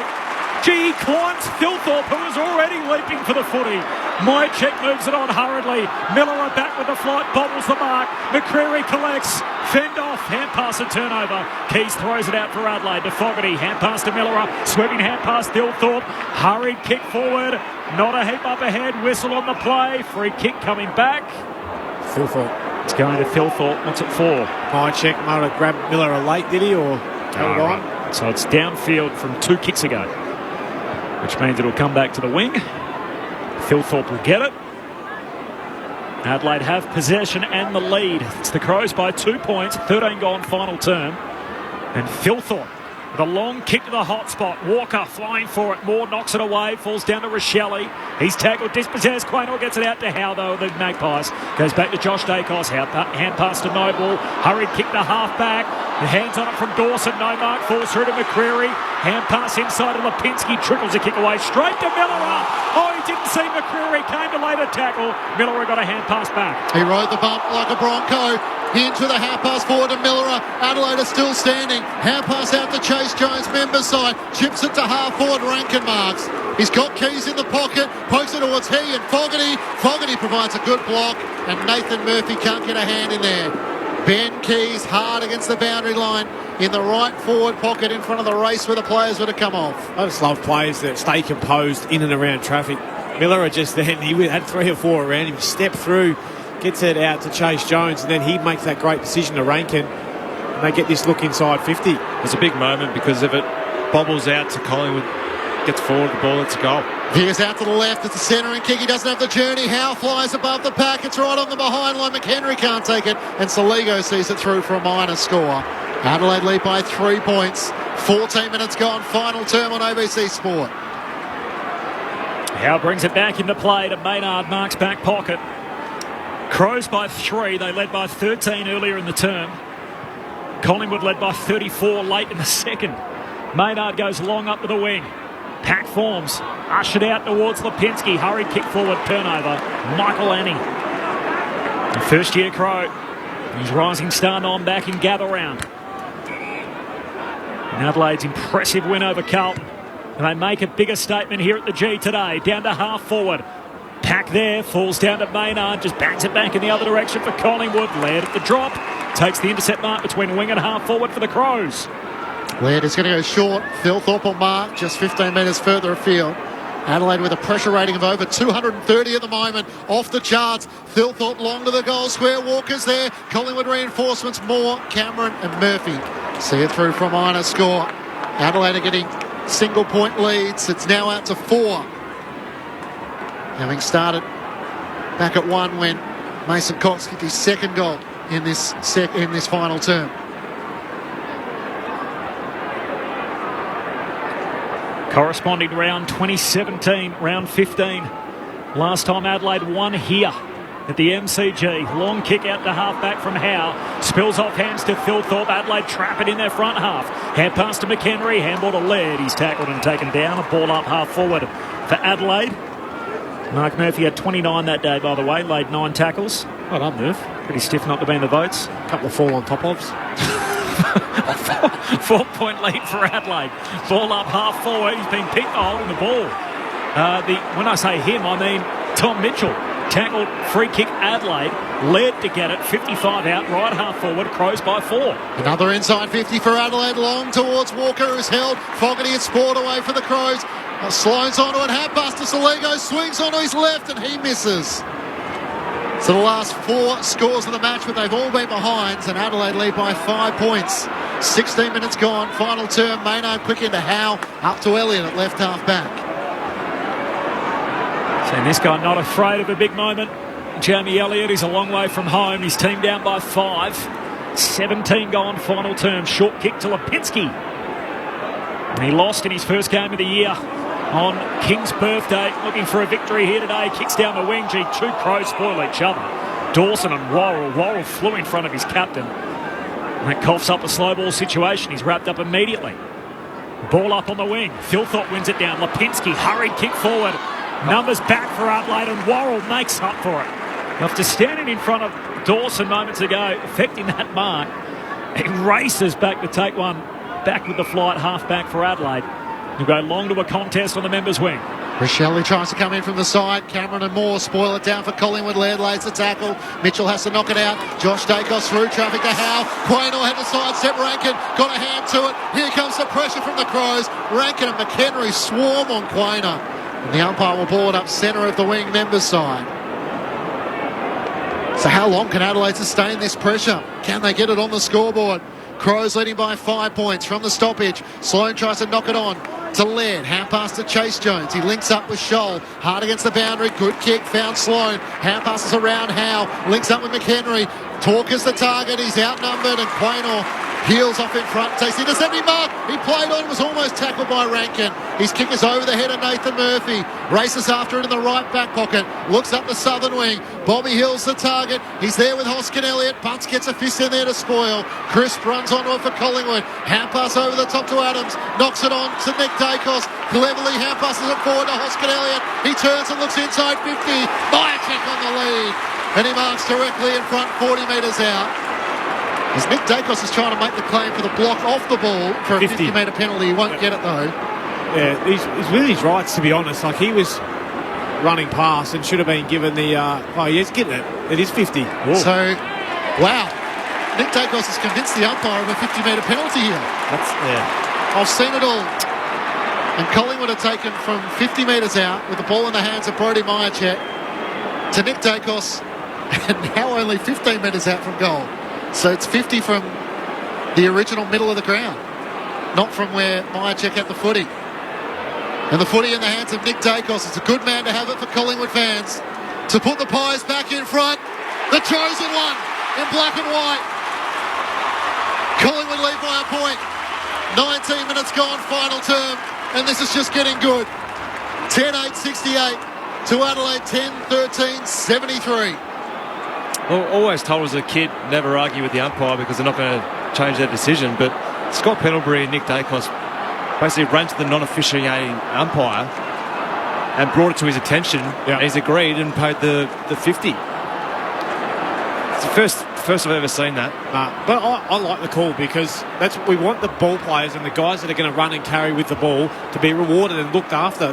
Did we get the right decision? That's the right decision. That used to happen all the time to the guys that had a bit of speed and would carry the footy. Drag them down, mate. Don't let them have a chance. Someone might have to man the switchboard in South Australia. The Rankin goal at one end and then the Nick Dacos 50 there. Adelaide 4 consecutive behinds. Collingwood go down the other end and kick a goal to hit the front again. 5th lead change of the match. Pies by a point. We've travelled 21 minutes in this final turn. Back in the middle. Pies will get the break. Tay Adams comes up with it. Hand pass to Nick Dacos. Gives it to brother Josh. Kicks deep inside 50. Mark Hoskin Elliott. Right forward pocket. Now the MCG erupts. Great use of hands, wasn't it? The Dacos boys, they know they run past, they're going to get looked after. They look after each other really well, but just gets them into the clear, gets them that extra 5-10 metres, and that's what got this one out the back. The Pies coming from behind at three-quarter time. That train is never late. Hoskin Elliott hooks it through. Collingwood by 7. 12-8-80. Adelaide 10-13-73. And for how good Adelaide have been, can they come again now? 22 gone final term, down by 2 scores. Yeah, you can't underestimate the ability to, in these big moments, to use your hands and still create and still play with risk, because if you just bang it on the boot, you probably get an entry probably 40, 45 out from goal. But if you're prepared to play with a bit more dare and use the hands, which Collingwood did then, you get the ball where it inevitably lands, and that's 10-15 metres out from goal. And Will Hoskin Elliott gets a goal out the back as a result of a bit more dare and risk to the midfield. Mark Murphy with you on ABC Sport. Becomes the 10th individual goal kicker for the Magpies. Mason Cox into the ruck. Up against O'Brien here. Spills down the way of Laird. He tries to knock it onto Keys. Tackled by Pendlebury. Laird dives on the footy. Hand pass trying to link up with Dawson. Got it from Keys. Dawson kicks inside 50. Fogarty on the lead. Great spoil. Nathan Murphy. Spills to Rankin. Heard the voice of Scholl trying to hand pass over his shoulder. Josh Dacos dives in. Quaynor dives in. Footy's locked up at right half forward for the Crows. How good a spoil was that from Nathan Murphy? So good. Dawson just laced out Fogarty, but just the hand to get that in. What a spoil. O'Brien wins down the tap for Adelaide, but straight to Pendlebury. Hand pass to Nick Dacos, slipped over. Hand pass forward. Miller wrestling with McCreery. Darcy Cameron, clean pickup. Hand pass to McCreery, trying to hand pass it through the legs of Butts. Now Miller over the top. Adams lays the tackle. McCreery as well. The intensity is finals like, as we'll have a ball up on the members wing. Collingwood by 7 points. 23 gone, final term. Cox wins the hit out. Nick Dacos. Hand pass away to Josh. They combine again, the Dacos brothers. Kicks up to the wing. Cameron flies, no mark. Falls to Mitchell. Hand pass inboard picked off. McHenry's been good since he's come on. Hand pass to Sloan for Adelaide. Handball to Laird. Back to McHenry. Slices through them with the fresh legs. Runs a long way. Kicks down to half forward. Fogarty's got it. Right on the 50-metre arc. He rolls off his line. Gives a hand pass to Brodie Smith. Heads for home. Smith's offline. He misses. Just a kick in it. Collingwood by 6. Another behind for Adelaide. They've kicked 1 goal 5 in this final term compared to Collingwood 5 straight. The Pies by a goal. 24 gone final quarter. 10-14 for the match. The Crows to Collingwood's 12-8. Pies leading by 6 points as they work it up to right half back. Footy in the hands of Harvey Harrison, the 19-year-old on the MCG. Up the wing, it's over the head of Hinge and it wriggles out of play. In front of Jamie Elliott and Rory Laird for a boundary throw-in. Gee, it's eerily similar than the last time they met. A little higher scoring, but same theme. 16 down at three-quarter time. Collingwood finish over the top. They're 13 down at three-quarter time here, Collingwood, and at the moment they lead by 6. Crowd posted at 65,930.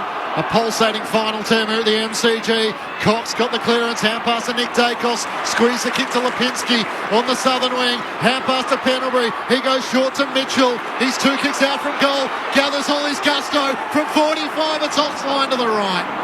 Collingwood's first blemish of the final term. And they hold a 7-point advantage. Tom Mitchell's first miss for the year. He's 6 goals 1 now. As Miller remarks, the kick out goes long down the wing. Shoulder target. Can't mark. Back with the flight. Quainor's on him. Quainor's got him. Holding the ball. And the MCG rumbles as the Collingwood fans show their support in that decision and the tackle from Isaac Quainor. And he's cramping up too. We're in the red time, the final 5 minutes. 65,500, nearly 66,000 in the house. 25 gone final term. Quainor long to the pocket. Just killed out of play by Butts. Says, all okay. And the spoil on a boundary throw-in. 30 out from the Magpies goal. We've got another game still to come. Gold Coast Hawthorn later this afternoon. Suns in a bounce-back spot. The Hawks giving a few teams a few problems in recent weeks. A bit to play out yet. Here, 25 gone final term, Pies by 7. Toss back in, clears the 2 ruck. Nick Dacos trying to break away from Keys. Going to get on his right, but he does. Swings away from McHenry. It's offline to the right. Can Elliott get there? He does. Just inside the boundary. Hemmed in the right forward pocket. Only about 15 metres out, but we'll have to manoeuvre the angle. Pretty special play, wasn't it, from Nick Dacos? Ben Keys, probably one of the harder tackles to break in football. To do that, burst around. I know it's skewed up the side of the boot, but he's a cheat code at the moment, isn't he, Nick Dacos? Yeah. We know Jamie Elliott has stood up in the big moments. Kenny Kicky's third here. He veers out to the left, snaps across his body. It's across the face and out on the full. Oh, hang on, it bounced right on the boundary line. Rory O'Brien thought it was out. And he's turned around and gone, what? A throw-in. Left forward pocket. Collingwood to keep it in attack, leading by 7. He's had 36, Nick Dacos, after starting on the bench. Tagged by Keys. 9 clearances, 8 score involvements, kicked a goal. 1 to put them in front. He's got it again here as Cox wins it down to Nick Dacos. He's tackled by Keys, lost it. Jones out of the defensive arc. Finds Rankin, centre half back, takes the mark for Adelaide. Can they come again? Hand pass to Sloan. Kicks in the middle of the ground for Hinge. Hinge goes long. Walker 1 out the cage. Walker takes the mark. He plays on. He can run into an open goal and bangs it up into the cheap seats. The Crows aren't done yet. 1 for the thumb for Tex. And we got a 1-point game at the 28-minute mark of the final term. Collingwood by a point. 12-9-81. Adelaide 11-14-80. On what has been a big-time game from a big-time player, Tex Walker. Oh, I love that. How good's that? The ability to come back through the middle of the ground. Rankin playing his role as a high half forward. Just give that little handball. That's what breaks it up to Rory Sloan. And then to find Hinge. And Hinge, as soon as you get that out the back, that's what all key forwards dream of. Had the mismatch. Walker v Maynard. Maynard loses his footing and allows Walker to walk it in. And you go back to the Ben Keys tackle on Nick Dacos at the stoppage. That's what creates that opportunity for Tex Walker at the other end. 3:24 to go. Collingwood by a point. Adelaide with the last goal. O'Brien and Cameron. It spills down the way of Nick Dacos. Hand pass out in front of Pendlebury. He thumps it forward. Chase Jones couldn't take it. Lipinski outside of the boot. Myercheck. Pedler dropped the mark. Swinging onto it. Myercheck. It's offline to the right-hand side. It was Michael Lanny who had his heart in Brodie Myercheck's hands. He missed the kick. Collingwood leading by 2. Hinge goes long on the kick out the wing. Maynard crashes the pack. Whistle on the play. Free kick Adelaide. To hold in the marking contest. Dawson will get it on the wing. Collingwood by 2. Dawson up over halfway. Rankin crashes into Maynard in the air. Ball comes down to Smith. Smith goes short along the boundary line to Laird. Collingwood at high half forward. 70 out. Hand pass to Rankin. Kicks inside 50. O'Brien. Hands to it. Can't complete the mark. Falls through to Howe with the Magpies. Handball to Nathan Murphy to Cameron. Still back pocket. Hand pass to Noble. He's shoved out of bounds. And a throw in front of the Collingwood race. 30 out from the Adelaide goal at the city end. Collingwood by 2 points. Half an hour gone. Final quarter. Brad Maynard's headed to the bench. Tex Walker's doing the ruck, working against Cameron here. Cameron knocks it down. Laird, Rankin on the move. Laird can't emerge with it. Crisp into traffic. Walker and Fogarty lay the tackle. The umpire will ball it up in the right forward pocket for the Crows. Looked like Maynard popped his shoulder from the replay. Walker doing the ruck work against Cameron. Spills down the way of Laird. Was Mitchell in his back. Careful not to fall right in the middle of the back. The umpire will ball it up right forward pocket for the Crows. 45 metres out from goal. Collingwood leading by 2 points. 2:18 on the clock. Thrown up.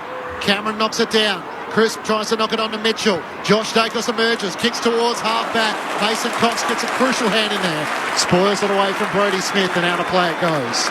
You lived in South Australia, Clinchy. That's very rare that every team sort of sees eye to eye, but there may just be a few Port fans cheering for the Crows even this afternoon. If Adelaide win, Port will be top of the tree at the end of round 15. Even then, they might be settled for second if it means the Crows don't get home.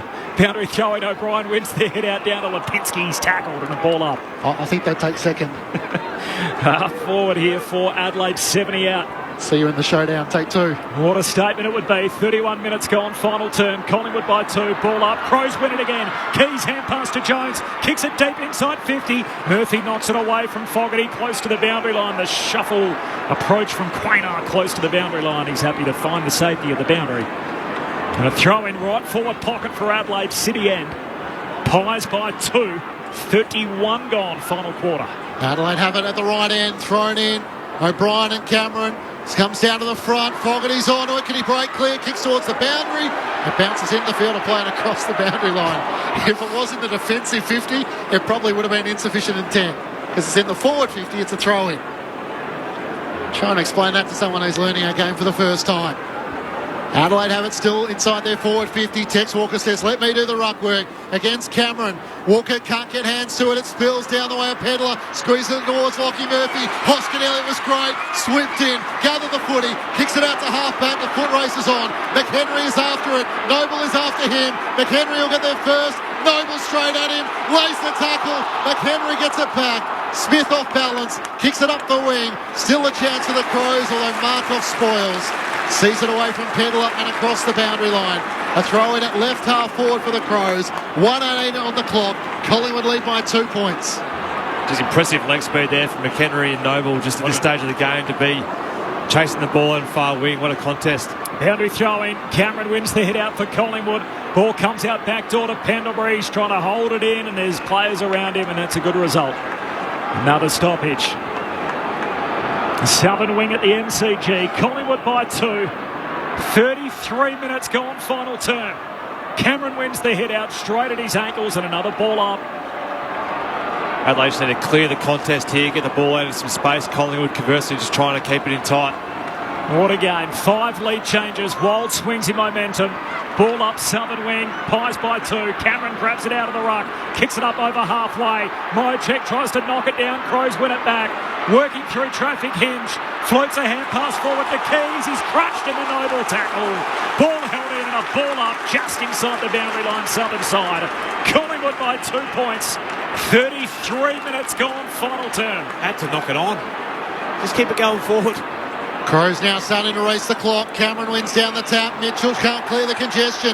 Keys to the hand pass to Hinge. Swings onto his left. High ball towards half forward. Have a go at that. Rankin and Murphy. Lockie Murphy. It spills to Chase Jones. Hand pass to O'Brien. Can't get a hand pass away. Markov spun through traffic. Thought he was taken high. Umpire will ball it up. Between wing and half forward on the southern side for the Adelaide Crows. 24 seconds to go. O'Brien and Cameron spills down the way of Keys, bounces into Lipinski. Lipinski's over the footy. Keys gathers, hand pass to O'Brien, inside 50, over the head of Quaynor and Elliott, charging out Dawson, can't get a clean hand pass away. Quaynor with the hand pass to Howe, links up with Elliott. Collingwood might have done enough, chips it over the top, but Hoskin Elliott marks. And have a listen to this. The black and white show rolls on. And Collingwood do it again. An 8th straight victory against the young Crows who did everything but win at the MCG. They know how to play the game. Side by side they stick together to uphold the Magpies' name. See the barricades are shouting as all barricades should. Premiership's a cakewalk for the good old Collingwood. Collingwood came from 13 points down to prevail by 2 points, 12-10-82 to Adelaide 11-14-80 in a seesawing contest in which Collingwood led by 4 at quarter time, by 27 at half time after they kicked 8 consecutive goals, and then the Crows found their rhythm after half time. They booted 8 goals on the trot themselves to lead by 13 points at 3/4 time, but Collingwood with 5 goals to 2 in the final term to run out for their 12th win of the season. Good old Collingwood forever. They know how to play the game. Side by side they stick together to uphold the Magpies' name. See the barricades are shouting as all barricades should. Oh, the Premiership's a cakewalk for the good old Collingwood. Collingwood return to the top of the AFL ladder. 2-point winners over the Crows in a thriller at the MCG, in which the Magpies booted 5 goals to 2. And that's 11 wins from 15 games when trailing at 3/4 time for Craig McRae's Pies. Mason Cox with 2 goals for Collingwood. Jamie Elliott with 2. Individuals to Mitchell, Dacos, Adams, Hill, Hoskin Elliott, Nick Dacos, Harrison and Johnson. While for the Crows, Tex Walker led the charge with 5 goals, 3 in the 3rd quarter, 2 in the final term. Individuals to Murphy, Philthorpe, Pedler, Saligo, Rankin and Fogarty. Collingwood winners by 2 points in front of 65,930. The thoughts of Mark Murphy and Brett Delidio having seen a thrilling 2-point win for Collingwood. Yeah, Murph, while we're just sitting here debating who we think probably the best player on the ground is, it's, you know, there's you can make a case for probably a number of them, but you know, there's big numbers today. Yeah, some big numbers, but some influential players. You know, normally a bag of 5 would get you into the votes from Tex Walker, but all that come in the last half. I get that. He played really well in that 3rd, 2 in the last. But, you know, there's Nick Dacos, Josh Dacos, he's so influential. Jordan Dawson, geez, did he lead from the front? 35 touches, 27 of those kicks. I'd love to see his meters gained, but his ability just to continue to drive his team and drive the standards, 12 tackles leading from the front as well. But what a game of footy. You know, I thought the Pies had it by how far, you know, at half-time. Yep. I was really worried for where the Crows were at, coming to the big stage here in Melbourne. Inability to, you know, to win away from home, but that 3rd quarter, that was impressive. And then to continue to fight it out, you know, you expect that from Collingwood. You know they're going to always come and keep throwing punches, but tell you what, the Crows, they haven't lost any admirers today. No, certainly not. They had the 25 scoring shots opposed to Collingwood's 22, so it was a flip of the coin, really. But again, we just see Collingwood just always seem to fall over the line, don't they, in these tight wins. And I think it's 10 or 11 when they've been behind at 3/4 time, isn't it, underneath Craig McRae, that Collingwood have come back and won those games. 11 now, which was 11 and 15. It was a record at 10 for having that many in such a short period. So Now he's 11 in 39 games in charge. So more than one every 4 games he coaches, they come from behind at three-quarter time. So there must just be such strong belief and confidence in what they're about. And we spoke about it, Liz, and you brought it up about Craig McRae talking about their last game, how they weren't daring enough in the last quarter. You'd rather see them lose by 10 goals trying to win rather than play safe and not win at all. So yeah, you've got to hand it to Collingwood. You love the way in which they go about it. Adelaide were terrific as well, and I certainly believe they're going to feature in finals. Adelaide, the way in which they've gone about it today, to come here at the MCG in front of a big packed out stadium, but geez, it was loud, wasn't it? I took the headphones off in the last 10 seconds of the game just to get an awareness of just how loud it was out there. You'd love being a Collingwood player at the moment, playing in front of their home fans week to week and playing in such high energy games. Well, so Collingwood by 1 point in round 7. Yep. By 2 points in round 15. It lays the foundations beautifully that Collingwood are just that side that are hard to kill, and Adelaide, for everything they're doing right, there's still a couple of lessons. I mean, the defensive work right at the end there of John Noble and Oleg Narkov, a couple of the lesser-known sort of players in this Collingwood defensive side, but they were able to have impacts in the most crucial moments, and Tex Walker with his 5, he kept them in it in the second half. He certainly did. It's really easy to overplay that one of John Noble's. He's sprinting out there, he can easily get sidestepped, but stayed true to the tackle and stayed on Ned McHenry. That not overplaying it and being solid and backing in your defence. I mean, that's the key that's kept Collingwood in nearly every game, hasn't it? So, and then he followed up with a big tackle on, I think it was Ben Keys, when we wanted Ben Keys to try and move it on forward. Ben decided to take the football, but it was Noble who just came flying in and made that big tackle, and the whole of that bottom Shane Warne stand was just standing and applauding the efforts, and that's what they come to expect, don't they, the Collingwood fans now, just because it's a habit at Collingwood to play that high pressure brand of football. And that's the thing, you wonder what Nixie's message will be to his players today. It's like, I'm proud of you because you've gone out there and really had a crack. What's contested wise, they've actually nutted the Pies 138 to 135. They've out tackled them by 7. 7 is a huge number on a day that's not wet out here. It's almost like finals like atmosphere in terms of intensity. I don't think they did anything wrong. I think they got their moments right. Adelaide, they lose by 2 points. So I thought their effort and their hands and their ability to play on instinct in that last quarter when the game was on the line, I thought was really, really strong. They certainly didn't just go down by not being brave. I thought they were courageous with ball in hand. I thought they were really physical, especially after half-time. What they'll rue is their missed opportunities. 11-14.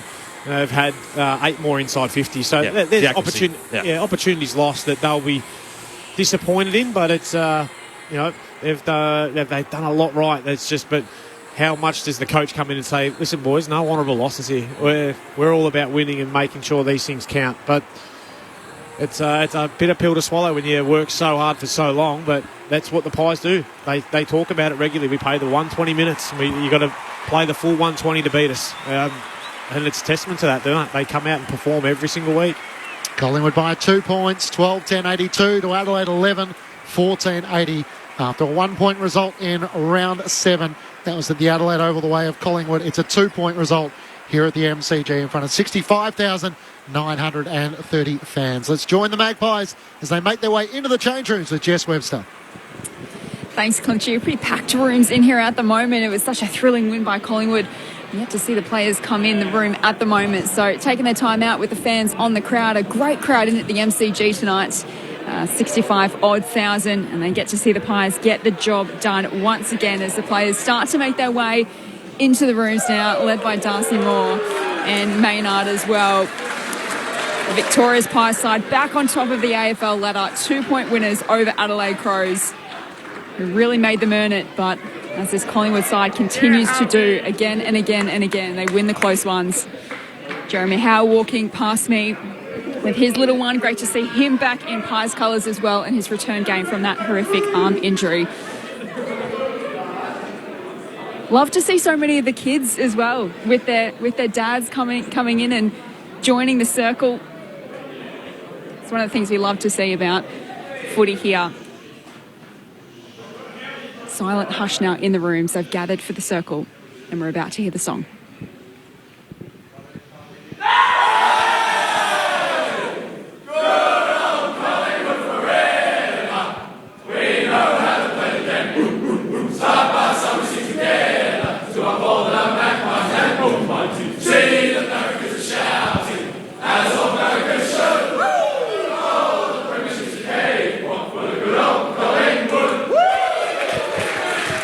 side playing group down here, Clinchy. We hope to hear from Mason Cox shortly. I'm sure Brett Delidio and Mark Murphy are looking forward to chatting to their favourite Texan when he joins us with a big final we got the big quarter fella with a couple of goals. Oh, no. I'm keen to find out how the specs are after Shelby ripped him off his head and threw him on the deck. And for those that have seen Peaky Blinders, a dead look-alike with Ben Keys. There's a couple of controversial moments which probably need to be debated. The Nick Dacos 50, first and foremost. Oh, I think it was there and should be paid 100%. The thing that people will question is why wasn't it just whistle blown and paid forward? You know, that's the thing that is questionable. Can you just take us through the sequence of events? So, well, Nick Dacos gave off the handball, and Rory Sloane, as Nick was trying to run on, and Rory knows that he's not going to catch Nick Dacos, right? Yep. So he's thinking, well, I'm going to tackle him and try and bring him to ground. But therefore, if the player's trying to run on to get another handball receive and he gets retarded and he isn't allowed to run on, that's automatic 50 straight down the ground. So both Scott Pendlebury and Nick Dacos were saying, well, where's the 50? Where's the 50? Matty Stevic, the umpire, says, well, he waved his arm as if to say, well, you've got the mark. Yep. But then the 50 was greater. Yep. So therefore, Nick Dacos comes down, takes the 50, kicks the goal. That's pretty smart that they knew the rule in that moment. Well, as a handball receiver and a running player, you know that rule and you try and exploit it as much as you can. So if it's not Matt Stevic, if it's another umpire, are they aware of that in the moment? Well, they have to be aware of it. That's a rule. I just think because it was one of the most senior umpires, when you make that point, you're right. Potentially, yeah. No, but I think all umpires should know that, but it's whether or not they're just like, oh, well, you've got it. But you've got the mark. Yeah, I think it's the experience of the players to say, listen, that's greater. The 50's greater the 50 than would have been further than the mark, yeah. So therefore it should go. It's like a flagrant foul. It is, yeah.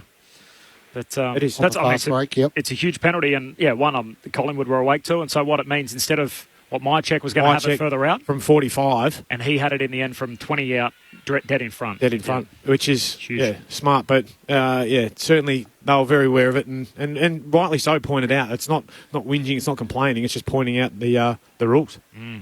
So Nick Dacos and Scott Pendlebury both went to Matt Stevic to make that point, and the 50-metre was paid. It was only moments before that Isaac Rankin had one which was agonisingly close on the goal line. We went to the video review, the ARC, to try and work out whether Braden Maynard got a touch to it, whether it was across the line as Noble's hand was getting there with Rankin's boot in close proximity. It was a line ball call, and in the end, it reverted back to the umpire's call. Oh, it depends which side of the coin or side of the fence you sit on, isn't it? Whether it was definitely a goal if you're a Crow supporter versus definitely touch as a Pies.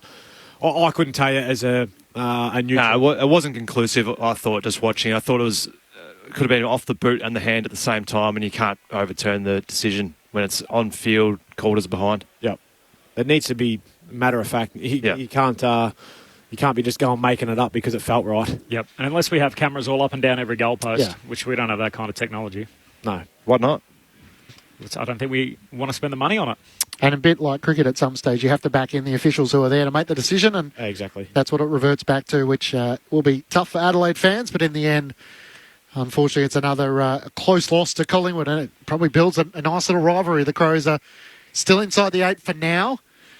I suppose the question is, Lids, on the sides in which you've seen in the bottom half of the 8 at the moment. So you're looking at Adelaide in 8th position, the Western Bulldogs in 7th, the Bombers and the Saints both losers this weekend in 5th and 6th. Yeah. Where do you kind of see Adelaide in this 2023 season? Well, just because of the way they do play, I see them in that top 8, but I'm nervous if I'm a Saints fan, a Bombers fan, because I think that they're the ones that are probably more susceptible to potentially dropping out, even though I don't reckon the ladder changes too much, after a certain point in the year, and I think we're past that point.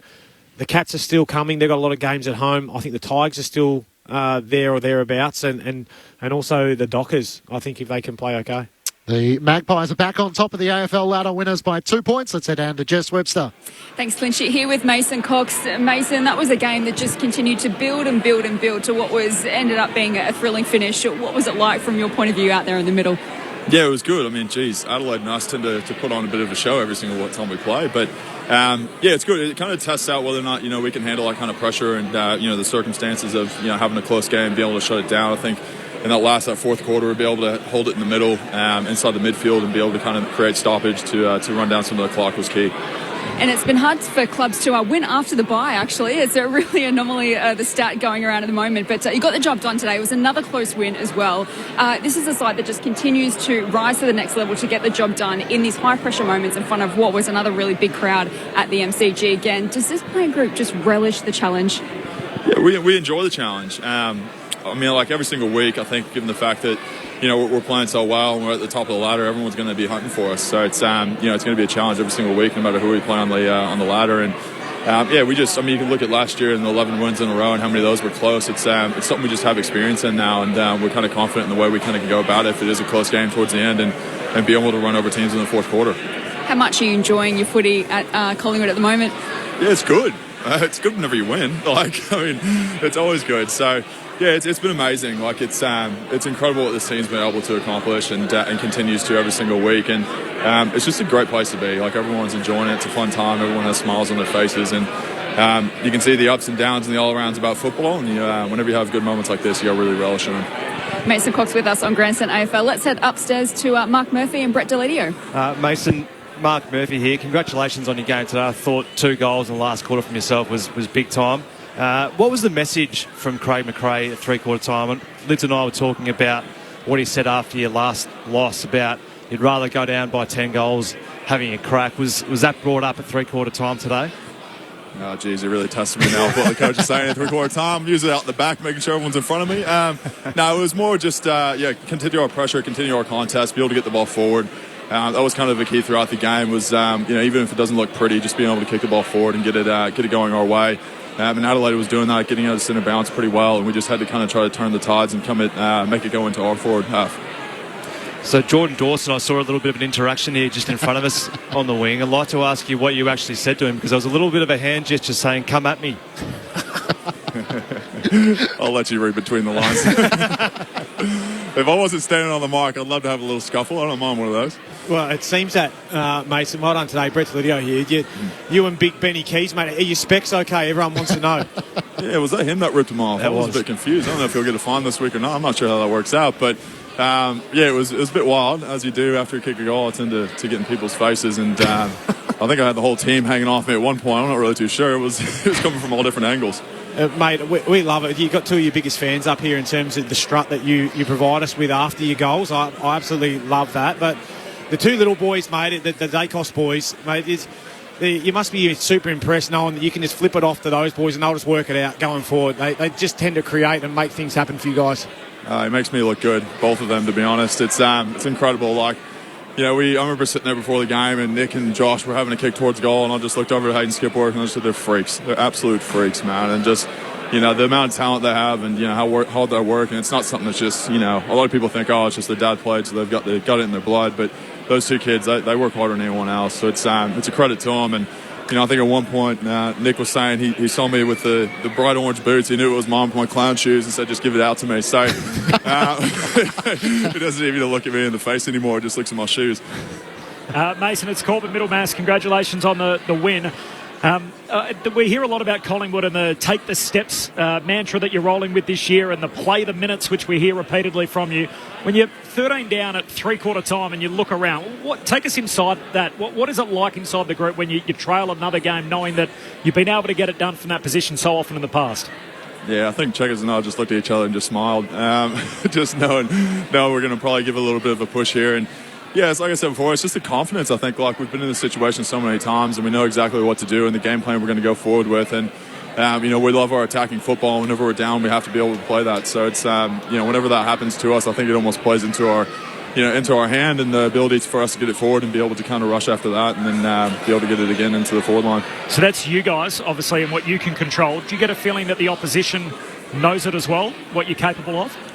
I can't really speak on the opposition, but I think you would, given our track record, you probably maybe have a little bit of a chat about it at three-quarter time, knowing it's going to come. I think after halftime we knew that we're up by a decent little 20-something points, and we knew in three-quarter time in the third quarter they're going to come at us. So, those things do get said within the locker room or within the team whenever there's going to be a bit of a push. So, I don't know. I can't really tell you, so I can't speak for another team. But I think a lot of teams would know that we can play out a fourth quarter pretty well. And Reece Stanley commented the other night, by the way, that he was obviously had an eye issue, and he said he tried a whole lot of things to get back, including the Mason Cox goggles. Did he give you a ring to try and test him out at one point? He didn't. I was pissed. I was trying to get him into the goggle gang.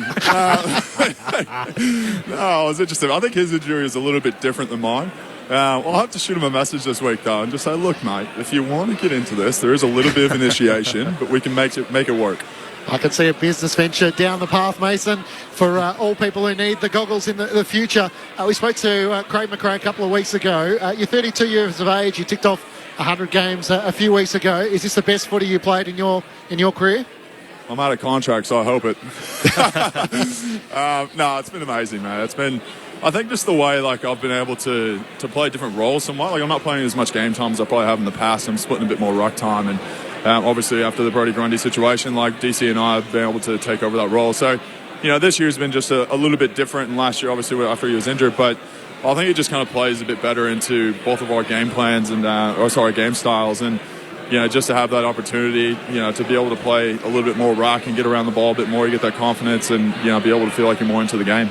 And there was a few nervous Collingwood fans seeing Jeremy Howe return. Took another trademark mark at one stage throughout the match. That was just good to see him flying across half-back once more. Yeah, he's an incredible human being, and what he had to go through it was tough, to be honest. I remember visiting him in hospital, and he was the worst for wear, that's for sure. But it's like a lot of AFL players. It's incredible the resilience they go through whenever there is an injury, and a lot of people kind of forget about them whenever it comes to recovery. And we've got guys like Dan Massey, who's I think he had an infection or something in his finger, and he's got pushed back another few weeks. And it's those things that really take a toll on you mentally, but it's just so incredible, I guess, the resilience that some of these AFL players show. Yeah, you still got Jordan De Goey and Steele Sidebottom to come back in. Now, Mark Murphy and Brett Delidio don't mind a social media photo as well. Looked like you had a good time in Bali. Yeah. Just happy to promote you sitting by a pool. A few big tangs, as you do. A few rattler big tanks. It was a good time. I've got to run because I'm getting pushed into this meeting, y'all. But Bali was awesome. Highly rate it. But I just sat around poolside and just got massages every single day and did a bit of workouts here and there. So it was a good time. You're a Dinky Die Aussie now. Thanks, Mason. Congrats on the win. What? A Dinky Die Aussie. I'm going to have to look that one up. Well done. All the best, y'all. Mason Cox joining us from the Collingwood Rooms, winners by 2 points. It's always entertaining. You never quite know where you're going to end up. Oh, that's great. Thanks, y'all. I love that. Yeah. Such an American. I love how you called off the interview too. I'm getting cool. I'm done here. Yeah. I've given you enough of my time. You guys can probably read between the lines what I was saying to Jordan Dawson as well. I've just been looking at the ladder. So 9 rounds to go in the season. Interesting logjam all of a sudden between 5th and 11th. So between 5th and 11th, there's 7 teams. They're separated by a game and a half at the moment, so 6 premiership points. Interesting to note, out of those 7 sides, Geelong is the only one that don't play West Coast on the run home. Yeah. So every other run, haven't they? Every other team gets a crack at the Eagles, and I know it's so foreign to talk about them in these terms, but they are such an outlier in the competition. You look at a 15% boost for Sydney yesterday, 9% boost for Adelaide the last time they played them. The percentages between the lowest and the highest in that group is 97% to 115. So if all those teams are in and around each other at the end of the season, and it comes down to percentage, it's going to favour the 6 teams that are playing the Eagles as opposed to the one team that doesn't get the chance to. Yeah, I think also the Cats have got a lot of games at home, though, which is a significant advantage for them. I think that's where they get their advantage over not playing the Eagles. But, yeah, you're right. I think it's a tricky little logjam, isn't it? And you've got to continue to win. I said I've dropped your Bombers in there, and they slipped up last night. I thought they were the better team, to be honest, not during the game, but going into the game. I thought they were probably the more form side, but the Dockers, as we spoke to Nat Fyfe earlier today, it's like, they're going to have some ups and downs, but they're competitive, and at their best, they're pretty good. So 5 of the 9 at Cardinia Park for the Cats. 5 of 9. In the run home. Yep. Just give me a yes or no on a couple of these for the Crows. They've got North Melbourne next week. Yes. Bombers the following week at Docklands. Yes. No. 50-50 there. I think that's one of our games. I think that's a Sunday game. Okay. The GWS Giants at the Adelaide Oval. Yes. Yeah, they'll get that one done. Melbourne at the MCG. Oh, geez, I'll tell you what, the way they played out here today, I'd say yes. Ooh. So that's got them to 4. The showdown against Port Adelaide in round 20. Don't think so. No. Gold Coast Suns at the Adelaide Oval. Yes. Brisbane Lions round 22 at the Gabba. No. and the Swans and the West Coast Eagles in the last 2 rounds. I think they can get both of those done. So that would get them 7, which gets them to 14 wins, which in theory gets them in the 8. But the showdown can go either way. So that could potentially be another win. But there's a couple in there that you're not. There's not many givens other than West Coast. Hawthorn have been playing some good footy lately. I know they don't have Hawthorn, but there's very few sides which are given wins. But they're not going to play like that every single week, are they? They match up really well against the Pies. Can they come out and do that against the Ds? I don't know, but it'll be interesting to see. They got some winnable games, absolutely, and that's where Matty Nix will be saying, "Well, no honourable losses, boys. You got to start to believe. We know we're good enough. Yeah, you got to believe. That's got to be the message." They're certainly building in the right direction. It's just whether they're ready to take that leap in 2023. Collingwood winners by 2 points over Adelaide, 12-10-82 to the Crows, 11-14-80. The Crows take on North Melbourne next Saturday night at the Adelaide Oval, and the Magpies have got the Gold Coast Suns on Saturday. The votes for the ABC Footballer of the Year, Mark Murphy. Yes, some great performances today across the board from both sides, but I thought very stiff only to get one vote. It was Josh Dacos. I thought he was terrific. I thought he was just good all day, just patrolling that wing as he does. He kicked the first goal of the game. I thought he was terrific. Had the 33 and just a really nice player to watch football in front of us at the moment. Jordan Dawson, I got my 2 votes. You're kidding. He was so good. I think if Adelaide win, he probably gets 3. He does. I just thought he just led from the front all day. He had the 35 disposals, had the 11 contested possessions, 12 tackles, 5 clearances, had 9 score involvements. So big day from Jordan Dawson. But we're not giving out the 3 today. We're just doing the 2. I'm about to mention the 3 now. Also, someone better on the ground than Jordan Dawson. Well, the bloke who made 37 and had 8 clearances, 9 score involvements, kicked a goal. And started on the bench. Had 10 touches in the last. I know he's had 37, but and a leash staying on average. But Nick Dacos was best on ground today. Yeah, his favourite player growing up was Mark Murphy, and here Mark Murphy is giving top votes to Nick Dacos. Just beautiful symmetry and the way the world comes together. I feel like I inspired some of his play. That's what I saw out there today. His handball receives 100%. Younger Mark, calling for free kicks 100% too. younger Mark Murphy. It's interesting too in the ABC Footballer of the Year. So he goes back within 1 of the leader. So he's on 19 for the year, 19 votes in a 3-2-1 system after 15 rounds or 14 games. 1 behind Zach Butters, who's the leader. Oh, your boy. You know how we talk about he got tagged, though? He didn't get tagged. He had someone who minded him a little bit. Had some awareness of him. Well, you wouldn't say so, actually. Yeah, some. They shook hands at the start. But you'd wonder how he'd go if he got a full hard lockdown like the old school days. Like Cameron Ling style. Ryan Crowley. Yeah. Stevie Baker. Oh, gee, yeah. He would have got bashed. Well, that's what Stevie Baker said on the news. He said, mate, if it was me, I'd just be clipping him all day. He said, good luck. You're not going to run away from me. I'm just going to... He wouldn't play much footy in 2023. Well, he's come back for 1 game against the Pies. That's it, Stevie. Yeah. But it's a different challenge. But we don't see... There's no real hard lockdowns. Matty De Boer was probably the last for the Giants that did it. And who else is a real shutdown? Teams, you're giving up such a spot on the ground, an extra player. Yeah, Ryan Clark. I was going to say him, yeah. Sydney tend to wheel him out when they've got a key matchup. It's a different kind of role, it didn't work, though. Yeah. So, it has to be someone who's willing to go with him everywhere and just shut him out of the game. Because he's not a contested beast. He reads it by being on the move and then getting a handball received. Still had the 14 contested possessions, though. Yep. Yeah, I know, but he's not... I know not Josh Kennedy, wrestle you off him, Ben Cunnington... untaggable sort of player where it's like, well, he's going to get it inside anyway. Paddy Cripps. And the lad from Hawthorn, Finn McGuinness, he tags a bit now, doesn't he? Yeah, he's out of the side though, so he's tagged his way out of it. Yeah. It was almost 10 years ago. It was like every team would have a noticeable tagger. You just knew that they were going to go to the opposition best mid. And footy, let's be honest, no disrespect to all those guys who are great players and they're good exponents of it, but footy's not any poorer for not having it, is it? No one I'm pays a ticket to come and watch a tagger shut out one of the better players in the opposition, do they? Yeah. Boring. Collingwood winners by 2 points at the MCG over the Adelaide Crows. We're heading to the Gold Coast Suns taking on Hawthorn.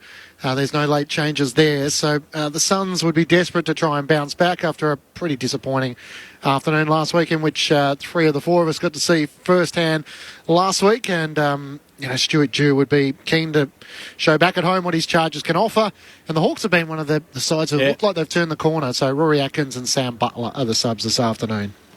Yeah. Thought or two as to how that might transpire? I think I've picked the Suns, I want a bit of a bounce back, and I expect them to bounce back after last week's. Other than that second quarter, they weren't too bad.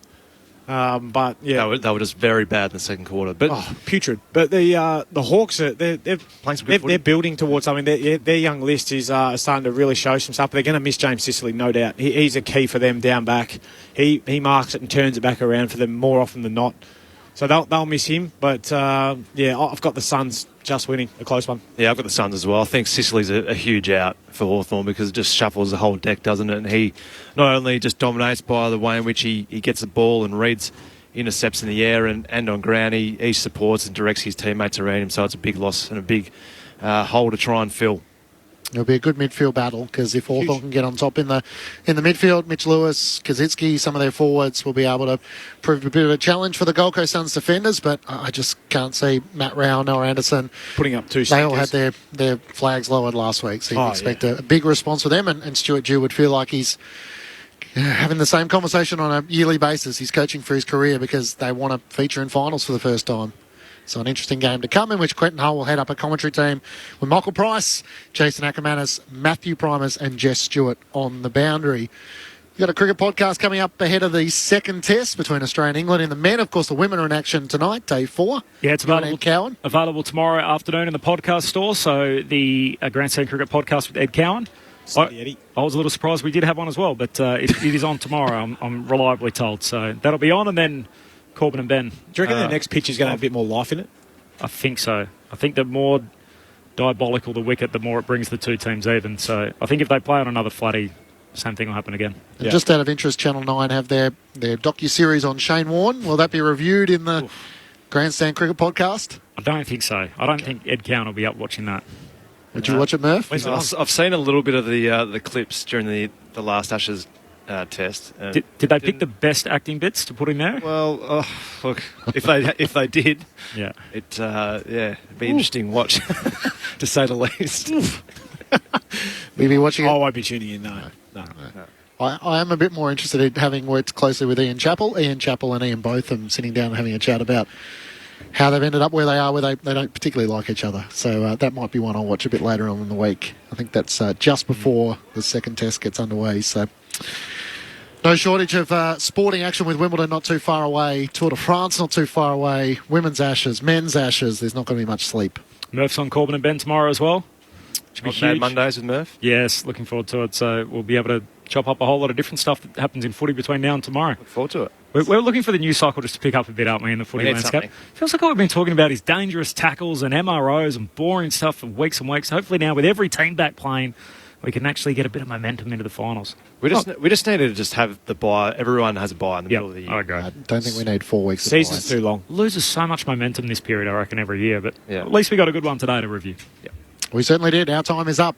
Thank you, Murph. Thank you, Lids. Look forward to hearing you on Corbin and Ben, 5 o'clock Australian Eastern. We're heading to the Gold Coast as they take on the Hawks with Quentin Hull, Michael Price, Jason Ackermanis and Matthew Primus to close out the weekend's footy, round 15 of the AFL. Thanks so much for your company at the MCG. Collingwood winners by 2 points, 12-10-82 to the Crows, 11-14-80. Nick Dacos with the 3 votes from Mark Murphy in the ABC Football of the